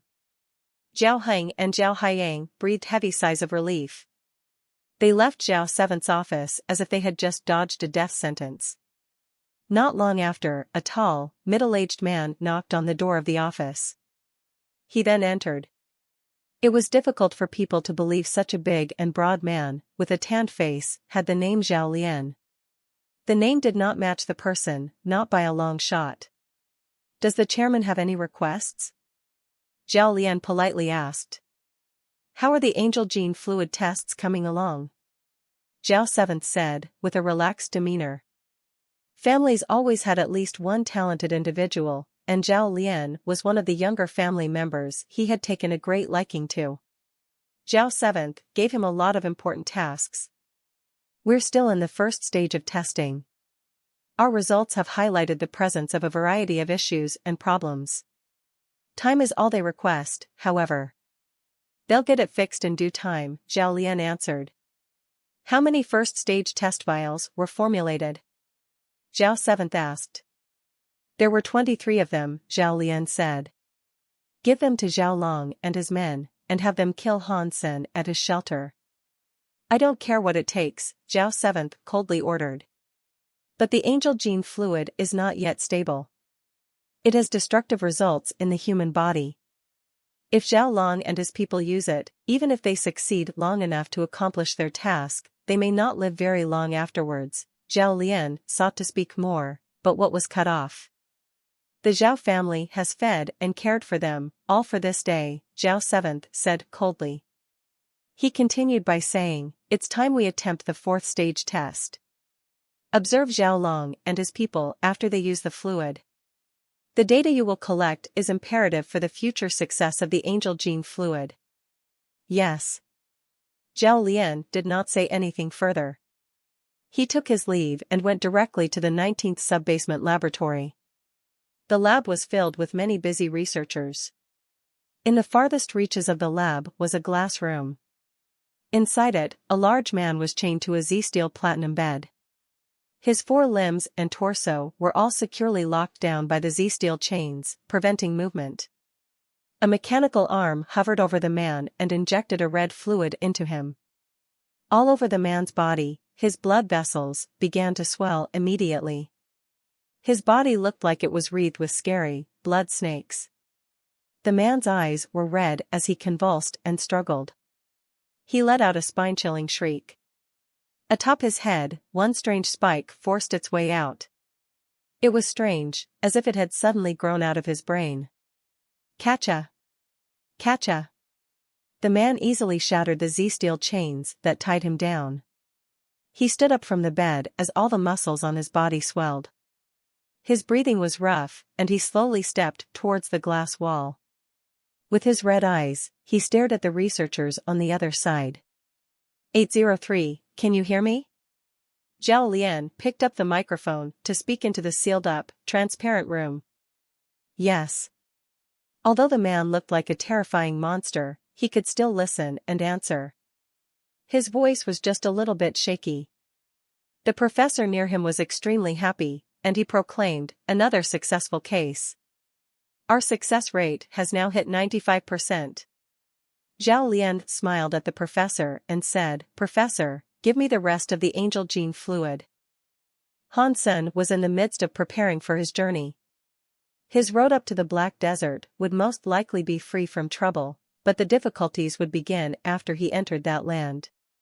He would have to cross that perilous region before he reached another human shelter where he could restock his provisions. According to the Ares Marshall Hall's predictions, should nothing too awry present itself, it would take Han Sen a month to cross the Black Desert. If troubles did arise, no one knew whether or not he would emerge from that place ever again. Huangfu Pingqing advised Hansen not to go, saying that his mother was in a big human shelter and that there was no danger there. Even if Hansen wanted to give her something, he could have sent it via delivery. He didn't have to go in person. But Hansen knew that what he wanted to give his mother was not something he could easily trade. That was why he wanted to go there and visit her himself. "Don't worry, I have a super pet. I will be fine." Hansen smiled at Huangfu Pingqing while talking with her on the communicator. Huangfu Pingqing merely sighed in response and said, "Do not underestimate that place. Our people have only traveled there once." A team comprised of 100 people were sent in, yet only 2 made it out half alive. Those who made it out weren't even sure how they did so. Their account detailed an encounter with a black dragon in the Black Desert. But another monster swallowed the black dragon up, and it looked like a phoenix. They spoke of mountains that moved, pits in the sands that consumed creatures, and worse. That place is far too dangerous for anyone to venture alone. How can dragons and phoenix exist in this world? This is not mythology, they are merely creatures. These beasts you speak of are most likely super creatures, at worst. And it's not like I haven't killed a super creature before. Hansen smiled again. "I know my attempts at swaying your resolve to go there are futile, but still, I would like you to think about it and perhaps reconsider," Huangfu Pingqing said. "Senior, when I make it to the other side, await my report. I'll make sure to contact you and let you know of my success in making it through." Again, Hansen smiled.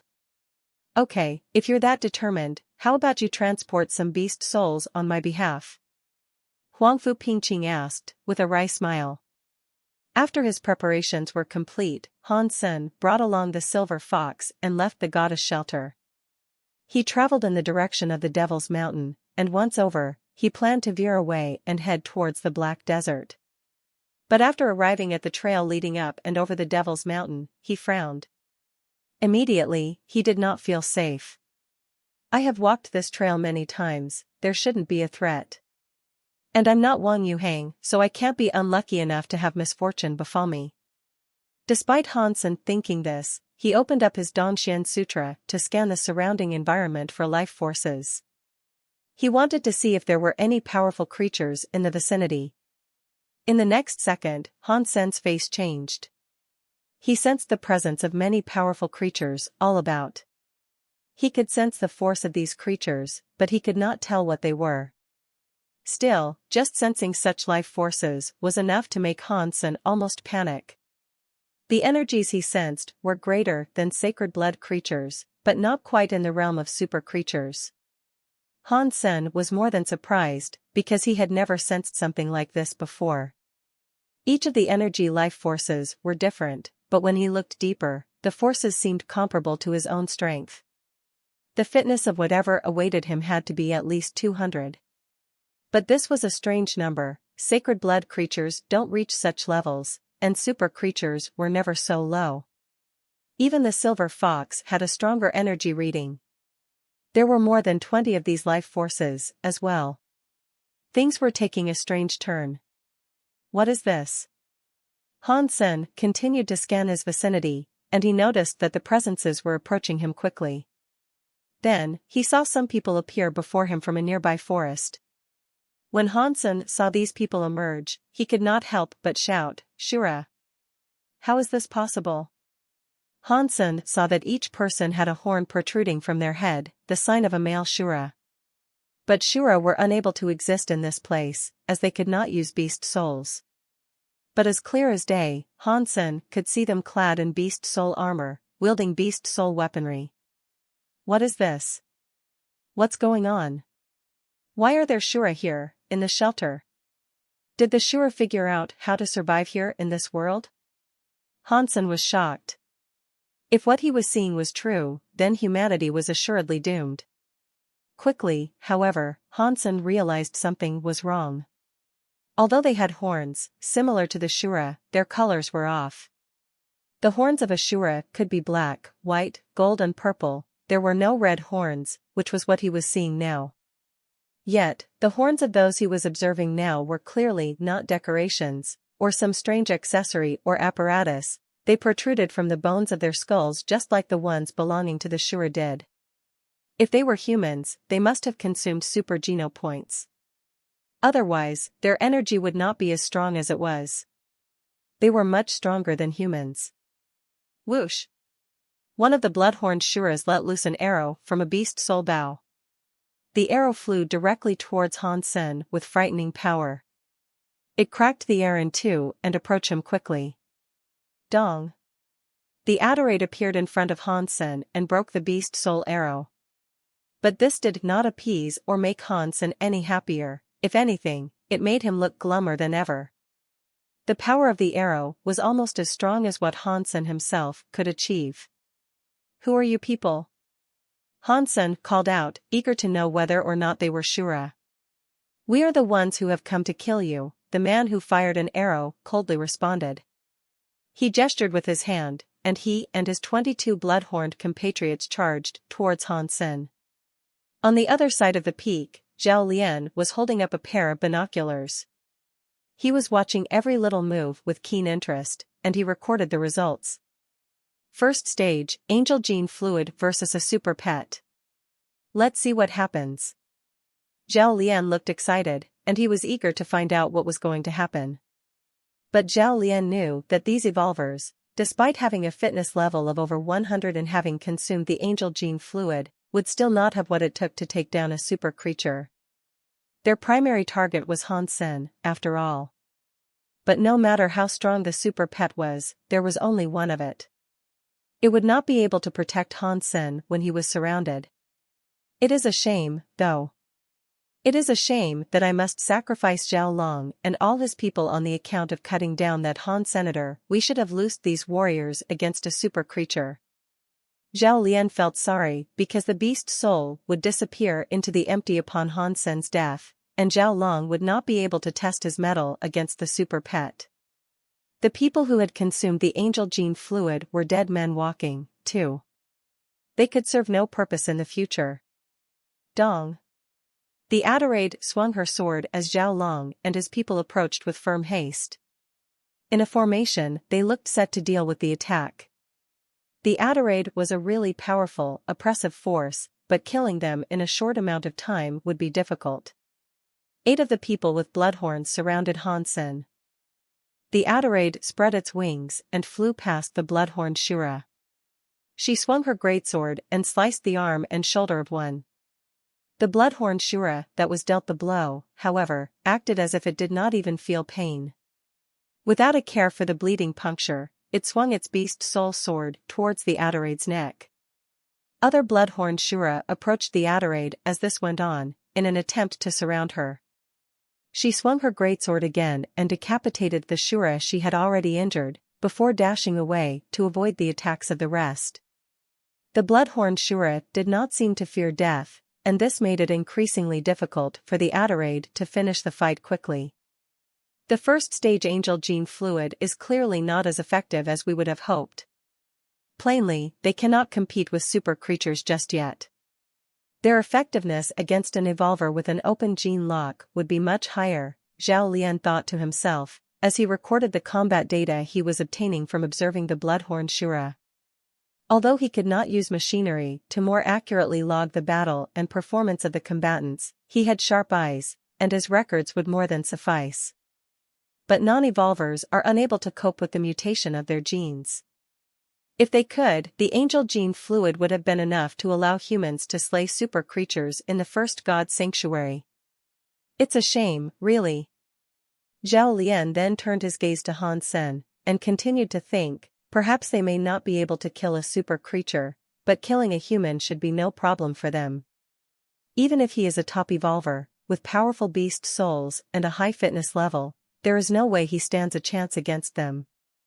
While Zhao Lian was deep in thought, Han Sen summoned a crossbow that resembled a peacock. He withdrew a bolt from his quiver and loaded it. He wants to use a crossbow to kill the Shura? He is naive. With their speed, I doubt he'd be able to hit any of them, even if he had a Berserk Sacred Blood crossbow with Berserk Sacred Blood bolts. Zhao Lian raised his lips, confident in the bloodhorned Shura. He had been in charge of the research program of the angel gene fluid and was well aware of the terrifying power the subjects wielded upon consumption of the substance.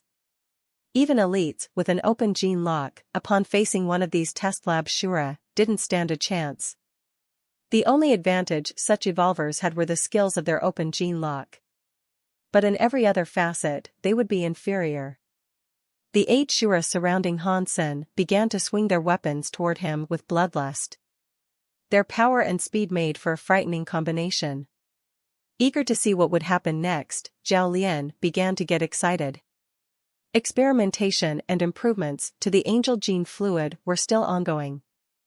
It would only be deemed complete when they could remove its negative side effects, and humans could freely consume it. Once it was complete, the Zhao family believed it would usher in a new era for humanity. Zhao Lian was the lead of this entire project, and he would be recognized as the person responsible. This also put him first in line for trying the final product out. But in the next second, Zhao Lian was turned to stone. Despite the scary Shura surrounding him, Hansen raised the crossbow, which emitted a number of black flashes. The bolts pierced through each of the Shura's heads, one by one like the tumbling of a circle of dominoes. 8 of them were killed in no time at all. They all crumpled to the ground, none of them managing to get within 2 meters of the person they had sought to kill. How is that possible? No way. Zhao Lian's eyes were wide open in disbelief, having great difficulty comprehending what he had just seen. He did not understand how the bloodhorn Shura could have been so easily killed by a crossbow like that. The super pet itself seemed to have a harder time killing its foes. Hansen is stronger than the super pet? That's impossible. That crossbow must be a super beast soul, it's the only explanation. Damn it. How can Hansen own something like that? How many super creatures has he truly killed? Zhao Lian quickly realized his mission today had failed. For as long as Hansen wielded that crossbow, he knew the Shura would pose no threat to him. Although the advantage he had counted on had quickly disappeared, Zhao Lian did not panic. He continued to record what he could see, the battle of the Shura and the Adaraid in particular. Within half an hour, the Adaraid had managed to kill the remainder of the Shura. The time it took for the event to come to a close was half as long as Zhao Lian had predicted. As expected, these bloodhorned Shura still lack the required strength and skill to tackle super creatures. When the battle was almost done, Zhao Lian packed up in a hurry and got ready to leave the area. Hansen observed the dead bodies that lay strewn about and frowned. The bodies of the bloodhorned Shura, after being killed by the Adaraid, began to rot quickly. Even the horns on their heads decomposed, as their mangled bodies reduced to thick, bloody mush on the ground. It was a grotesque sight. What are these things? Hansen frowned. Clearly, they weren't creatures. But neither were they humans. And if they were indeed Shura, as he initially suspected, there was something different about them. Hansen's thoughts turned to Zero, but she was vastly different than these monsters, as well. Regardless of whether Zero was in human or Shura mode, she did not have a disfigured body akin to the creatures he had just fought. Her body cleanly represented either a human shape or a Shura shape. These things cannot be a natural creation of this world. Humans must have constructed these beings. Whoever created these and set them loose upon me, obviously wants to see me dead. But who would do such a thing? Hansen frowned again. Angel Jean seemed like the most likely candidate, but Hansen had once offended the Donglin company before, too.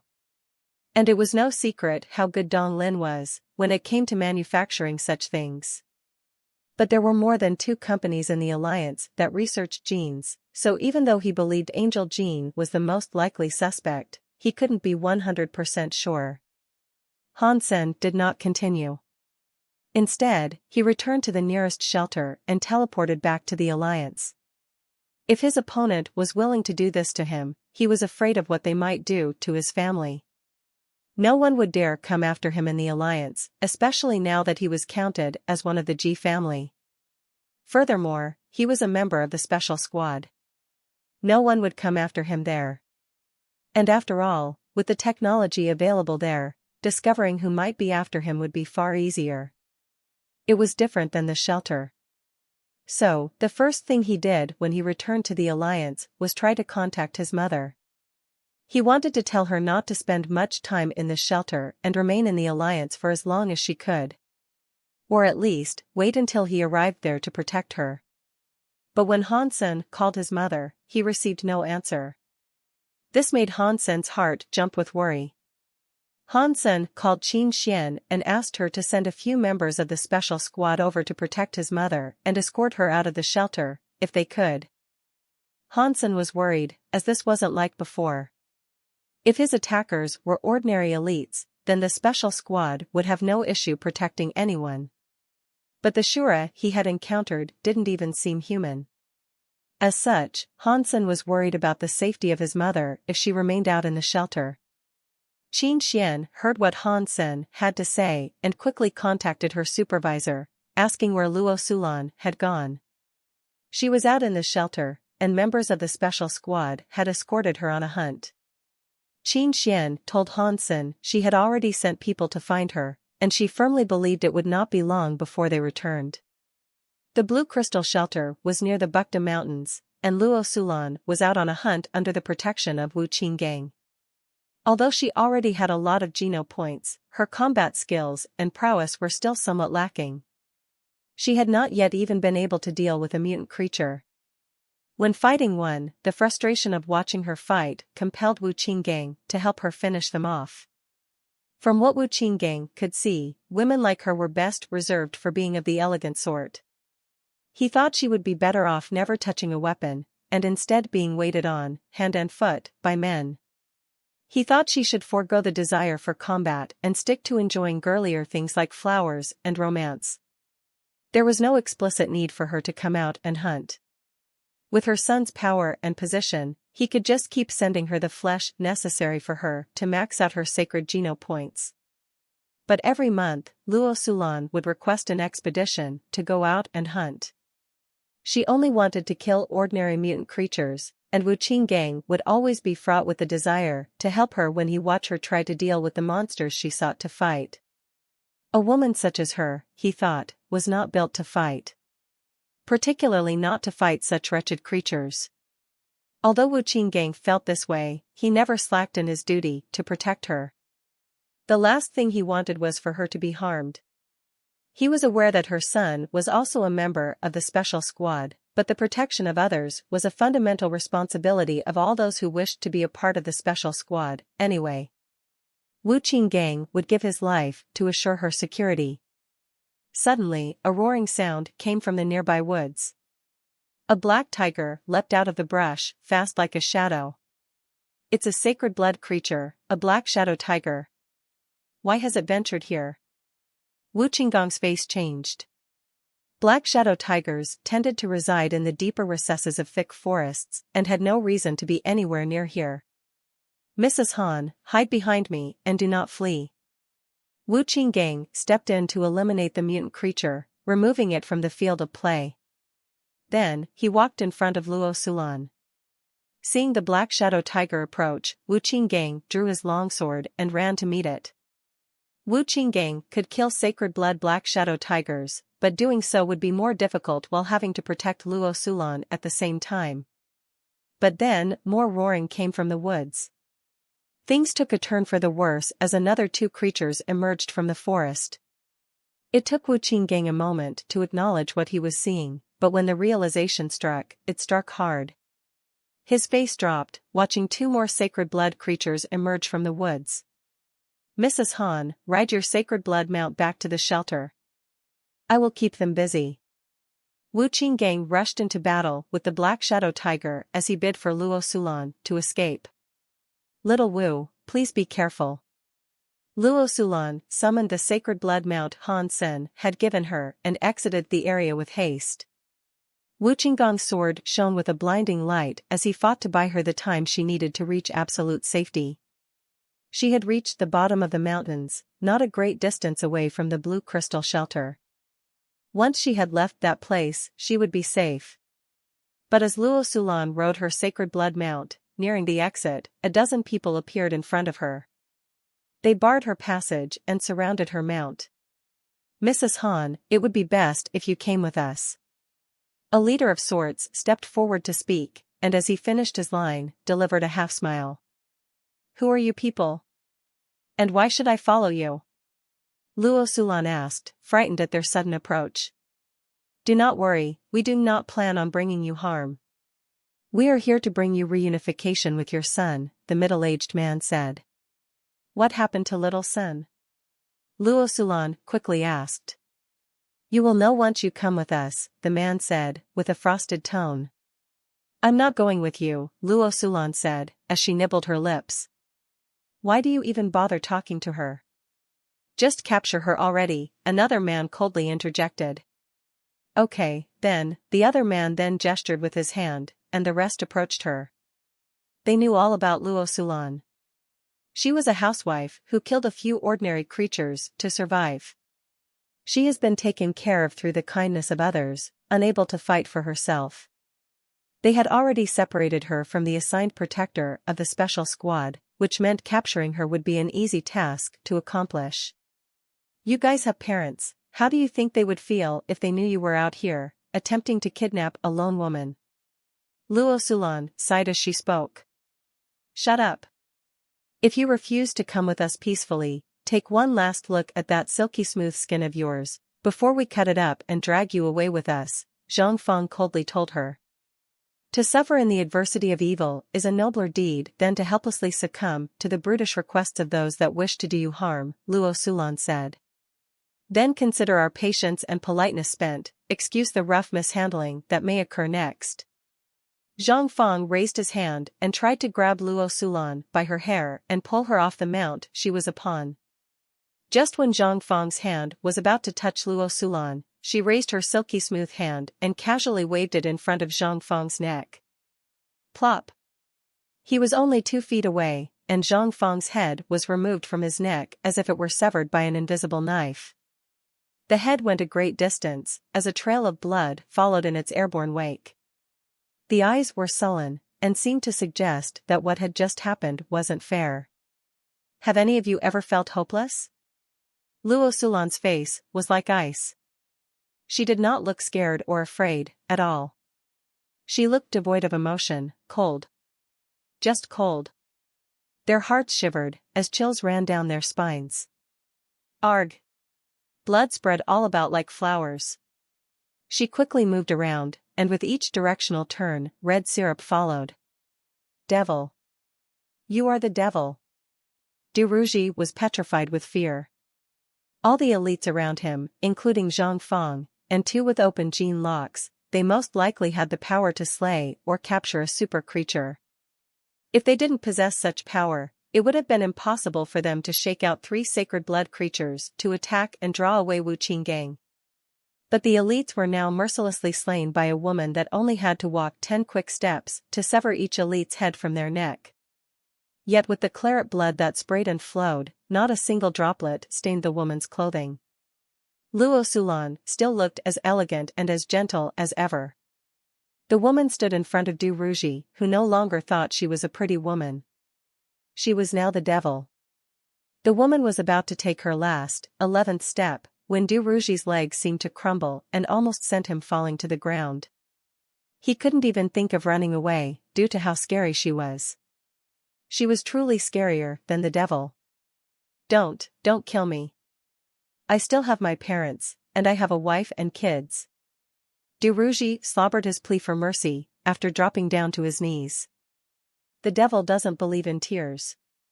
Luo Sulan gave Du Ruji one last, cold look. She swung her hand, and another head rose to the sky with an airborne wake of blood. The Blue Crystal team found Luo Sulan out near the mountains and quickly brought her back to the shelter. Wu Qinggang killed 1 sacred blood creature and managed to chase away the other 2 before returning himself. The Blue Crystal team believed things were not as simple as they might have initially seemed, as those sacred blood creatures should not have appeared where they were in the first place. But aside from their intrusion, nothing else happened. Luo Sulan was safe. Although it was strange, Luo Sulan's safety was all that mattered. After she returned to the shelter, she teleported to the Alliance. Near the base of the mountains, the ground seemed disrupted. The soil seemed fresh, as if something had been recently buried. "Mom, are you okay?" Qin Xian had told Han Sen what had occurred at the shelter, and he found it strange, as well. But if they wanted to bring harm to his mother, it didn't seem like the attraction of the 3 sacred blood creatures would be enough. "I'm fine, what could have possibly happened to me?" Luo Sulan asked. "Mom, I may have offended someone in the shelter. They have tried to come at me already, but they were unsuccessful. Since they could not take out their grievances on me, I fear they may come for you, my family, in response. As such, I don't believe you should leave the safety of the Alliance for the time being," Han Sen told her directly.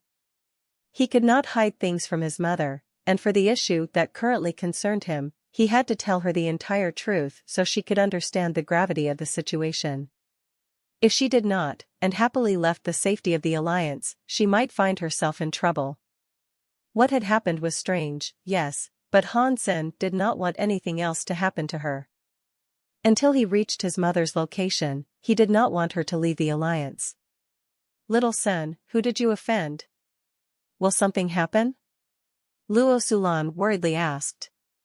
"Don't worry, I can handle all this. Your son is strong now," Han Sen smiled as he spoke. "It's my fault, for being unable to protect you," Luo Sulan spoke, with a tone of sadness. "Mom, it was difficult enough for you to raise me. Now, I should be the one protecting you," Han Sen quickly told her. "Little Sen, do you still have your great-grandfather's relic?" Luo Sulan asked him, seemingly randomly. "Of course I do. Do not worry for that, Mom. I always carry this pendant," Han Sen said. "All right, then." A look of relief then washed over Luo Sulan. After hanging up the communicator, Luo Sulan's expression was complicated. She thought to herself, after all these years spent working so hard, can we still not escape this loop? After Han Sen confirmed his mother's safety, he decided to resume his journey to the Blue Crystal Shelter. The Black Desert. An endless black desert that looked like the inside of Hell's furnace. The colors were bleak and hopeless, far more depressing than an average desert. Han Sen was riding Golden Growler through the Black Desert, and because of the region's vast size and barren wastes, he looked lonely and small in its midst. "I wish I did not have to eat or drink. At least I would feel better in this damn place if I did not have to." Han Sen had been on his traversal of the Black Desert for 6 days, before realizing he was lost. A massive black sandstorm had kicked up 2 days prior, which was quite threatening. It did not harm Han Sen, but in his escape, he ended up losing all sense of direction. Han Sen now focused on walking in a single direction, in the hope he could wander out of the Black Desert before exhausting all of his nutrient solutions. The silver fox didn't look comfortable under the sunlight. It still remained perched on Han Sen's shoulder, but it used its own tail as a shield or fluffy parasol to block the sunlight. It also yawned a lot. A shelter? Han Sen saw a really large building in the middle of the black sands he traversed, which made him open his eyes wide. Even if it wasn't a human shelter, and as long as it wasn't a super shelter, he could venture inside and obtain a new spirit. If he did that, he could teleport back to the Alliance and have a hot shower. He could rest, restock, and prepare himself once more. Han Sen hurried his golden growler, wanting to approach the place faster. He keenly observed the shelter as he drew closer and closer. It was fairly small, so he became certain that it wasn't a super shelter. From how small it actually seemed, it didn't even seem royal shelter-sized. He assumed it was more likely a noble shelter. But when he got closer, Han Sen began to feel a little disturbed. The shelter looked a little disheveled and rugged. It didn't look to be in total ruin, but it most certainly looked like an ancient city that had been abandoned a long time ago. This cannot be an abandoned shelter. "Oh, please, God, let the teleporter still be functional," Han Sen prayed in his heart. As he got closer to the Yellowstone City, things were not as bad as they initially seemed. It was indeed a human shelter, and before the front gate, he noticed a giant parasol had been placed. Under the parasol was a sunbathing bench with a person lying on it. There was a beautiful woman lying there. She had nice long legs with short black hair. Her butt was firm and round like a peach, whose limelight was only stolen by her large boobies. Her waist was slim but solid, and you could see a little muscle there. In the middle of this boring black desert, Han Sen's eyes almost fell out at how amazing this sight was. How could Han Sen see it so clearly? Because the short-haired lady was naked, sunbathing on the bench in a relaxed posture. Are my eyes playing tricks? Am I suffering a hallucination, having been in the black desert too long? Maybe it really is a mirage. Han Sen rubbed his eyes hard, wanting to confirm what he was seeing was actually true. The Yellowstone city was still there. The parasol and the sunbathing bench were still there, as was the beautiful lady. But Han Sen still did not believe it to be true. He put the golden growler back in the Sea of Soul and sped up his approach to the Yellowstone city. He ran there as fast as his legs could carry him. As Han Sen got closer and closer, the image of the place he had discovered became clearer and clearer. It really did seem like a real place that existed. No way. Is this for real? There is no way I'm this lucky. It doesn't make sense to have a pretty, naked woman sunbathing here in the desert. This must be a hallucination, it must be. The Black Desert does not have a human shelter. Han Sen did not believe what he was seeing was actually true. The beautiful woman lay in front of Han Sen, facing down. She wore sunglasses, and beside her was some juice and snacks. She appeared to be asleep. Hallucination. It has to be a hallucination. Han Sen was now in front of the short-haired lady.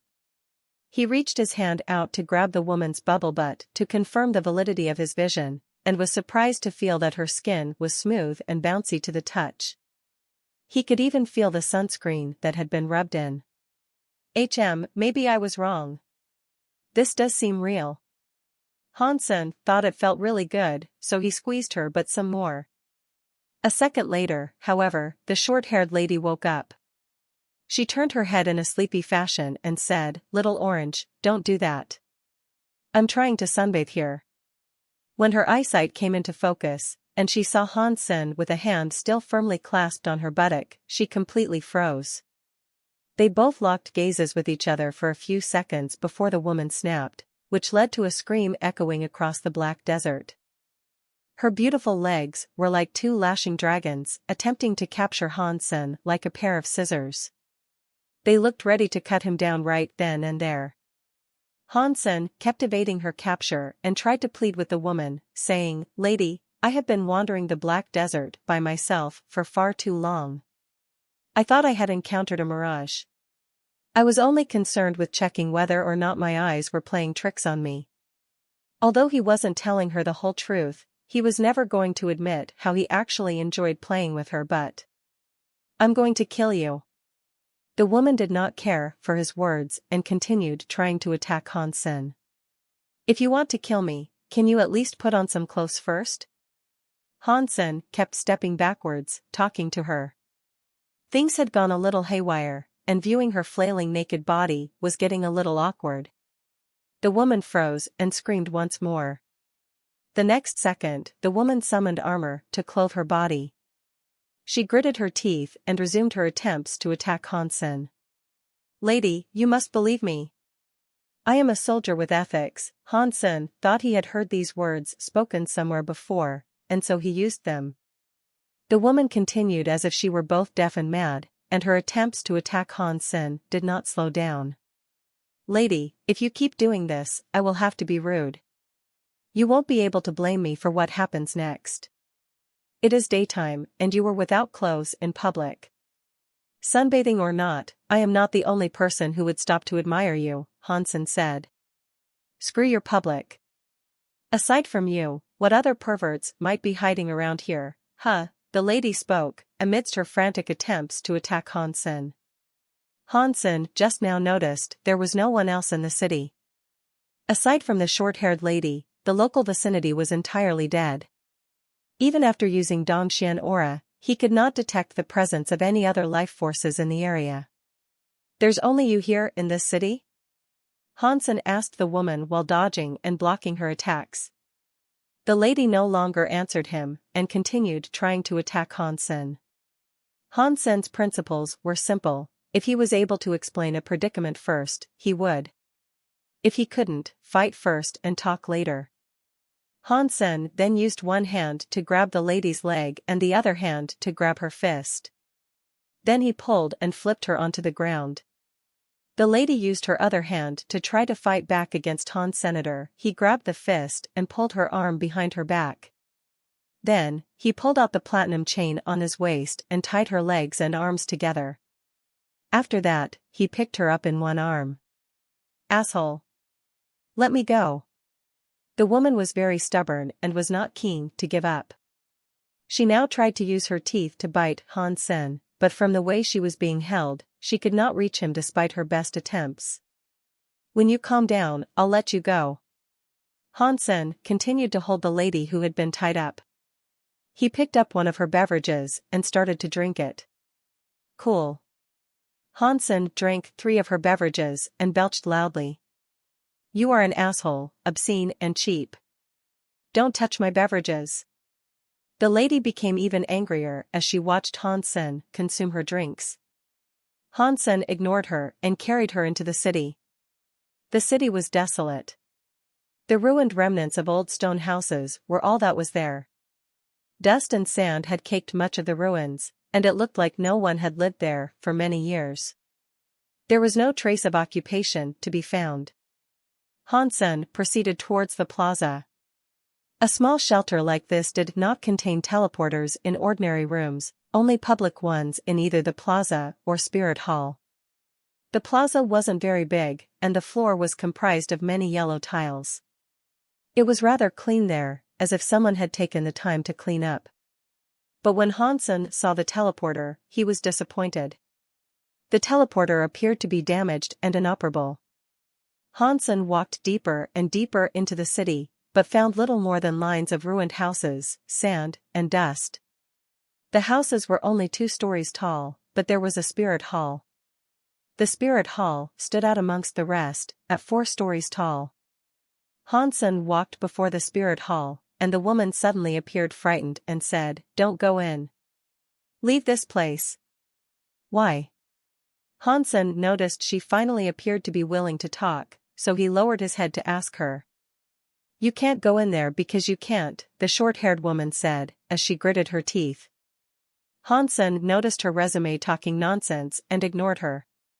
He walked forward. "Stop. Don't go in, there is a scary spirit in there," the short-haired lady quickly shouted. Hansen lifted his lips and told her, "But it's such a small shelter. This is a noble shelter at the most, so what manner of scary spirit can possibly reside here? Besides, if there is one, how have you managed to teleport in and out of this place?" "There really is a spirit in there, and I have never left this place," the short-haired woman stressed. "PFFF. Don't tell me those beverages came with you on a journey here." Hansen was not buying her story. When the short-haired lady heard that, she thought about Hansen not only squeezing her but also drinking the beverages she had held on to for so long. And the fact he drank 3, all at once. Angrily, she said, "Yes. That is right, you big horny asshole. Give me back my beverages." PFFF. Hansen still did not believe her. Still carrying the woman, he approached the door and pushed it open.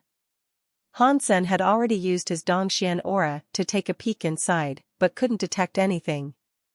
Therefore, he believed she was lying. "Don't go. There really is a scary spirit in there, and you'll regret stepping inside. Let me go and die inside there all alone, don't drag me down to hell with you." The short-haired lady noticed he was ignoring her plights and warnings, so she did her best to persuade him not to open the door. She almost cried aloud. The moment Hansen stepped into the spirit hall, his heart jumped. A scary force approached him like a black shadow or a toxic snake. Dong. Hansen held his flaming Rex spike horizontally and blocked the shadow-like snake. He saw what appeared to be an arm-thick, black chain wrap itself around his Rex spike. On the other side of the black chain, a person appeared to be holding it, clad in broken armor. He was impaled on a black pillar, and the chain he wielded led through his body and into the stone behind him. The man looked pretty but cold, and he had long, narrow eyes. He had 2 fox ears in his long black hair. He coldly looked at Hansen, as his long fingers clasped the other end of the chain. Dong. The man yanked the chain, and a powerful force tugged Hansen towards him.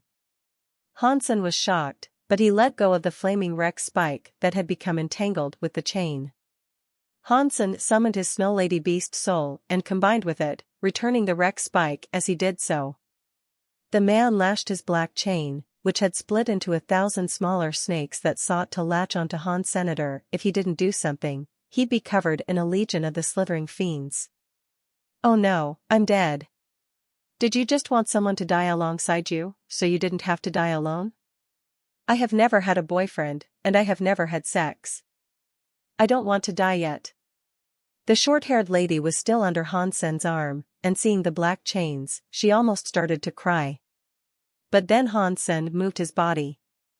With the lady in hand, he managed to weave and evade every single chain lash. The attacker looked spooked, and so he lashed his chain again. The black chain that he wielded looked alive, and it turned into a toxic snake that tried to snap and bite Hansen. Hansen ran between the chains, and no matter how frightening the weapon was, it could not touch him. "I'm going to die. I'm going to die." The short-haired lady felt like a passenger in a car, driving at top speed along a cliffside. Any second, the car might tip and send her plummeting to the distant ground below. The short-haired lady's eyes were starting to water. Hansen had the skills to dodge the attacks. However, if the short-haired lady had been left to her own devices, she'd have been snatched up by the chain in an instant. But still, being held by Hansen and having her life put entirely within his hands was more terrifying than anything else imaginable. Hansen's face was starting to look gloomy, though, and he was already pushing his Dongxian Sutra to the max. All he could do was continue to dodge the man's chain, and no matter how much he tried, he couldn't find a window of opportunity sufficient for him to make an exit. This is a super spirit, that's for sure. But why has it been locked up in here like this? Hansen pondered the peculiarity of Spirit's situation, as he observed the hall in between his evasions of the attacks. There was no statue in the hall, just one black pillar. There were 2 black chains that were each as thick as an arm. They were wielded by the spirit, yes, but they were attached to the pillar through exposed wounds in the man's chest. The man had less than 1 meter leniency in movement, and the chain he used was one of the 2 that bound him to the pillar. Hansen used Dongxian aura but was unable to observe the man's energy. Hansen tried escaping 6 times, but his withdrawal was prohibited each time by the chain.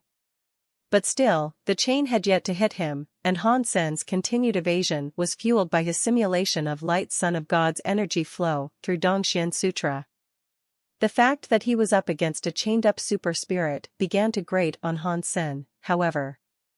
He believed he should have had more than what it took to defeat such a foe, and his inability to do so made him sulk. Still, he knew it would be best for him to try to escape right then, and so that was where he utilized his power.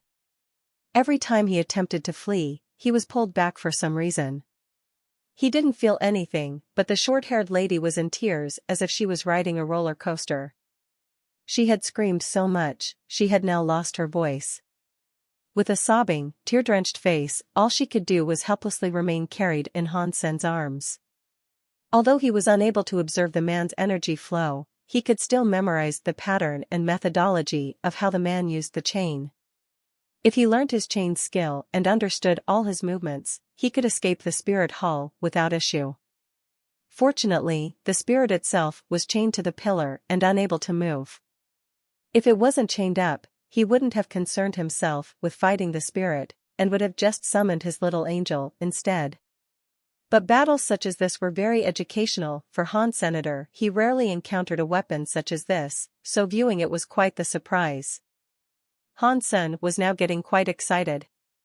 He almost forgot about the crying woman under his arm.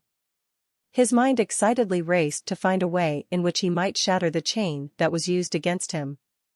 After an hour of this, Han Sen finally managed to exit the hall. The spirit's full power was undoubtedly restricted by its binding. Why is that spirit chained up here? There is no statue or spirit stone here. It's pretty strange to say the least. Because he had no spirit stone, Han Sen had no particular interest in killing the spirit. Killing him did not provide Han Sen any benefit, and instead, it might only aid his attacker.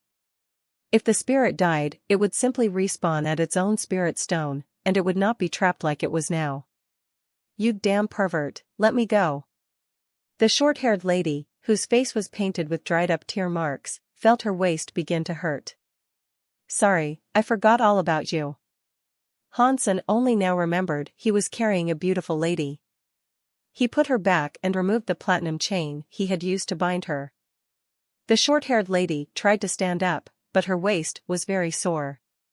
Her whole body was feeling numb, too. She stood up halfway, but then stumbled and fell back into Han Sen's arms. Han Sen helped her stand up straight, smiled, and said, "Lady, I know I am handsome, but please slow down. There is no need to literally throw yourself into my arms. I am not willing to date just anyone. It is important that we get to know each other first. You go to hell." The lady pushed Han Sen away and sat down on a stone stair, feeling somewhat crippled. She then began rubbing her sore waist. Han Sen wanted to flirt with the lady for a bit longer and perhaps come to learn of what might have happened here. But suddenly, he felt a scary presence dawn someplace outside the city walls. It was moving quickly. Han Sen seemed glum and looked out towards the city gate.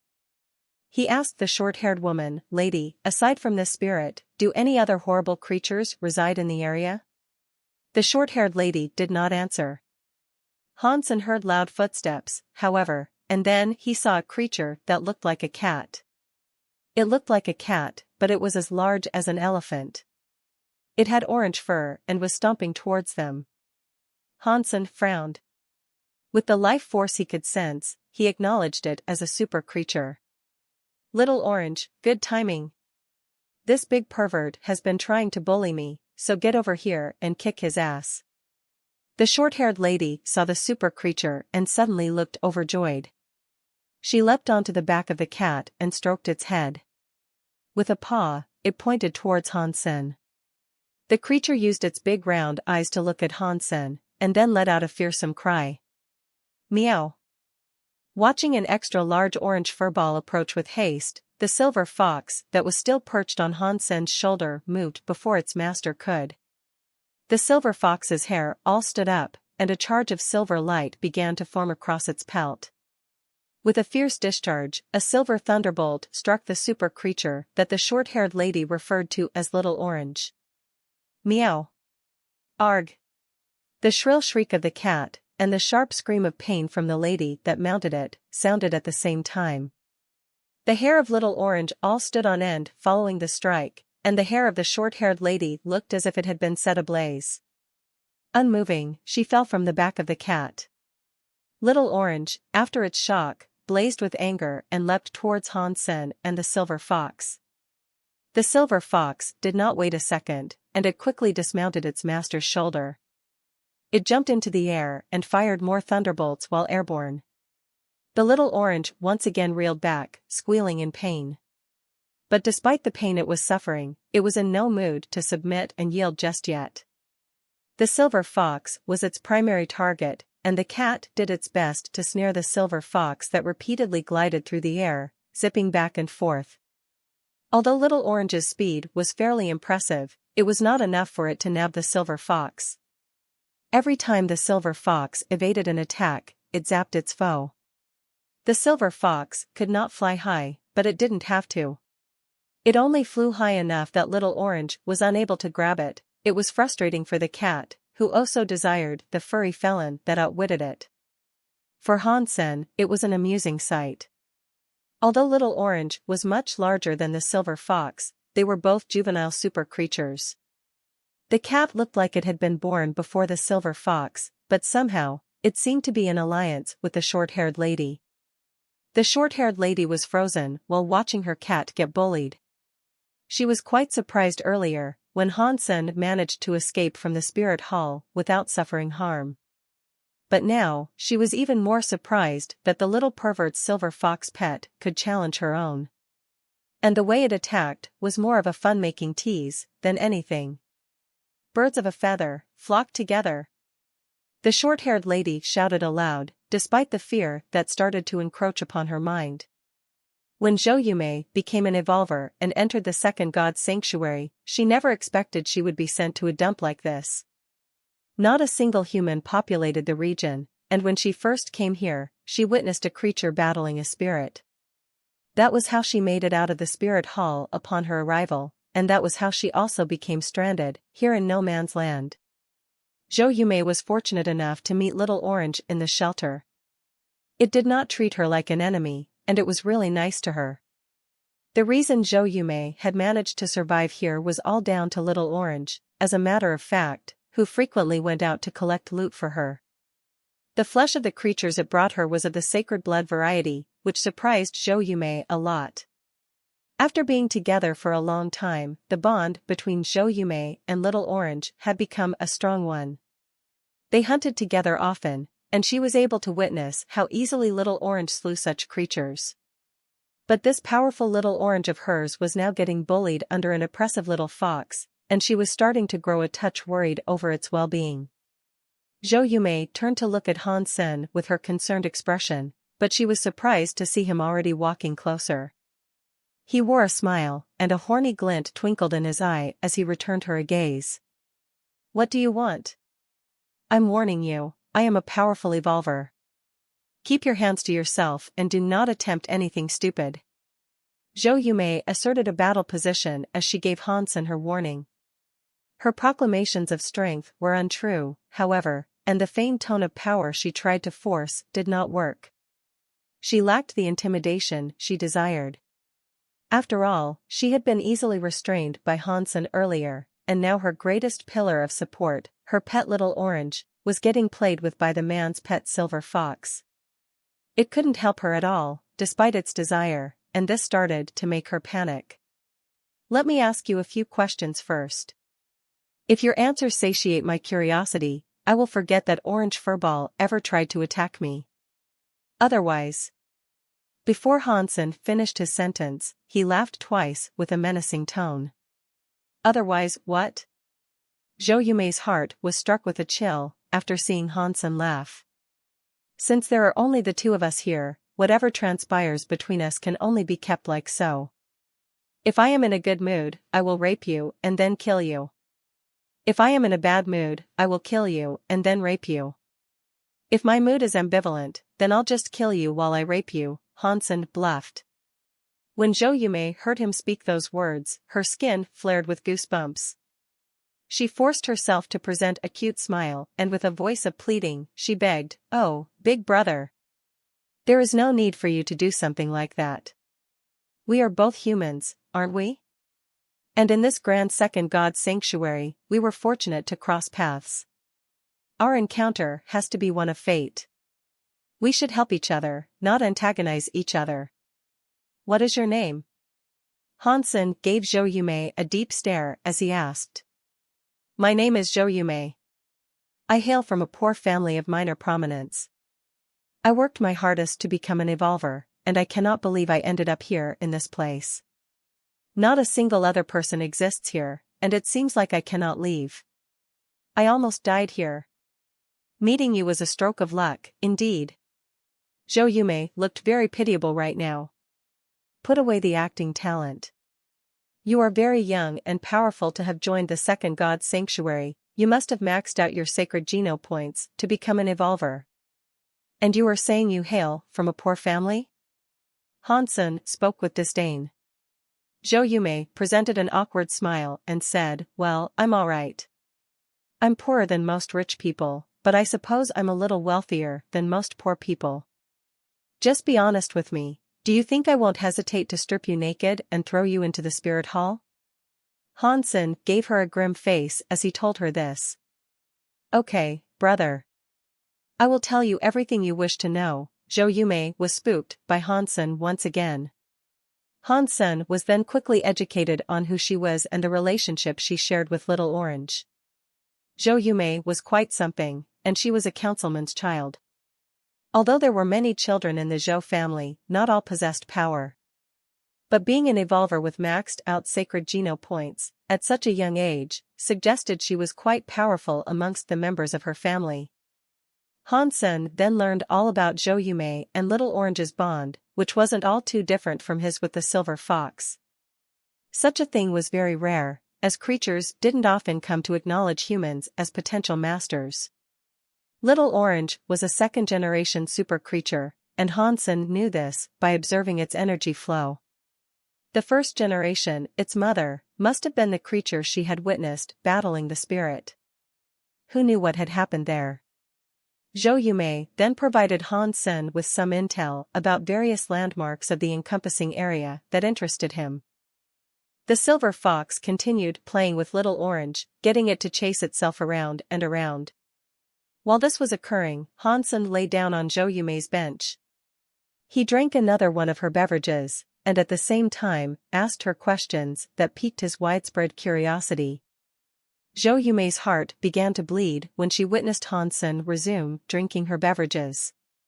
She had been saving them for half a year. But she had to concede and allow it and answer every question Hansen posed. One can after another, Hansen drank. He had been traversing the desert for quite some time, and he had grown tired of the repetitive taste of nutrient solutions. Having long fancied the taste of something else, he couldn't quite help himself from taking her drinks. He had drunk so much that her coveted trove of drinks had now been depleted, and only one remained. When his devilish hands reached out to grab it, Zhou Yumei reached a breaking point. She could no longer restrain herself, and so she lunged out to grab the can. She quickly opened it and gulped it down in one large swig. After she was done, it was as if it had instilled her with a renewed confidence. She chucked the can away, looked at Hansen, and told him, "Do whatever you want to me, I would rather die with dignity." Hansen took off the sunglasses he was wearing, which also belonged to Zhou Yumei, and looked at her face, which spoke of a willingness to accept death. Then he said, "Your dignity is equivalent to the worth of a soda can?" Zhou Yumei's face went all red. She had been stuck in this place for the longest time, and the drink and snacks she had kept were a suspension and fortification of her hope. Now, that had been ruined by Han Senator. That was why she could no longer hold her tongue and lashed out, but unfortunately for her, Hansen had a quick-witted, forked tongue. The words made her regret saying anything. Seeing Zhou Yumei hold her own tongue once more, Hansen hopped off the bench. This shocked Zhou Yumei. She took a few steps backward and asked, "What are you doing?" "What? Must I report my comings and goings to you or something?" Hansen smiled at Zhou Yumei. "No, you aren't, what?" Zhou Yumei's tongue tangled itself, tripping her words. She looked happy. "If you really want to die, I can aid you in accomplishing this desire," Hansen said. "No, you commit to your own deeds. I can take care of that myself." Zhou Yumei was starting to talk nonsense. Hansen ignored her, for she was just a young woman. He only wanted to tease her, not outright bully her. Pervert. Horny bastard. Asshole. Animal. Obscene. Cheap. Watching Hansen enter the city, and end up a good distance away from her, Zhou Yumei spoke as many profanities about him as she could. Zhou Yumei was a little depressed. The shelter was far too small, and if she had to remain here with the horny bad guy, problems were bound to occur at some point. "I'm so young and sexy. I have a great figure. There is no way that bad guy will refrain from touching me. Should I escape into the desert now? But then again, I have no idea where I am or where I might go. And there are so many creatures out there, it'd be dangerous. If I don't escape, the holy temple of my body will be desecrated by that bad guy. Zhou Yumei struggled with the decision. The silver fox eventually got tired of running around, and it ended up taking a rest on the city's gate. It looked down on Little Orange, which was still down below, meowing at him. Little Orange had grown tired too, and despite its meowing, it didn't bother jumping up. Whether it was too tired or simply understood its inability to ever catch the silver fox, she didn't know. The pet is just like the master. All it does is infuriate others, they are both just as bad as each other, Zhou Yumei thought to herself, as she peered at the silver fox that was resting above the gate. She was mad. She didn't want to provoke it, however, as she had seen and felt firsthand how powerful the silver fox was. And so, she still contemplated whether or not she should escape. It was almost sunset by now, and she couldn't come to a decision. If Han Sen was an ugly bastard, Zhou Yumei would have already run off a long time ago. But the guy was fairly handsome and quite clean. He didn't look all too scary or villainous, and that was the reason she refrained from running away the moment he left her. Strange, what is he doing in the city, anyway? Why has he been in there for so long? Zhou Yumei suddenly realized he had been in there for a whole afternoon and wondered why he had not yet emerged. She knew all about the city, and she knew there was nothing particularly special about the place. All that was there was a well that could provide water. She then believed Han Sen had gone off in search of water and felt relieved at his disappearance. She feared if he returned, he might hurt her. The time she had spent contemplating her decision of whether or not to stay had made her oblivious to Han Sen's disappearance up until now, as well. But now she started to worry for him. He had been gone for an entire afternoon, after all. Hey! Are you in there? Zhou Yumei called out from the outside. What is he doing in there? Zhou Yumei bit her lip and tiptoed into the city. She sleuthed around carefully in search of him, so she could maybe catch a look at what he had gotten up to during his absence. But after walking around for some time, she couldn't find him. That's strange. Where did he go? Has he left this place? Zhou Yumei mumbled these words beneath her breath, which made her feel a little strange. As she was doing this, it was too late for her to notice. She tripped over something and ended up on the ground. Ouch! Zhou Yumei cried out in pain. When she raised her head, she noticed Han Sen standing right in front of her. In one hand, he held a cake. In the other, a freshly brewed beverage. She also noticed he had changed his clothes, and his hair was damp. His body exuded a pleasant body wash fragrance, he had been in the shower. On his back was a rucksack, stuffed to the brim with more snacks and drinks. Where did you get all that from? Zhou Yumei asked, with eyes opened wide. I bought it, of course. How else would I get it? Han Sen gave her a look as if he was witnessing the feverish question of a mad woman. No, that's not what I meant. Where did you buy all this from? Zhou Yumei quickly asked. I bought it from a vending machine. Where else could I buy them? Han Sen returned a question. Zhou Yumei believed she was going insane. Without a care for how powerful he was, she grabbed Han Sen's arm and asked, You can leave this place? Well, duh. How else could I have bought such stuff? Han Sen smiled. How did you get out? Isn't there a spirit guarding the teleporter? Zhou Yumei asked with giddy excitement. I just walked. After Han Sen said this, he shook off her hand and called for the silver fox. He fed it a geno creation pill. Hey, handsome, can you take me for a walk, as well? Zhou Yumei got closer to Han Sen and held his shoulder, twirling cutely. No.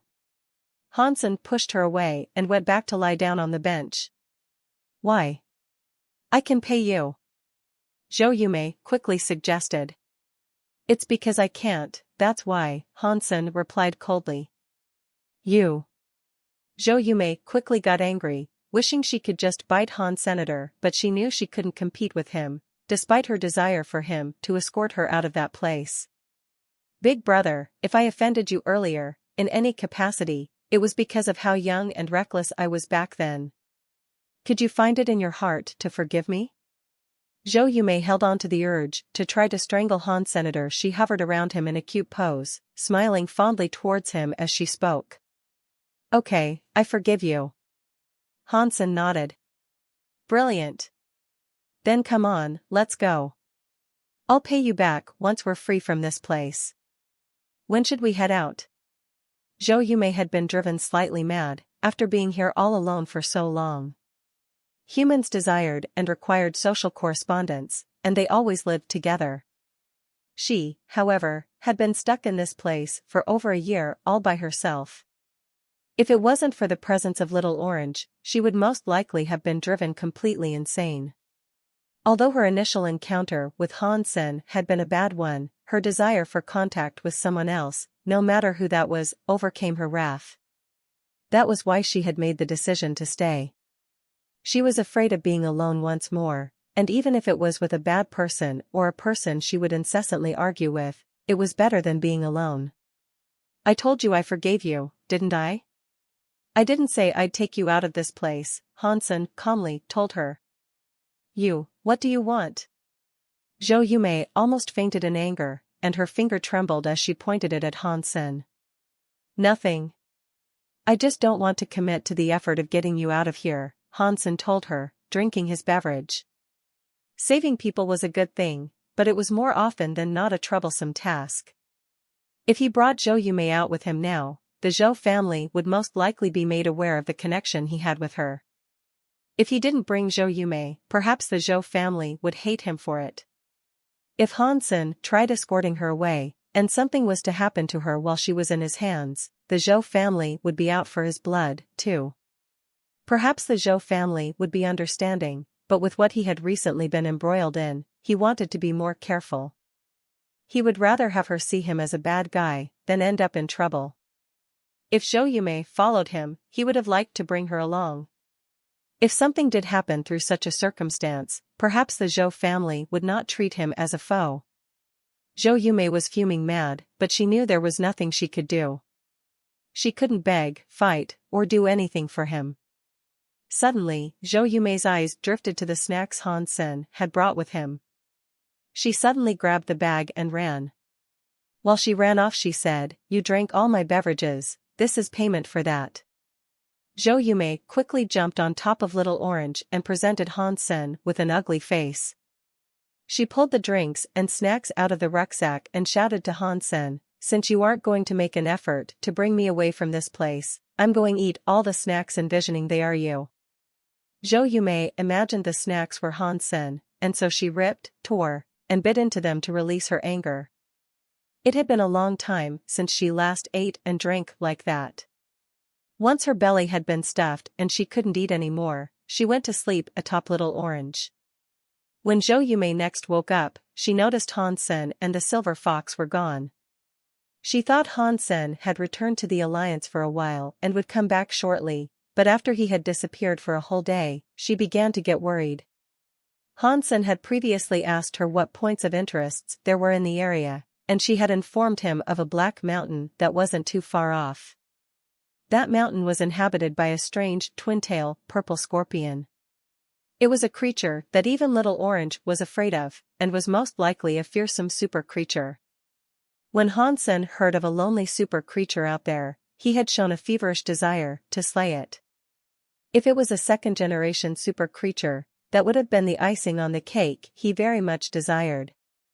According to the directions Zhou Yumei gave him, Han Sen had to walk 100 miles to just about see the mountain in the distance.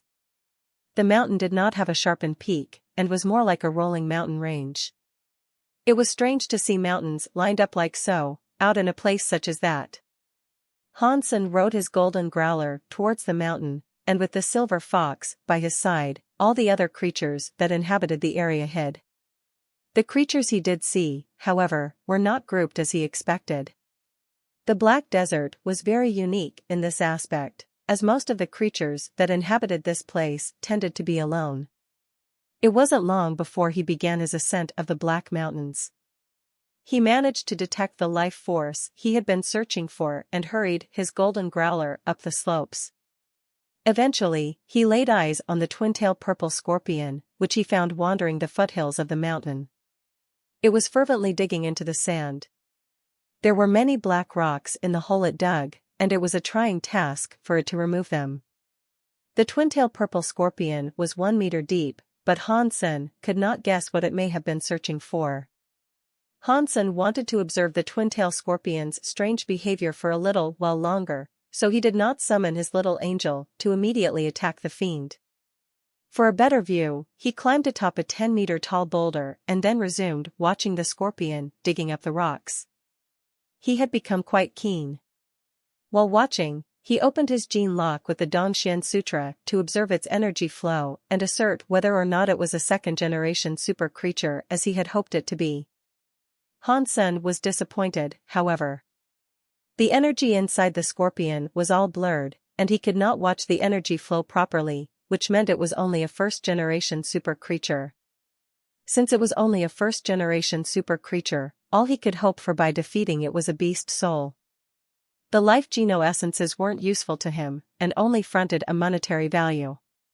Hansen didn't want to sell too many life geno-essences either, as they tended to make others jealous.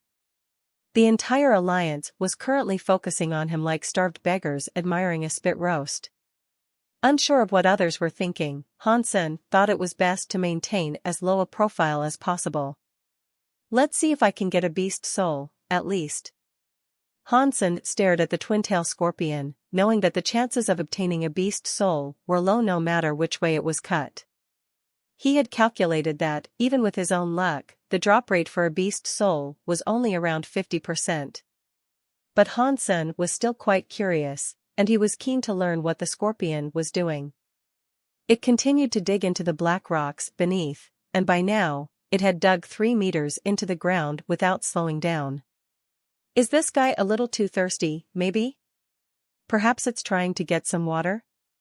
Hansen said this in half-jest, because he knew that super creatures did not need to eat or drink to survive. Only certain special super creatures or pregnant super creatures would occasionally eat. But even still, he had never seen them drink water. What is it doing? Hansen had a strange feeling while observing this. Hansen watched the scorpion for a while as it continued to dig. It kept on digging until it vanished from sight, and all Hansen could see was the remaining presence of a hole. Hansen summoned his wings and flew up high to get an aerial view of the hole. Upon inspection, he noted that the hole was 12 meters deep and it eventually opened up into a cave or cavern of sorts. There has to be something special down there. Hansen was surprised, and so he summoned his super armor and ventured inside with his silver fox in hand. Once he had dropped down into the cave, he noticed the presence of an opening in one of the walls. He ventured closer to have a look, and what he saw surprised him. There was a further cavern inside, one that was massive. He couldn't even begin to predict how large it was. It was decorated in bamboo-like fauna and flora, many of which reached up to the cavern's ceiling. It was an incredible sight. The twin-tailed scorpion was inside, snapping the bamboo-like plants. The shoots were hollow inside, but many of them contained big white bugs, not too dissimilar to silkworms. They were only about 10 centimeters long, but they looked juicy and fat. The scorpion ate the white bugs and bamboo together, which produced an echoing munching sound. Are those white bugs creatures, by any chance? If the scorpion is eating, that most likely means it is pregnant. Hansen reviewed the situation and asked himself a number of questions. The bamboo and the white bugs in the cave were eaten in droves by the hungry scorpion. Eventually, it looked to be full and wanted to leave, and so it started to return in Hansen's direction. Hansen quickly made his exit and evaded the scorpion's sight. It wasn't long before the scorpion itself re-emerged, and when it did, it went up the mountain. Hansen did not give the scorpion chase. If it really was pregnant, he knew it'd be a waste to kill it now. He much preferred the idea of waiting until it had given birth, before slaying it and the baby. But Hansen still had a strong interest in the bamboo he had observed down below, and the white bugs they seemed to contain. He waited until the scorpion was long gone and then, with a command for the silver fox to stand guard, ventured back inside. He didn't want to risk having the scorpion return and corner him. There were many bamboo-looking plants in the cavern, and they were about 30 centimeters in diameter. Many of them had already been snapped in two by the scorpion, following its visit, so there was a lot strewn across the ground. This included many of the white bugs the scorpion had missed.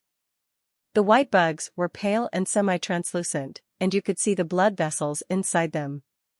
The bugs that were on the ground were wriggling around. They tried slithering back into the broken bamboo shoots, but they had some difficulty. They couldn't enter the perfect bamboo. Hansen picked up a broken shoot of bamboo and tried to crush it in his hands, but could not. He had to amp up his strength and exhaust all the power he could to eventually do so. That's some tough bamboo. Hansen threw the bamboo on the floor and then summoned his peacock crossbow. He loaded it with a Z-steel bolt and fired it at one of the bugs that was trying to crawl its way into one of the broken bamboo ends. The Z-steel bolt pierced through the white bug's body, which made it squeal and release a white fog. The temperature began to drop, and the little area around the bug got all frosty.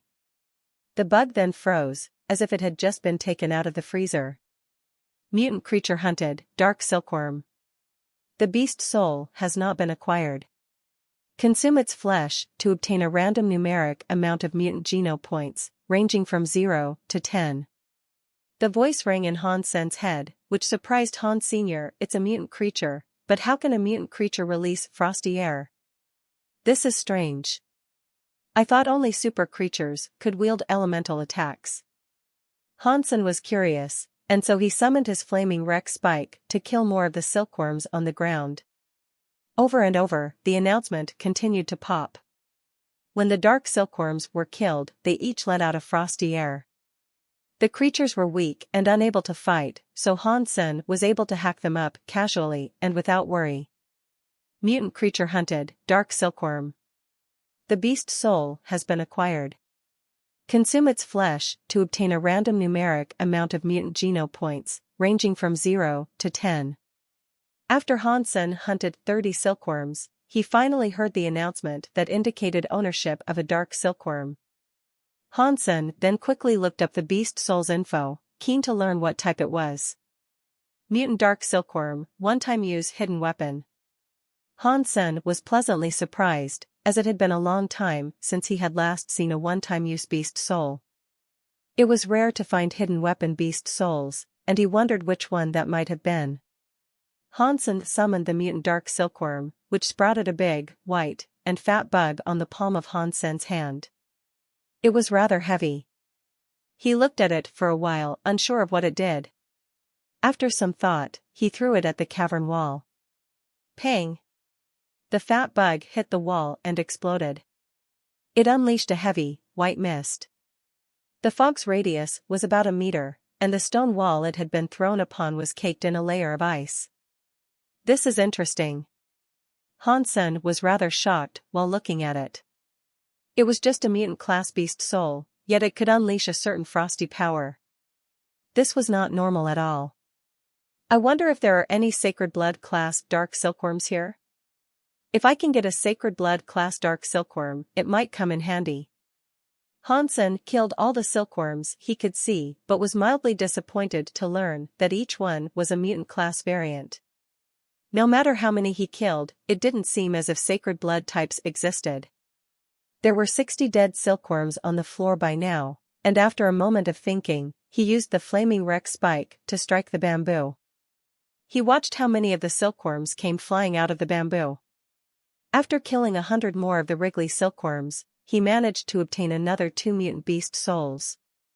But still, no Sacred Blood types. Never mind. Let me pack up the ones I've already killed and vacate the area. If I dry them up and grind them into powder, people who eat them will be able to increase their mutant geno points with ease. That's not too bad. Hansen used a bag to collect the 100 frozen silkworm bodies and turned around to go outside and dry them. There were many silkworms in that subterranean forest, and there seemed to be at least 10 of them in every single shoot of bamboo. If he wanted to harvest them all, he couldn't imagine how long that might have taken. Hansen planned to temporarily give up killing the silkworms, wanting to wait until the scorpion came back, ate its fill, and gave birth. Once the scorpions had been dealt with, Hansen had the idea of returning here to harvest and collect the rest of the silkworms, free from possible intrusion. After Hansen picked up all the silkworms he had killed, Hansen suddenly heard a noise come from deeper within the bamboo forest. It seemed that something was emerging from further within. Hansen put away his energy and immediately retreated, and then used his jade skin to unlock his gene lock. Although Dongshan Sutra and jade skin were comparable after opening the gene lock, there were still some notable differences. Jade skin also focused on enhancing the seventh sense, although it wasn't as detailed as the Dongshan Sutra, it had a greater range. The range of the Dongshan Sutra's enhancement to the seventh sense was limited to the length of the Dongshan aura. Hansen scanned the bamboo forest with alertness, as if he had activated God mode. With his senses, he was able to determine that something was traveling towards him at a rapid pace. It was currently 3 miles away, but that distance was sure to close fast. Hansen could sense its approximate size, and deduced it was around the size of an average household cat. Its shape was circular, like the grubs he had just harvested. What it wasn't, was slow. Unlike said bugs, what was coming towards him was very fast. Like a mad rabbit, it came running. Is it a sacred blood dark silkworm? The thought of this made Hansen quite happy. As time ticked by, the unseen menace closed the gap between them. When it emerged, Hansen was finally able to see that it was an extra-large grub. Its body glistened like ice. A frost aura encompassed it, and it left a trail of ice in its wake. Hansen switched his gene lock over to Dongshan Sutra and took a reading of the icy fiend that had approached. Its life force was far stronger than mutant, and was indeed most likely a sacred blood class silkworm.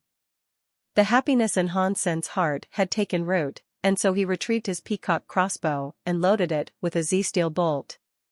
He took aim at the bamboo forest, and when it was close enough, he'd pull the trigger and swiftly end its life. More than anything, he wanted to see if there was a beast soul to be obtained from it. As the distance between Hansen and the ice silkworm got smaller and smaller, however, he started to feel as if something wasn't quite right. The closer it came, the stronger the life force of the silkworm became. It soon exceeded the measure of any sacred blood creature he had dealt with before. Is it a super creature? Hansen's face changed. He scanned it multiple times to gain a more accurate reading, but it still left him as puzzled as ever. It was definitely not a super creature. Berserk sacred blood, perhaps? Hansen squinted his eyes.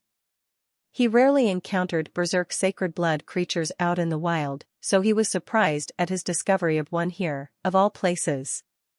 Watching the ice silkworm draw nearer and nearer, it had now come within 1,000 meters of Hansen. He refocused his peacock crossbow, but then heard more noises from the bamboo forest. Rustle. Rustle. It now seemed like an entire choir of creatures were frantically racing through the forest. At this, Hansen's face changed. Now, he was seeing a large number of icy silkworms emerge from somewhere in the bamboo woods. From his quick, initial tally, he managed to count 100 of them. Impossible.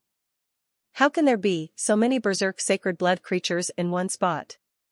Hansen was rightfully shocked. They didn't frighten him, as he knew they were of no match for him, he just thought the number of them was scary.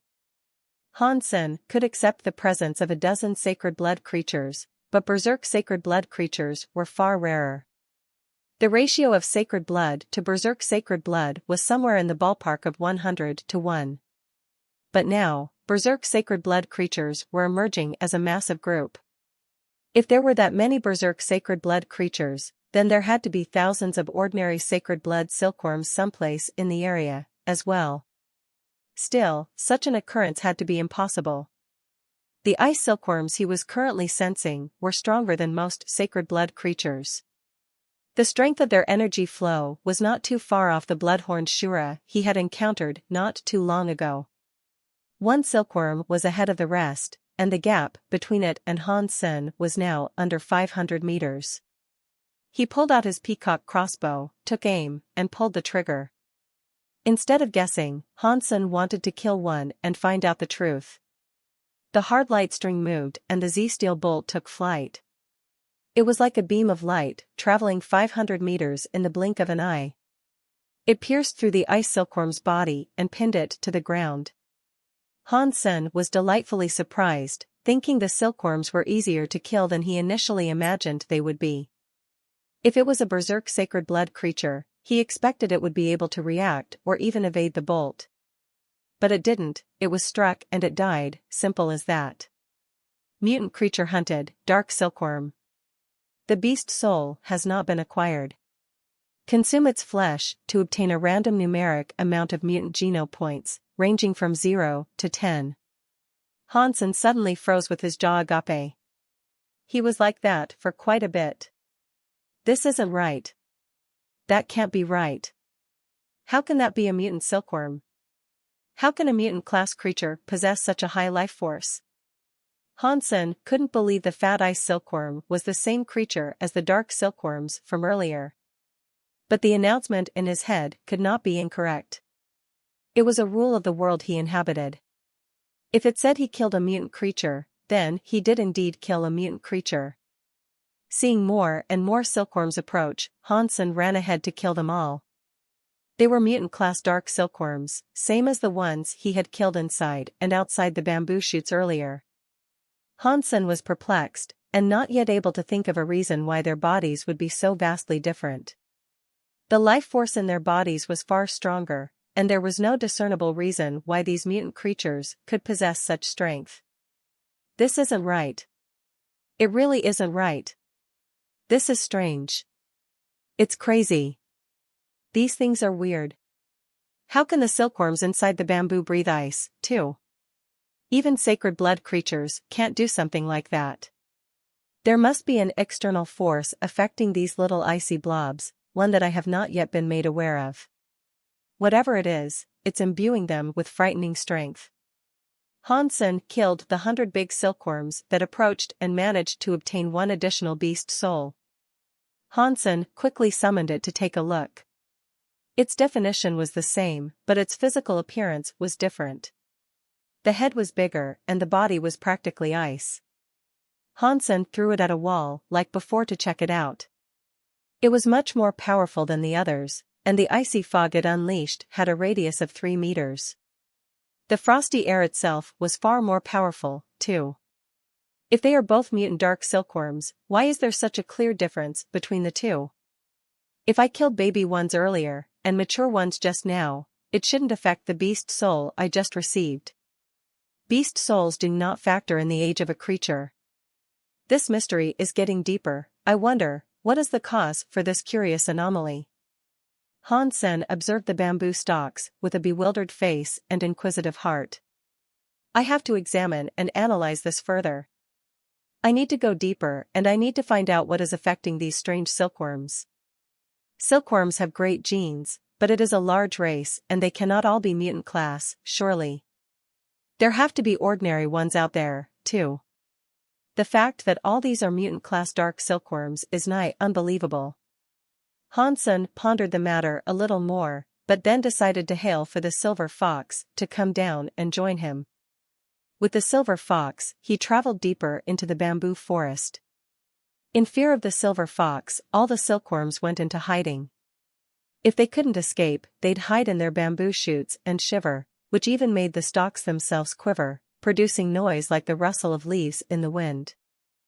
The subterranean bamboo forest was enormous, but it had no stone pillar or significant stalagmites to support it. Supporting this humongous cavern was the bamboo itself, as the countless bamboo shoots rose from the ground and supported the ceiling. Han Sen had traveled 30 miles through this subterranean kingdom, but he had yet to see an end. It looked mostly the same, as well, the only difference he noticed was in the temperature. The deeper he went, the lower the temperature seemed to tick. The thickets of black bamboo all around him grew denser, and after another 50 miles, the bamboo stalks were as thick as the trunks of trees. Frost covered the ground and the temperature had dropped to what would be an insufferable level for most people. Hansen proceeded, unfazed and unchilled, and it wasn't long before he ventured into a wholly ice-veiled area. The bamboo there was thicker than ever, and it would take 3 grown men, with their arms outstretched, to circle just one shoot. If there are dark silkworms in here, I wonder how big they are? Hansen used his Dongxian aura to investigate but could not see through the black bamboo to tell whether or not there were silkworms inside. Deeper in this wondrous bamboo forest, however, Hansen managed to detect one particular life force. This force was like a babbling brook of spring water, and he was curious what manner of creature would possess such an enticing life force. Hansen approached it with moderate alertness and strode through the bamboo forest with a little more care and caution. He came across an empty meadow amidst the bamboo shoots. The meadow was skirted by the thick bamboo, but not a single one of the shoots grew atop the field. Despite possessing jade skin, this frosty area and the icy life force that swirled around it had Hansen shivering with the cold. The energy he had followed was strange, indeed. As he drew closer to the sparse meadow, Hansen's eyes remained fixed upon it in deep observation and contemplation. It was thickly iced and in the center was a chilly, but not totally frozen, lake. In the lake, a plant that looked like a narcissus rested. The flowers were white. Hansen had seen his fair share of strange flora before, and although the narcissus was strange to see there, it didn't stand out or even unnerve him. If there was a super creature guarding the narcissus, Hansen would be glad. But that wasn't so, as he couldn't be the presence of any super creatures around the lake. What Hansen did see, however, was a man sitting beside the still waters. He stared at the narcissus without moving, and this surprised Hansen. Hansen could tell that he was a human due to his attire. He was wearing a human battle suit. Creatures and spirits wouldn't wear what this man was currently geared in. Why are there other people here? Hansen used Dongxian aura to observe the fellow, and the results surprised him. He had quite the life force, one that was far from weak. This place having an actual living person surprised Hansen, as he believed himself to be the first person to ever set foot here. After all, the only entrance he knew of was the one that the twin-tail scorpion had made. But it wasn't as if he had reached the end of this place, and perhaps further ahead was another more accessible entrance. "Friend, what is your name?" Hansen carefully walked across the ice and tried greeting the man. Provided there was no conflict of interest, Hansen was not willing to make another enemy. After all, meeting others of the same kind in a place such as the Black Desert was a delightful thing. And even a simple correspondence or dialogue with someone of your own kind was nice enough. The man did not respond to Hansen, though, and it looked as if he was sleeping. Of course, Hansen couldn't properly tell, as the man was facing away from him and toward the narcissus. His position was set to suggest he had been observing them, but with his back towards Hansen, he couldn't quite be sure. Neither could he wholly deduce what the person looked like. "Friend, I come without cause for alarm. I mean you no harm and have found myself wandering here of my own accord and curiosity. Would you like to have a chat? If not, I'll be happy to move along." Hansen continued talking as he approached the man. Still, there was no response. He didn't turn around or give any reaction. All he did was continue gazing at the narcissus in the lake. Hansen continued his approach, despite the lack of engagement from the other person. By now, it was starting to be a little unnerving, and Hansen felt as if something wasn't quite right. Hansen got closer but did not go near the man. He didn't approach him head-on, and instead walked around him a bit, so he could get a look at him from the side. When he saw him more clearly, Hansen was shocked. It wasn't a living man. The man's clothing was fine, but the body inside had been frozen solid. It was like an ice statue. The fact that only his flesh had been frozen was strange, indeed. His clothing didn't even have a speck of frost upon them. Also, he did not understand why the life force inside him seemed to swirl and suggest that he was a living person. Han Sen's face quickly became grim. The man before him wore a battle suit, but its model was something that hailed from the previous century. It seemed to be a relic from over 100 years ago. How can this man be frozen here? Is he dead or alive? Han Sen's heart had been given a shock, and as he inspected the person, he noticed something in his pocket. Judging from its shape, it appeared to be a notebook or wallet. Han Sen came a little closer and attempted to take it out of the pocket, as he was direly interested in a clue that would tell him who this person was. Suddenly, Han Sen's heart leapt inside his chest and the silver fox on his shoulder stood up in alarm. Its hair was all standing up, and it made grunts of caution towards the water of the lake. Han Sen retreated without falter and stared at the frosty lake. Splash! The water in the lake suddenly arose into 1,000 airborne threads, with Han Sen as the target. Han Sen attempted to evade them, but the crystal threads were faster than Han Sen was. He summoned his flaming wreck spike and swung it towards the crystal threads that came towards him. Pang! The flaming wreck spike smacked against the threads like burning charcoal, tossed into water. Many of the icy threads evaporated into steam, but there were too many, and they came from every direction. They quickly wrapped around Han Sen and became entangled like a spider web. Han Sen felt as if a frosty air was beginning to invade his body. There were too many threads, and no matter how much he swung his flaming wreck spike, the threads he smacked weren't enough. More and more threads wreathed their way around him, draining him of warmth. It wasn't long before the threads had wrapped him up completely, encasing him in a cocoon of sorts. His hands were tied up and he could no longer lash out with the flaming wreck spike. The silver fox wasn't doing very well either. He kept blasting the threads with his silver lightning as much as he could. It did nothing to end their unceasing advance. Boom! A black smoke burst from Han Sen's body like fire. It instantly incinerated the icy threads that had trapped him. The flaming wreck spike in his hand was swung madly towards the remainder, burning more threads into steamy bygones. Silver Fox, this way! Han Sen shouted at the silver fox, and it quickly returned to his shoulders. Without delay, Han Sen got back to swinging his wreck spike with ferocity at the icy threads. He ran in front of the frozen man and quickly grabbed something out of his pocket. He turned, knocked out more of the threads, and hastily retreated in the direction of the bamboo forest. The threads still coursed after Han Sen, and regardless of how many he destroyed, more and more were generated by the icy lake. They were endless. The blazing fire of the flaming wreck spike was the perfect countermeasure to obliterating those he could strike down. And fortunately, the devil unicorn beast soul was able to withstand the threads he could not react to in time. Without too much trouble, he was able to keep them at bay as he advanced towards the forest. Once he was inside the bamboo forest, the threads no longer followed, and the stringy, frosty hairs returned to the lake. It's lucky I had the devil unicorn beast soul.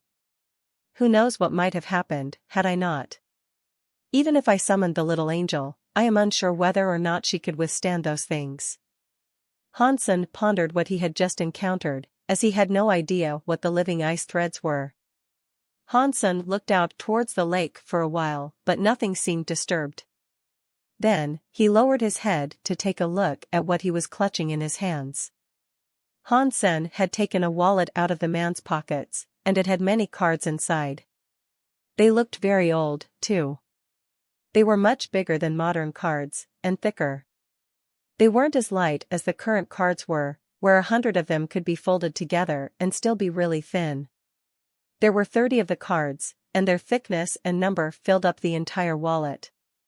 It looks like that man really was over 100 years old. It's possible that he spawned in a shelter somewhere in the Black Desert, stumbled into this place as I have, and fell prey to the icy threads. Han Sen observed the cards and contemplated the identity and possible story of the frozen man he had found. They were old cards, and aside from some cards that belonged to a few interstellar banking firms, Hansen had no idea what the majority of them were for. Suddenly, Hansen's pupils went smaller. He found a card which bore a familiar symbol. 9-life cat. Hansen was shocked, not expecting to see this symbol here. That meant this man who had died near the lake may have been a member of their organization. It looks like that organization has been around for a long time. Does it really have a connection with Blood Legion? Hansen continued to examine the rest of the cards. Then, Hansen's eyes stretched wide. Within the cards was a working license, and on the front was something he saw clearly. Secret Service, Team Number 7. Investigator, Qin Huaizhen. This working license was the exact same as a relic Hansen once received after someone died. The only difference being the name. Qin Huaizhen, could he be from the Qin family? Hansen remembered Qin Xian once told him she had an elder who worked in the Secret Service's 7th team. Hansen gave a strange look to the man who was sitting near the lake. If he was a member of the Qin family, what may have led him to die all the way out here? Wait a minute, is he really dead? He still has a powerful life force swirling inside him. It's not something you can fake, so, is he really dead? Hansen looked hopeful while staring at the man. Hansen wanted to know what might have happened to the 7th team. If that man really was an elder of the Qin family, and he was still alive, Hansen was keen to finally learn the truth. With great interest, Hansen turned his whole body towards the man on the lake. There was a big chance he was still alive, and cryogenic technology had matured quite a bit even back then. Many people went into cryogenic sleep to be defrosted and awoken sometime in the future. It wasn't a difficult process. But it required modern technology. Straight-up freezing yourself dealt tremendous damage to the body, and simple defrosting rarely led to survival. Hansen did not know if the man could survive after being defrosted. There were no tools readily available for him, and he'd have to bring him back to the Alliance if he wanted to guarantee his survival.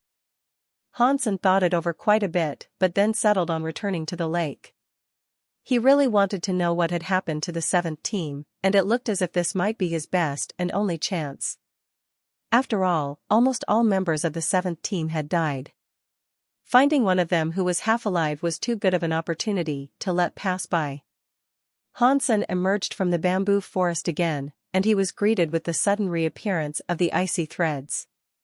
But to Hansen, who owned 3 super creatures, they could do little to stop him. Hansen annihilated the threads and arrived at the shore of the lake without trouble. As he went to pick up the man, he suddenly heard the sound of an explosion from the waters of the lake. Amidst the soaking turmoil and tossed water, a jellyfish-like creature arose from the waters. Under its control, the water of the lake threaded once more and viciously went after Hansen. In addition to the icy threads, the jellyfish's tentacles now also joined the fray. With the flaming Rex spike and devil unicorn, Hansen was able to withstand and repel the icy threads well enough, but his movement was restricted quite a bit. After slashing a number of threads, however, a crystal tentacle writhed its way around Hansen to ensnare him. Hansen felt his waist drop in temperature as a strong power began to grow and pull him towards the lake. Hansen was infuriated, so he raised the Rex spike to bring it down on the tentacle. But before he could strike, another tentacle grabbed a hold of his arm. The silver fox was spitting its bolts of lightning in a raging fury, doing its best to break the grip of the tentacles. But soon after, it too was grabbed. Another tentacle wrapped it up and began dragging it towards the water with its master. The silver fox's body unleashed as much silver lightning as it could, but still, it wasn't enough to break the hold the tentacle had on it. Little angel. Hansen, unable to fight back, summoned his Adorade. The little angel appeared from the sky, swooped down, and with her greatsword, sliced the tentacles that had grabbed a hold of the duo.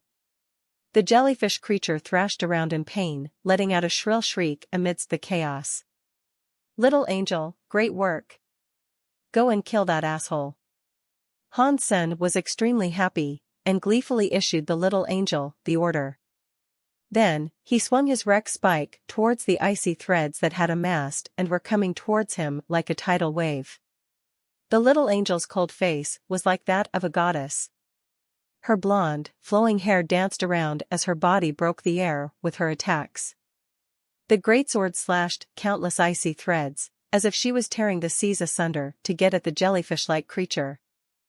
The little angel's greatsword delivered a great cut to the blobby jellyfish. But in the next second, the wound it suffered was immediately healed. The tentacles reached out towards the little angel, but she swung her greatsword and cut them down before they could get too close. Hansen was relieved after seeing this, but it didn't last. The tentacles regenerated into their prior shape in less than a second. The jellyfish was most certainly a super creature, for it could regenerate at an incredibly fast pace. The little angel's greatsword sliced and diced countless encroaching tentacles and delivered a number of 1-meter-deep wounds to the primary host, but seemed to be to no avail. Within seconds, all the damage dealt would be nullified through the rapid regeneration and recovery of the jellyfish. They weren't getting anywhere like this. Seeing this made Hansen nervous, and there could be little hope for victory if things continued this way. Hansen looked at the flaming wreck spike in his hand and acknowledged that the fire element was what was needed to bring down the jellyfish. But the little angel was just a pet and aside from pet armor, could not make use of ordinary beast souls. Therefore, he was unable to give her his wreck spike. Hansen continued slashing the icy threads that wove across the battlefield, all the while observing the jellyfish. He was looking for a window of opportunity in which he could safely deliver an attack of his own. With good fortune, the flaming wreck spike's fiery elements would be enough to kill it. The jellyfish was enraged, however, and it did not seem afraid of getting injured. Even when the tentacles were cut, or a number of abrasions and lesions had been delivered to its body, it did not slow down in its attack of the little angel. Hansen frowned. The little angel had slashed everywhere on the jellyfish by now, and they had not yet discovered a weakness. Nothing seemed to halt the recovery of its wounds. Does it really not have any weaknesses? If that is true, then it might very well be invincible. Hansen frowned. He had previously thought something like this was impossible, but here it was, happening right before his eyes. It was at this time that the eyes of the little angel flashed. She rose up into the air, holding the greatsword with both hands, and delivered a flurry of strikes onto the jellyfish with ferocity. Boom! Under the fierce barrage of attacks the Adorate unleashed, the jellyfish's body was torn apart. After being cut in half, it dropped into the waters it had previously emerged from. "Little angel, nice work!" Hansen shouted, with a voice brimming with excitement. But right after he said this, the jellyfish that had been cut in half reconnected and regenerated its lost tissue. It re-emerged from the water and grabbed a hold of the little angel with its tentacles. Hansen froze in surprise and said to himself, "Holy smokes! This guy really is invincible. How is it still not dead yet?" The little angel's attacks were powerful, but they were seemingly useless against the jellyfish. Hansen went back to trying to observe the jellyfish and discover whether or not it had a weakness. While Hansen was having trouble, his attention was brought back to the narcissus that decorated the disturbed waters of the lake. His heart was shaken. Amidst all this fighting, the flowers had not been affected one bit. Not a single petal had been damaged or fallen. Strange. The lake isn't all that big, so how has it not been affected amidst the absolute chaos that has transpired here? Hansen thought to himself, as he checked the narcissus out. Hansen observed it for a while and noticed that the jellyfish was in fact protecting the narcissus. When the tentacles were cut down, they did not immediately fall into the water. When one was cut, icy threads arose from the water to carry it gently under. The jellyfish was preventing any sliced tentacles from falling on top of the flowers. Something is not right. Actually, I do not think it is the jellyfish controlling the threads, rather, it is the narcissus themselves controlling the threads. Hansen had made a startling discovery.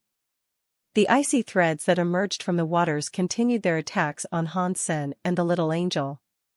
If the threads were controlled by the jellyfish, then their organization ought to have been disrupted each time the monster was dealt damage. But throughout the entire fight, no matter how much damage was dealt to the jellyfish, the icy threads remained unchanged and continued their attacks without a moment of disruption. Because of this, Hansen confirmed that the jellyfish and Narcissus weren't related. Even when the jellyfish had been cut in half, nothing changed with them. Is this Narcissus like the bloodwasp lotus? Maybe there are super creatures inside the Narcissus, and the jellyfish is just a proxy. The more Hansen guessed, the more convinced he was of this. But the Narcissus themselves had no movement, and they just continued to sit where they were. It was hard to believe that those things might have been the most frightening creature in the vicinity. Hansen wanted to approach the ice lake and test out his theory. If things simply continued the way they were, he did not believe they could kill the jellyfish. When Hansen approached the icy waters, he cast arrow. He used it to run across the water, get as close to the Narcissus as he possibly could. The flaming wreck spike became a raging tornado of flame as he raced towards the flowers. The little angel struck at the same time. Her supreme greatsword tore the jellyfish in half once again, preventing it from protecting the Narcissus.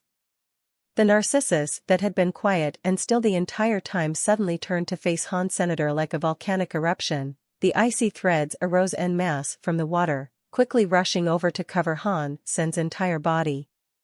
In a moment, the threads formed together to create an iceberg inside of which Hansen was trapped. "Get out of my way!"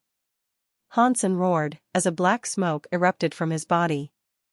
Inside his body a bell pulsed, which made the icy threads begin to shiver and shake. The flaming wreck spike drilled onwards, forming an exit from the ice. The twirling weapon now commanded wind and fire, and the Narcissus was in its sight. Boom! The flaming wreck spike roughly drilled into the Narcissus and drilled deep.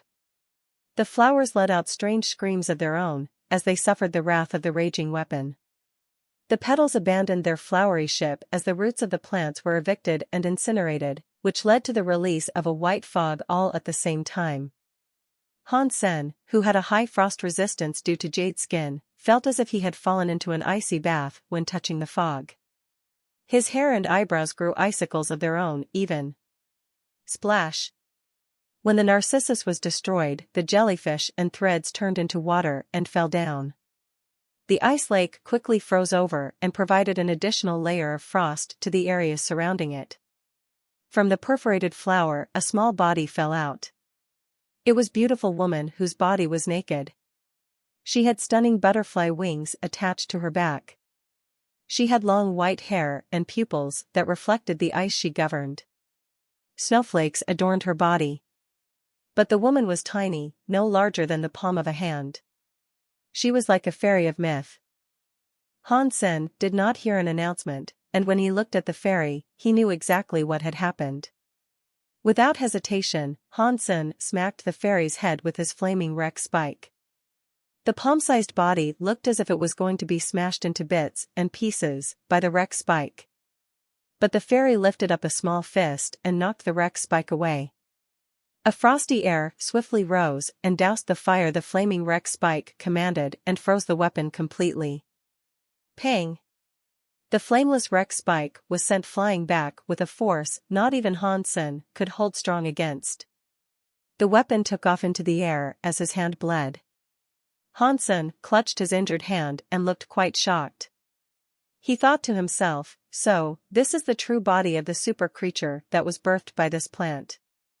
Seeing the pretty yet scary fairy rise up and approach him with snowflakes around her, Hansen summoned his peacock crossbow and fired 3 bolts. The fairy fluttered its wings like a butterfly and delicately danced away in evasion of the bolts. Then, she resumed her course and continued approaching Hansen. Dong! The little angel rushed forward to slash the fairy, but the fairy managed to block the angel's attack with her fists, which was what produced the noise. Having her strike blocked rattled the little angel and made her fall back in a bit of a daze, but that wasn't to suggest the fairy was totally unfazed. The shock of the attack also shook the little fairy, too. The fairy had to fly in 3 circles before it could get its balance back. Dong. Dong. Dong. The fairy flew to engage the little angel and quickly circled her. Her fists generated a flurry of ice shards against the angel's greatsword as they fought. Hansen retreated to a corner, as his power and speed were far inferior to an adult super creature's. He had no hope of joining in their fight. The little angel and the fairy were fighting while airborne. The fairy had a strong control over the ice element, and every hit carried a grand amount of frosted air with it. The atmosphere around the two was almost frozen. The little angel's body was incredibly well balanced, and she had tremendous resistance towards every element. As such, the little fairy couldn't exert too much damage on the little angel with her focus on ice. The silver fox couldn't help out in this fight either. It was still young, and was far from becoming an adult at the slow speed it was growing. It didn't have the power to compete with adult super creatures either. Curiously, now that it was no longer fighting, the silver fox quickly approached the lake. It searched for the flower that Hansen had destroyed and noticed it was in the water. It picked it up and began eating it. "Silver fox, if you retrieve good loot, how about sharing?" Hansen pleaded as he ran over to his pet. The silver fox noticed its master approaching and scoffed the flower down even faster. When Hansen arrived, the leaves and roots were all gone, there was nothing left. "You selfish bastard!" Hansen angrily shouted. The silver fox returned to acting all cute and looked up at Hans Senator. It jumped onto Hansen's shoulder and no longer moved. The silver fox's fur was a light silver now, and it exuded a frosty air. Whatever. There was nothing Hansen could do now. Watching the little angel fight the fairy, without anything he could do himself, he thought now was the time to do something with the frozen man who was sitting next to the lake. He ran towards him to see if he could move him out into the bamboo forest for now. In case the little angel was unable to defeat the little fairy, at least they could escape and bring the frozen man with them. When he approached the man, Hansen was suddenly surprised. He appeared to be thawing. Is it because the Narcissus was destroyed? Hansen wondered as he dragged the man into the bamboo forest. The ice on the man was thawing quickly. By the time Hansen dragged him into the bamboo forest, the ice on his body was all gone. Will he survive such a simple defrosting process? Hansen frowned. Humans required special equipment to aid their thawing after being frozen. Because of this, Hansen doubted he would survive. Hansen observed the man. He watched his life force grow stronger and muscles become firmer. Perhaps he was going to live, after all. Hansen looked at the man nervously, not fully understanding how he had managed to defrost so quickly. The temperature where they were was still quite low. Hansen could feel the frosty air inside the man slowly fade, as the thump of a slow heartbeat returned. In half an hour, the frosty air was all gone and the man's heart and organs returned to being fully functional. The man's eyes were still closed, but that was when Hansen finally began to see movement underneath his eyelids. Nervously, he looked at the man. If he really was Qin Huaizhen, and if he woke up, the mystery would finally be explained. Then, suddenly, the man opened his eyes. The black eyes looked empty, but they were wide open. He was staring upwards. "Are you awake? Can you hear me?" Hansen was not sure what to say, so he crouched near the man and asked these questions to see if he was fully conscious. The man moved his eyes slowly until his vision ended up on Hansen. The moment he saw Hansen, the man's face looked full of fright and shock. He grabbed Hansen's arm and used all his strength in a struggle to say, "Be wary of Han. Jing. Ji." Squelch. After the man spoke those few words, blood came out of his mouth and his body began to twitch and convulse. His eyes turned white. "Hey, is there something wrong?" Hansen quickly held the man and put a recovery potion to his lips. But it didn't work, due to the constant spitting and oozing of blood. While the man twitched, he continued holding Hansen's arms tight. His white eyeballs continued to stare at Hansen, and it was as if he still wanted to say something. With a mouth full of blood, all he could do was gurgle on the claret and not speak an audible word. The man used the last of his power in a struggle with his hand, and pointed at his pocket. Before he made another move, he straightened himself out and coughed blood, splattering Hansen. Then he stopped moving, his eyes still open and looking at Hansen. Hansen's face looked ghastly, and the life force of the man before him had all depleted. He was dead. But what the man said confused Hansen greatly. Be wary of Han Jingji? Why should I be wary of Han Jingji? Did he say that to me specifically, or were those words meant for someone else? Maybe he thought I was someone else? Hansen's heart was confused. Hansen was very confused, but the man had already passed away. His life force had extinguished, and he could no longer provide Hansen with the answers he sought. Hansen then reminded himself of the man's suggestion to look in his pockets, and so he rummaged through them in the hopes of finding another lead. The man's battle suit had been crafted with a special material. Unless it was purposefully destroyed, it would resist deterioration and remain in perfect condition.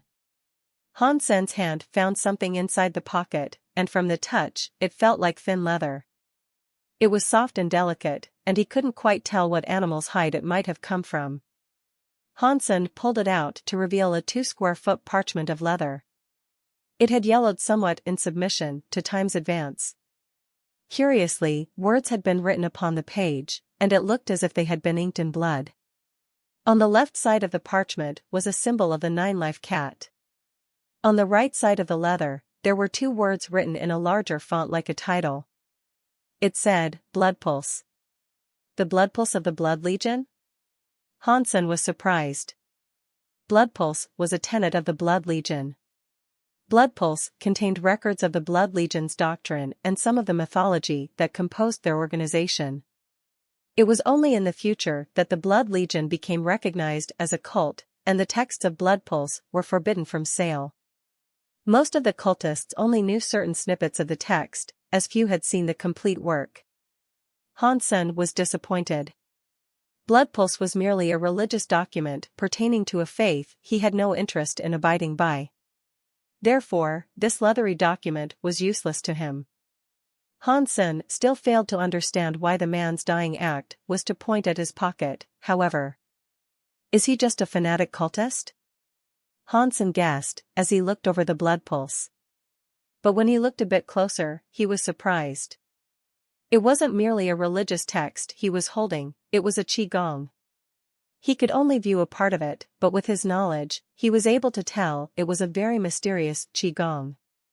It was almost up to par with his jade skin. Taking a closer look, Hansen noticed how the parchment simply explained how one might learn it. He folded it up carefully and then put it away. This was not the time to read, after all. He gave the man another search, but was unable to find anything else of interest. The little angel was still fighting the fairy, and it was difficult to guess who the victor might be.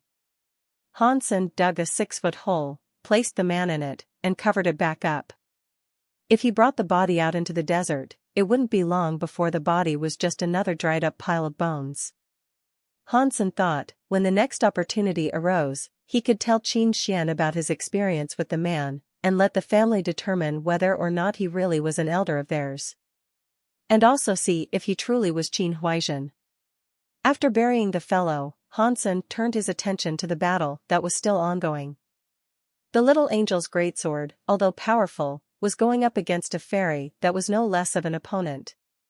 It was rather strange to see a small body possess such wild power, as she bolted around with ice and snow. When her skills clashed against the greatsword, chips of ice and snowflakes would erupt with the sparks like frosty fireworks. Hansen brought up his peacock crossbow and fired 2 bolts at the fairy. It was pointless for him to try, however, as she dodged them both with her wicked speed. But Hansen then noticed that despite her speed and strength, she could only deal ice damage and ice damage alone. She wasn't really dealing any damage to the little angel, as a result. Hansen saw that the peacock crossbow was not working, so he summoned his flaming Rex spike. He knew that this was the weapon that possessed the highest chance of destroying the fairy once and for all.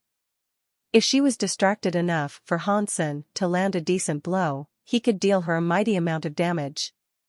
Hansen's eyes observed the fairy's movements, activating his Dongxian Sutra to analyze the energy flow inside her. She had a really clear energy flow, which wasn't blurry in the least. She had to be a second-generation super creature. Hansen's interest in the foe catapulted to a far greater level, and he wanted to kill her right away to obtain the life geno essence she possessed. But his interest did hit a certain snag. He thought the fairy was quite cute and pretty, and she most certainly looked like something no one else would be willing to kill. The little angel didn't have the mind of a human, and so she just kept on swinging her greatsword fiercely in a bid to cut the fairy down. Hansen then took to memorizing her energy flow and learning her every move. He hoped by doing the latter part, he could predict her future movements for a chance of landing the strike he needed to. It took him a whole hour to learn her complete energy flow. After trying it out, his energy became like ice. It was a pure ice power. But Hansen couldn't be like the opponent he had copied and fire out the ice power as a long-range projectile. If he wanted to deal damage with these newly learned skills, he would have to get up close and personal.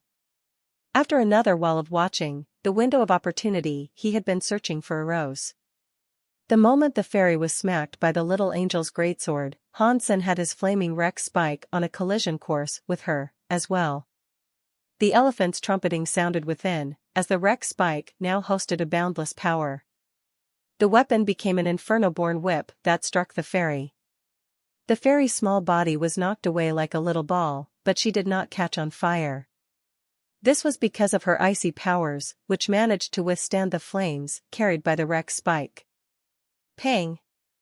The fairy's body smacked into the iced earth to create a deep hole.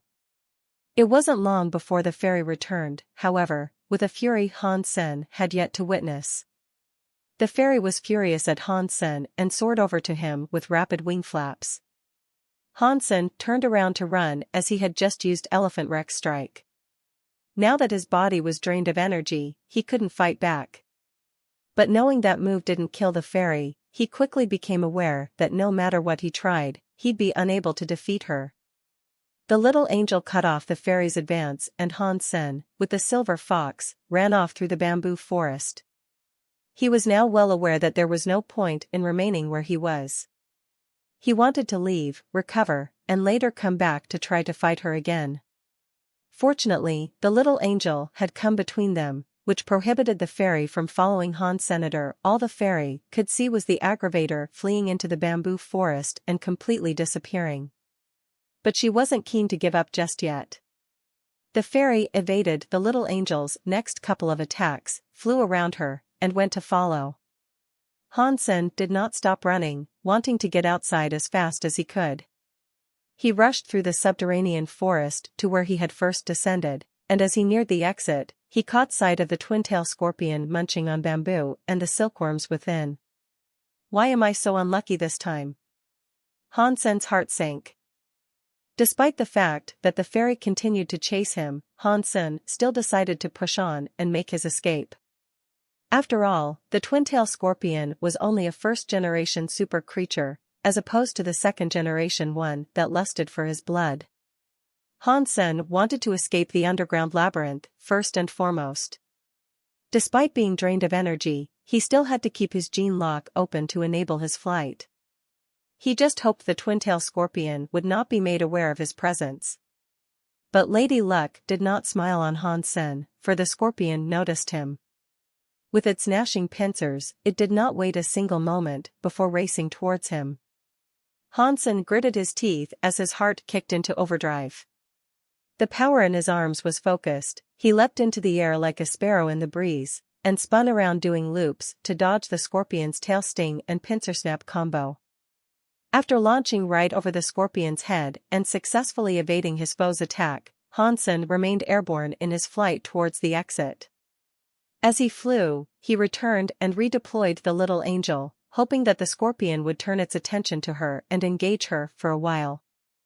The scorpion, however, let out a wheezy shriek and turned around to continue its pursuit of Han Senator. The wag of its legs and pincers were incredibly fast, and it skittered so quickly, it might as well have sprouted wings. The fairy had caught up now, as well, and it didn't even blink at the scorpion. All she did was fly past it, wholly fixated on Han Sen. Today is not a good day. How can I be this unlucky? Han Sen's heart was sinking fast, but soon after, he was greeted with the open skies atop the slopes of the mountain. But Han Sen wasn't the only one keen to make an exit, as the fairy and scorpion quickly bolted out of the subterranean labyrinth as well. Han Sen summoned and redeployed the little angel in response, hoping she could snare the fairy's attention for a time and keep her occupied. Han Sen, in the meantime, took off running in the direction of the Yellowstone City. Through the little angel's suppression of the fairy, Han Sen's gambit was a success, and his nemesis could no longer keep up with him. It was fortunate, for by now, he had slowed. The scorpion was still on him, though, and it managed to sting his buttocks more than a few times with its tail. Luckily, he was still clad in his berserk super armor, and this provided the protection he very much needed. Although the tail stinger managed to pierce through the plate, the subsequent damage was significantly reduced and the literal pain in his ass just made him shout. The scorpion's tail was very sharp, and if it wasn't for the protection provided by the armor, it would have skewered his entire body. Han Sen's body was exhausted, but he had little time to pay his tiredness heed. On and on, he kept running in the direction of the shelter he had previously departed.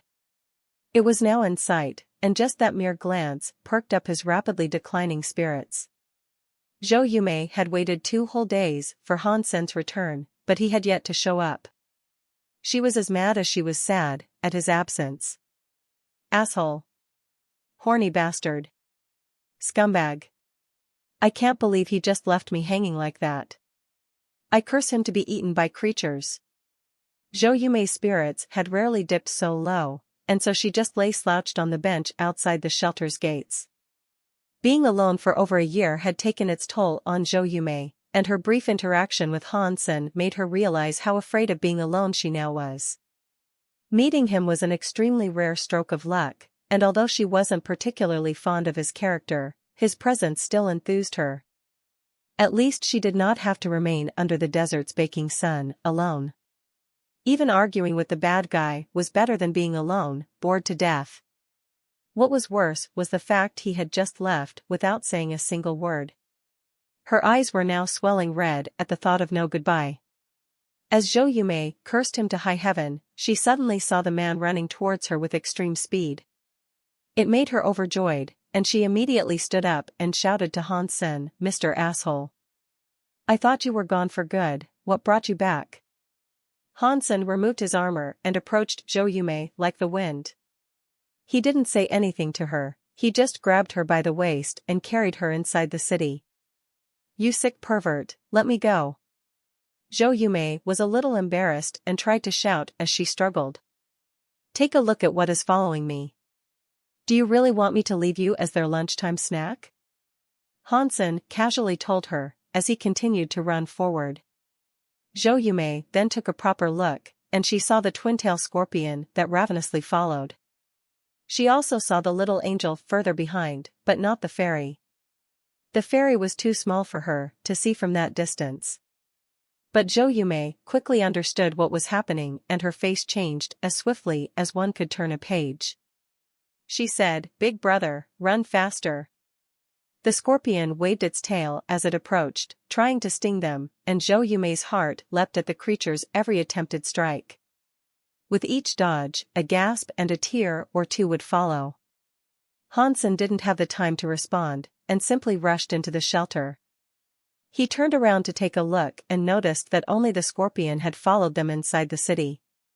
The fairy seemed wary of something and stopped pursuing them near the gate. She flapped her wings in the air but did not go inside. This turn of events made Han Sen happy.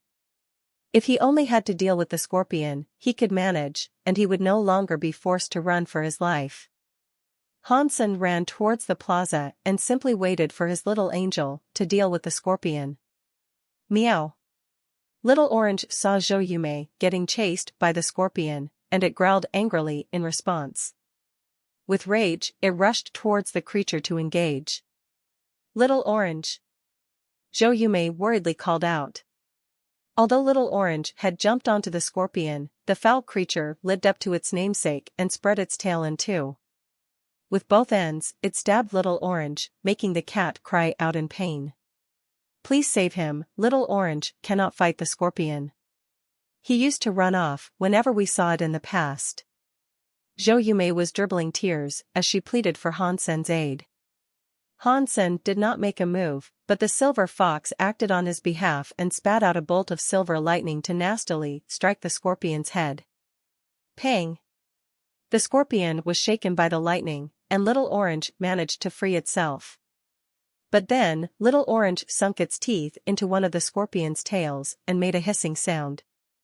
As it writhed in pain, the twin-tail scorpion raised its other tail and took aim at Little Orange's head. The silver fox jumped down near the scorpion and bit into the other tail, in a desperate bid to save Little Orange's life. When the little angel finally arrived, she swung her greatsword down on the scorpion's head under Hansen's command. The shell of its head cracked open, as green fluids squirted out of the crushed carapace. Hzzh! The twin-tail scorpion hissed and squealed in immense pain. It wagged both of its tails, attempting to shake off Little Orange and the silver fox that clung onto it with their teeth. But it was to no avail, as their teeth had been driven deep and they had a firm grip. The little angel's face looked cold as she raised her greatsword. She brought it down again and lopped off the scorpion's pincers and claws to prevent any more possible attacks. Catcha! The little angel brought the greatsword down upon its head continuously after that, which fully exposed the innards of its head. In one final attack, the little angel clutched the greatsword's hilt with both hands and drove it down right through the head of the scorpion, pinning it to the ground. Rawr! The scorpion, as it slowly slipped into the embrace of death, waved its tails quicker than ever and managed to shake Little Orange and the silver fox off. With a few final twitches, it gave up the ghost. Super creature hunted, twin-tailed purple scorpion. The beast soul has not been acquired. The flesh of this creature is inedible, but you may harvest its life geno-essence. Consume its life geno-essence to obtain a random numeric amount of super geno points, ranging from 0 to 10. Hansen heard the announcement and felt a little disheartened. He wanted to wait until the creature gave birth, but now that he'd already killed it, he didn't even get the beast soul. All he got was a lousy life geno-essence. The twin-tail scorpion disappeared and left behind a dark purple life geno-essence on the ground where it once lay. But beside it was something else, a ping-pong-sized purple egg. This perked him right up. Seeing the silver fox with its jaws open, preparing to chow down on the egg, Hansen commanded the little angel to grab the greedy bastard. The silver fox whined at the little angel in obvious anger. It didn't attack her, though, for it knew how powerful she was. The little angel delivered the purple egg to Hansen and then returned to the Sea of Soul. The silver fox brushed its head against Hansen's leg, and looked up at Hansen adoringly, with its eyes wide open. It looked like it was begging. Get out of here, you already ate that narcissus earlier. This is mine. There was no chance he would give the egg to the silver fox, so for now, he just pocketed it. Hansen could see right through the silver fox. When they first met, the silver fox had acted all adorable and elegant. But over time, after Hansen had accepted him as a pet, its mouth was revealed to be a cruel, vicious, slobbering munching machine. It'd eat whatever delight it could find without reprieve, and not leave a single morsel for its master. The only reason it was acting cute was because it wanted something, and this was one act Hansen was not willing to fall for. Hansen thought the guy was a black hole for food, and no matter how much you fed it, it could always stuff in more. Zhou heart appeared broken, as she tended to Little Orange's wounds. Her pet had been stung by the tail twice, and the places it had been struck were starting to look purple. It seemed as if it had been poisoned. This made Zhou Yumei look nervous, and tears started to well up in her eyes. "Little Orange, hold on. I am going to save you, okay?" Zhou Yumei said as she tended to his wounds, her cheeks submitting to a swamp of tears. But the wounds were deep, and it appeared impossible to separate the poison from the body. There was a chance the poison had already reached Little Orange's organs. "I beg you, please go back to the Alliance. Return there and bring me back some antidotes. Do that and I will do anything," Zhou Yumei pleaded loudly, after running towards Hansen. "Anything?" Hansen gave Zhou Yumei a strange smile as he asked for confirmation. Zhou Yumei gritted her teeth and gave him the answer he desired, "Yes, anything." "Sure. Just hang on a sec." Hansen rummaged through his inventory for a pen and paper, and then wrote up a contract. After he finished, he presented it to Zhou Yumei and said, "If you do indeed mean anything, then sign along the dotted line." "Is this a human trafficking contract?"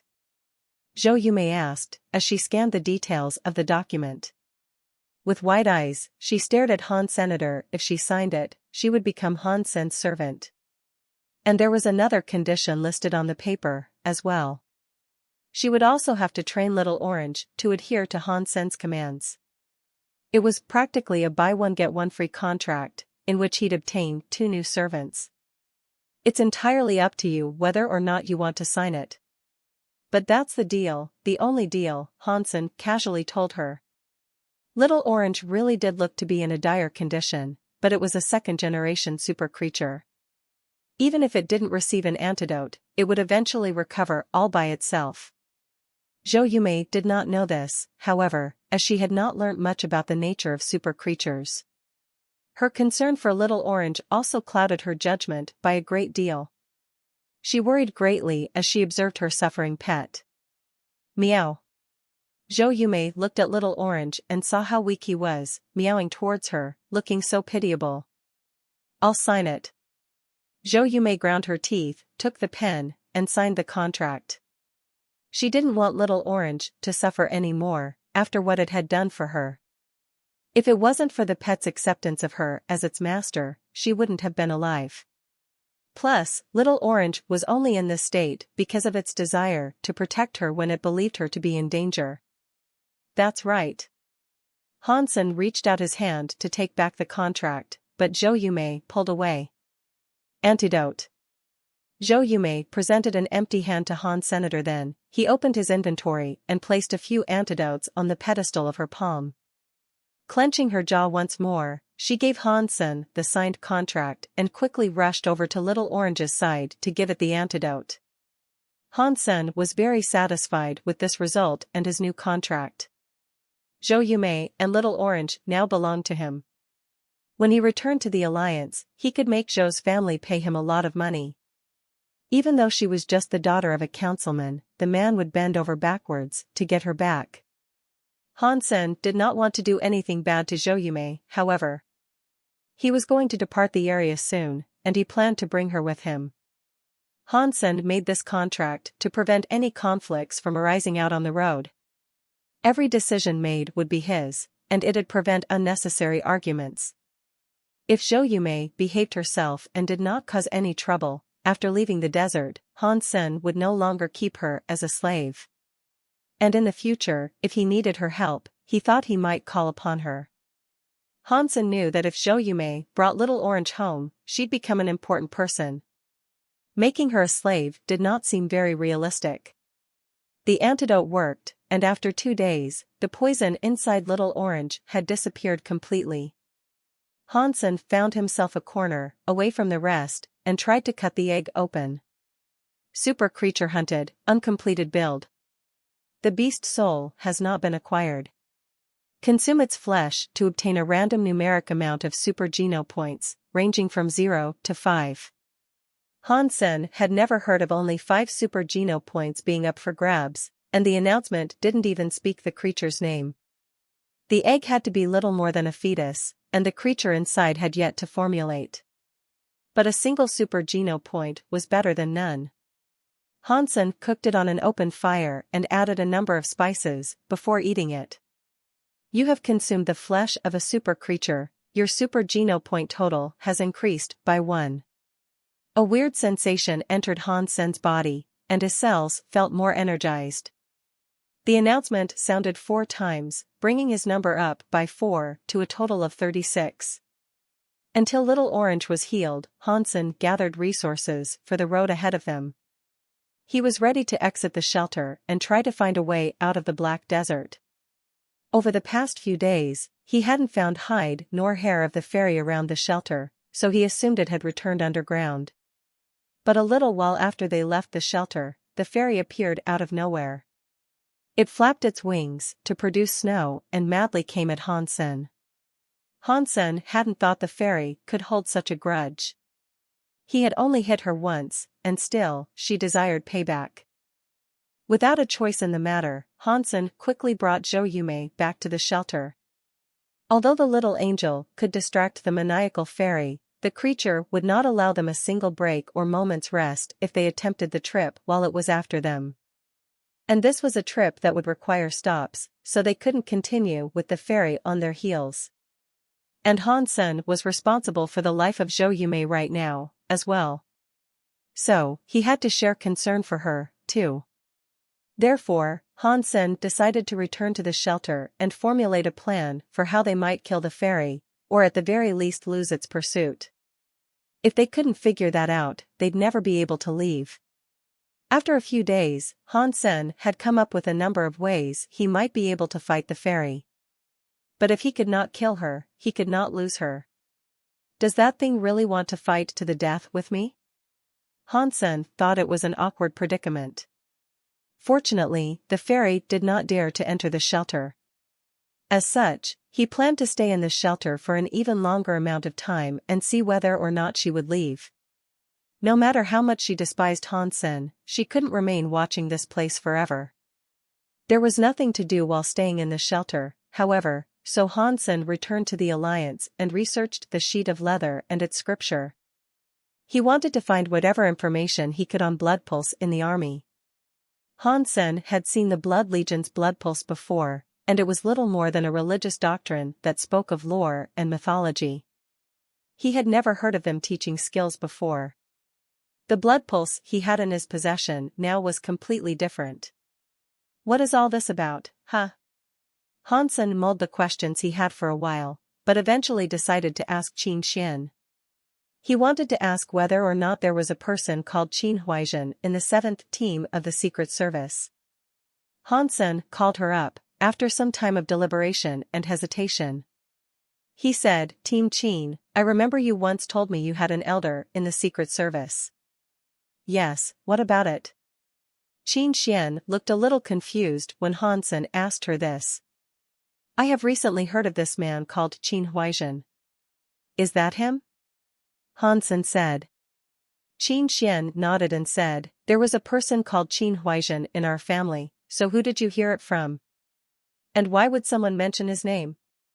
"I was on my way to the Blue Crystal Shelter, when I happened to meet an old man on the road. He said he was a friend of Qin Huaizhen, one who used to travel around with him in the second god's sanctuary. He mentioned that his last contact with Qin Huaizhen was on a trip he took to the Black Desert.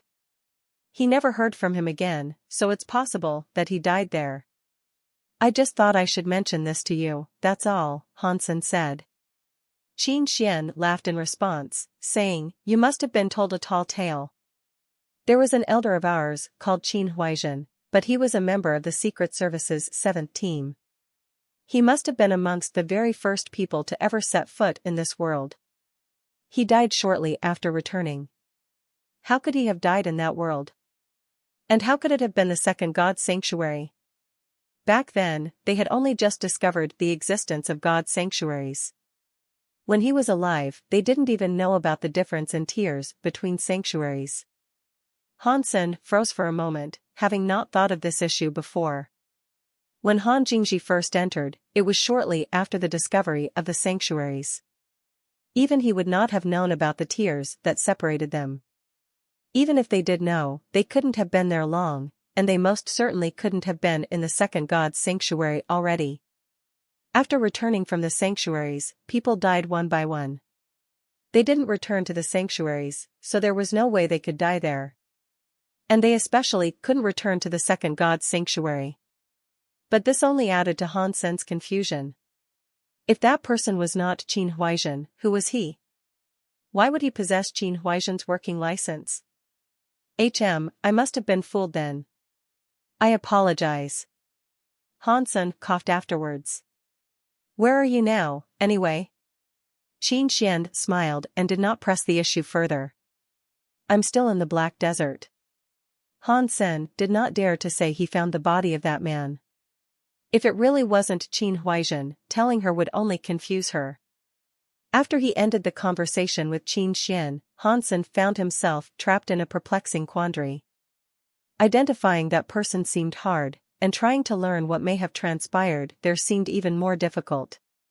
But Han Sen was not a truth-seeking person. If there was a puzzle that was proving too difficult to solve, he'd rather shelve the issue than continue confusing himself with it. Han Sen did not plan to learn Blood Pulse. After all, his Dongxian Sutra was one of the best Qigongs. He didn't want to waste time teaching himself a new one that wouldn't produce further benefits. Han Sen was researching the Blood Pulse to see if there was anything particularly special about it. But after his time reading, Han Sen began to pick up on the fact that Blood Pulse had a greater depth to it than Jade Skin. While Han Sen had only unlocked one, Jade Skin had 9 tiers he could unlock in total. His Dongxian Sutra had 10 tiers. Blood Pulse also had 10 tiers of possible unlocks, which placed it on the same level as the Dongxian Sutra. Through Han Sen's research, he came across the knowledge of a function of Blood Pulse he thought to be particularly remarkable. Practicing Blood Pulse could extend your powers with it. The powers you earned could also be genetic, and their traits and benefits could be passed down to your children when they were born. To put it more scientifically, after practicing Blood Pulse, it would be written down in your genetic code. The generation that followed the learner would be granted the powers when they were born. It was a scary thought. Technology had come so far, it had allowed humans to modify certain genes and cure genetic afflictions that carried across generations. But passing skills to children via their genes was supposedly impossible. Human genes were affected after a few generations or dozens of generations. It was something that humans referred to as evolution. This manner of evolution was rather slow, but the results were easier to see following the discovery of the god sanctuaries. Every new generation of the sanctuary's inhabitants naturally possessed a greater fitness level. The increases weren't massive, however. And noticeable differences only arose after a few generations. But for the learning of Blood Pulse to become a natural, genetic gift to your children was quite a shocking aspect. A power like this was scarier than simple gene modification. Heirs of such a talent could be considered cheaters, even. For those who inherited the skill, it would undoubtedly prove to be a big leg up right from the moment they were born. It was like being a few generations ahead of your peers. The leather text Han Sen was reading said that the initiation of Blood Pulse practice required a Blood Pulse relic. If you obtained one, only then could you truly begin to learn the skill. Attempting to learn it before getting one of these relics would be a waste of time. Han Sen searched for more and more information concerning the Blood Legion and found a few topics pertaining to Blood Legion relics. Unfortunately, no one else knew what they were either. The only information that was available stated that the Blood Legion relics were gifts given to humans by blood gods. They were typically handed down through the generations by ardent family followers of the Blood Legion. Outsiders were never privy to them, and not even low-level members of the cult could see them. They were reserved for high-ranking members of the Blood Legion only. Although Han Sen would have loved to give his future child a leg up, he had no idea where he might find a relic of his own. And being entirely truthful with himself, he was unsure whether or not this requirement that was stated on the leather parchment was true. He didn't think it was very credible. After showering, Han Sen fancied having some food. Before departing, however, he heard a knock on his door. It was Ji Yanran. My captain, how have you found the time to visit me in my little cottage? Hansen jested, smiling. Ji Yanran looked strange on this day, though.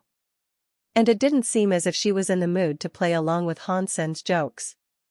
She eyed him weirdly, and it was as if she wanted to tell him something, but for some reason, a phantom force held her tongue. Yanran, what has happened? Hansen rarely saw Ji Yanran in such a condition, and this worried him. He immediately held her hand and drew her in close. What happened, baby? Don't scare me like this.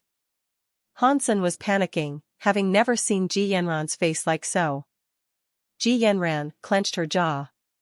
In response to Hansen's pleading, she turned around and said with a voice as quiet and strained as a mosquito, "My grandfather wants to see you."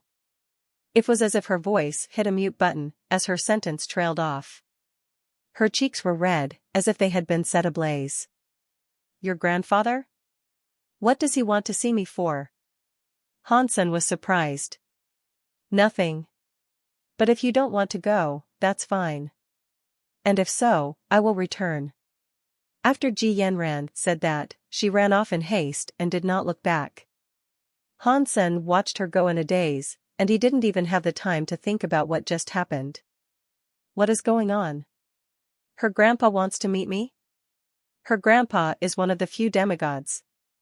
Why would he want to meet me? Is it because of the life Geno essence or my little angel? Hansen mulled over these questions while he gave chase to Ji Yanran. But she was too quick, and after turning a corridor, she was too far ahead to catch up. I feel so sorry for Ji Yanran, being with an asshole like you. Annie was standing outside a door, coldly looking at Hansen as she spoke. What does that mean? Hansen frowned and returned Annie's gaze. What do you mean, what does that mean? You are a man. She is a good lady. She has been with you all this time and you have yet to propose. How is she supposed to explain this to her family? Annie coldly explained. Hansen's face turned red. He opened his mouth to speak, but no words departed his lips. Or are you waiting for the lady to ask first? Annie coldly said. Her grandfather wants to talk with me about a proposal? Hansen asked, shocked, as he had no experience in these sorts of things. Discuss a proposal with him? He'll kill you. Annie looked at Hansen as if she was observing an idiot. Sister Annie, you know I have no experience with these matters. Why don't you offer me some guidance? If you do, I promise to repay your kindness. Hansen quickly pleaded with Annie, due to his complete lack of knowledge of the subject. Annie's face looked calmer, but she still coldly said, if you continue being with Ji Yanran like this, with no indication of proper commitment, it won't just be the traditional old men who can't bear you. I won't be able to stand you. If you really want to be with Yanran, at least get engaged. Then, that would be a sign for her family. Have you ever stopped for 1 minute to think about how much pressure she has been put under, for being with you? Especially a family like hers. It is my negligence, Hansen quickly responded. Old G really loves his children, and he's a very traditional old man. If you see him, you best suggest this matter of a proposal. If you instead talk more bullsh*t, he will kill you. Annie paused for a moment, but then went on to say, but before that, you owe Ji Yanran a proposal. If you don't have one in the cards now, then there is no reason for you to go visit her family. After that, Annie turned around, left, and ignored Hansen. Hansen's heart felt as if it was sweating. He was so free and relaxed, being with Ji Yanran before. He had never thought about the future much, or considered how things would eventually turn out. He used to think about these things, but he had assumed it was too early. He wished to complete his service first. The one thing he hadn't paid mind to was the pressure she might have been receiving from her family. This was my own fault, Hansen blamed himself.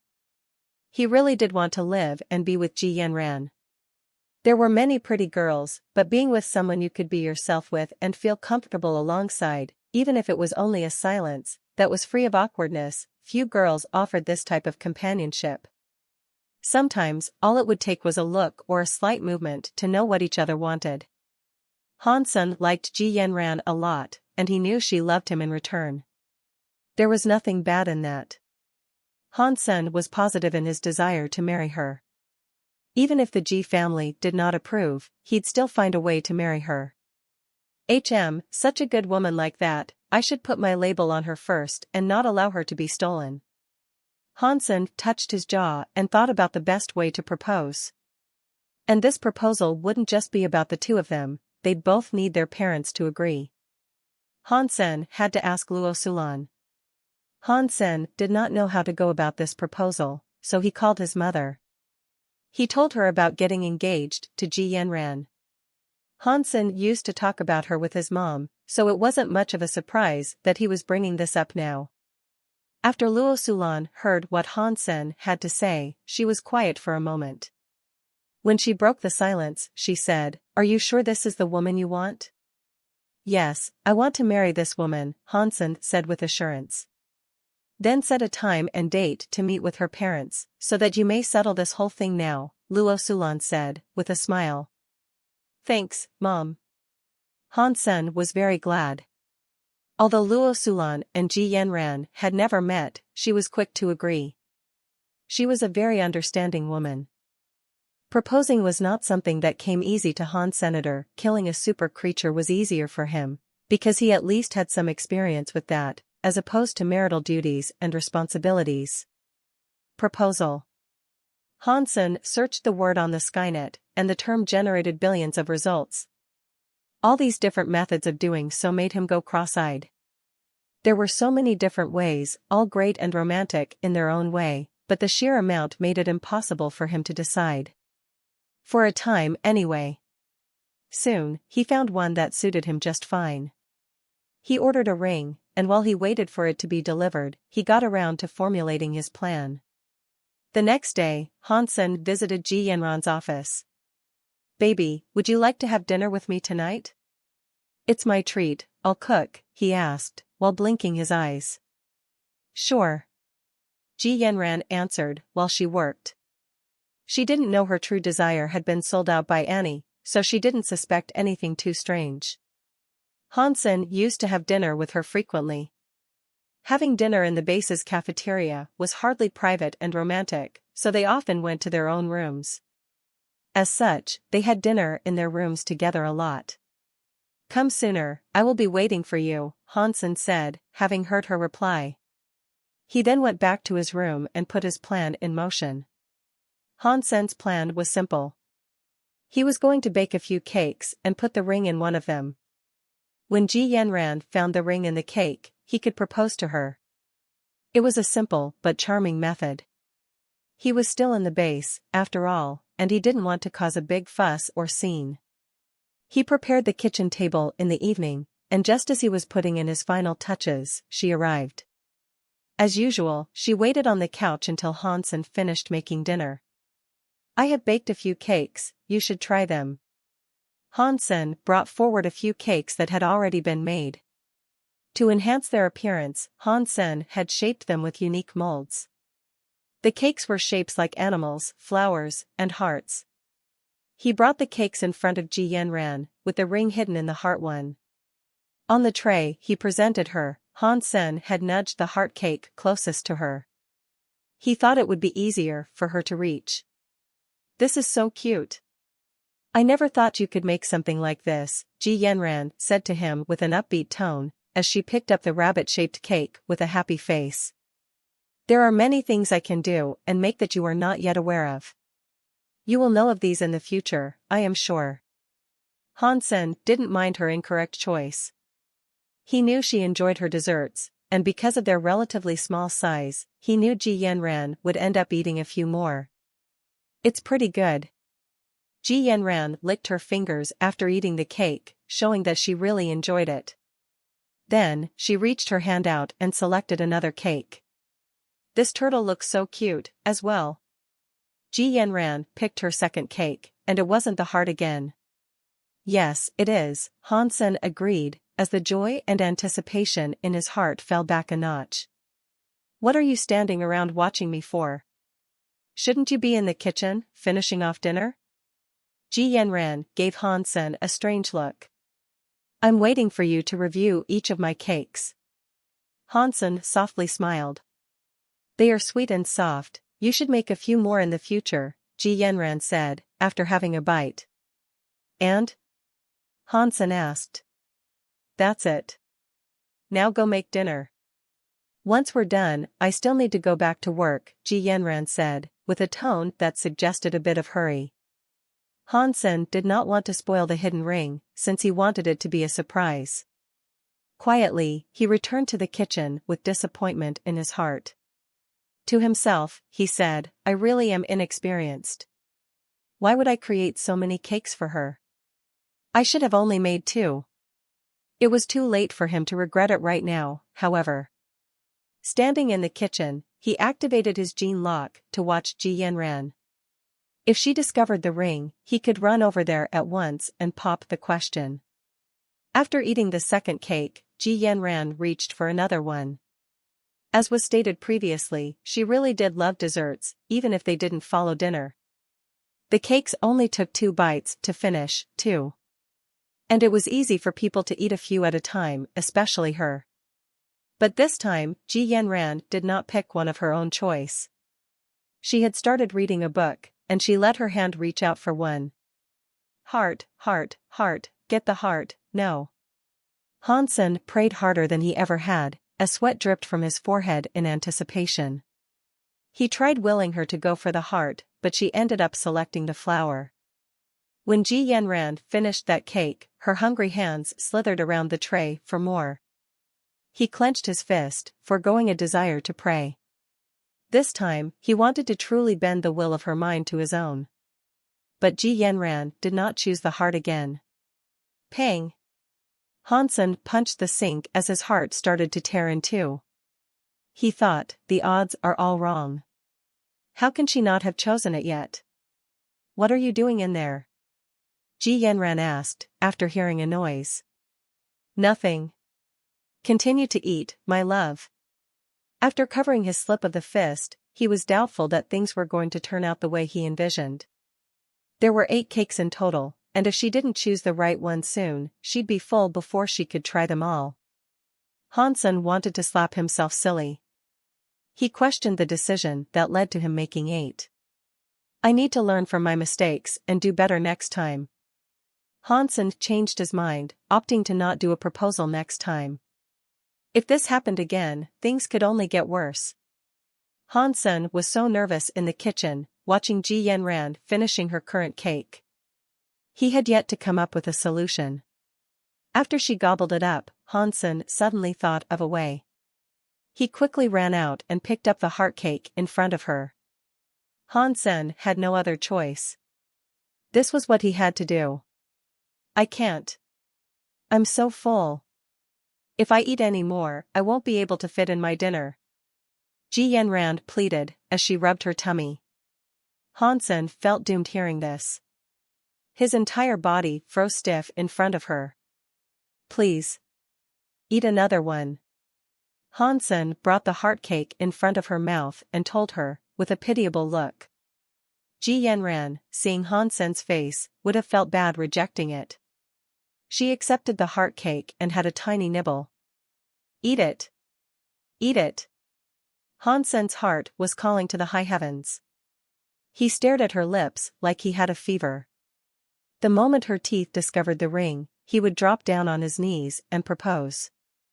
Ji Yanran really had eaten too much, though. And all she had was a rabbit-like nibble. She gnawed at the cake slowly, and it looked like it would take a while for her to reach the ring. Han-sen was growing impatient, and so he gulped his saliva.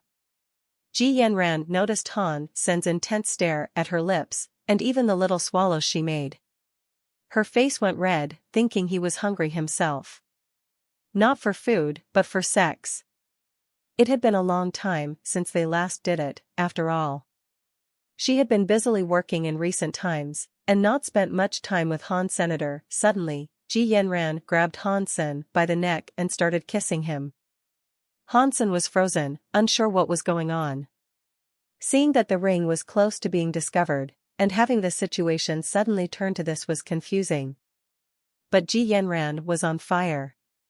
Her hands wriggled their way into his pants and grabbed his rec spike. It had been so long since Hansen touched a woman. He wanted to push Ji Yanran away so she could finish the proposal, but he couldn't bring himself to do it. Quickly, they both rolled onto the couch together. It was like a hurricane or a strong tide. When things calmed down, Hansen was holding Ji Yanran's body as they lay together on the couch. Ji Yanran was lying down atop Hansen's naked body, with sweat running down her body. She was like a lazy cat, not wanting to move. Hansen's mind finally returned to the heart cake. He grabbed it and took the ring out of it. Ji Yanran saw Hansen take the ring out of the cake and looked at him in disbelief, with wide-open eyes. She wasn't sure what expression she was supposed to have, but all she could display was a mixture of overwhelming joy and utter speechless shock. His plan had been ruined, so Hansen just took the ring and placed it on her finger. Loudly, he proclaimed, "Ji Yanran, marry me. I want to have sex with you for the rest of my life." Pang! Ouch! Ji Yanran was so mad, she kicked Hansen off the couch. The fall almost broke his buttocks. "You go to hell."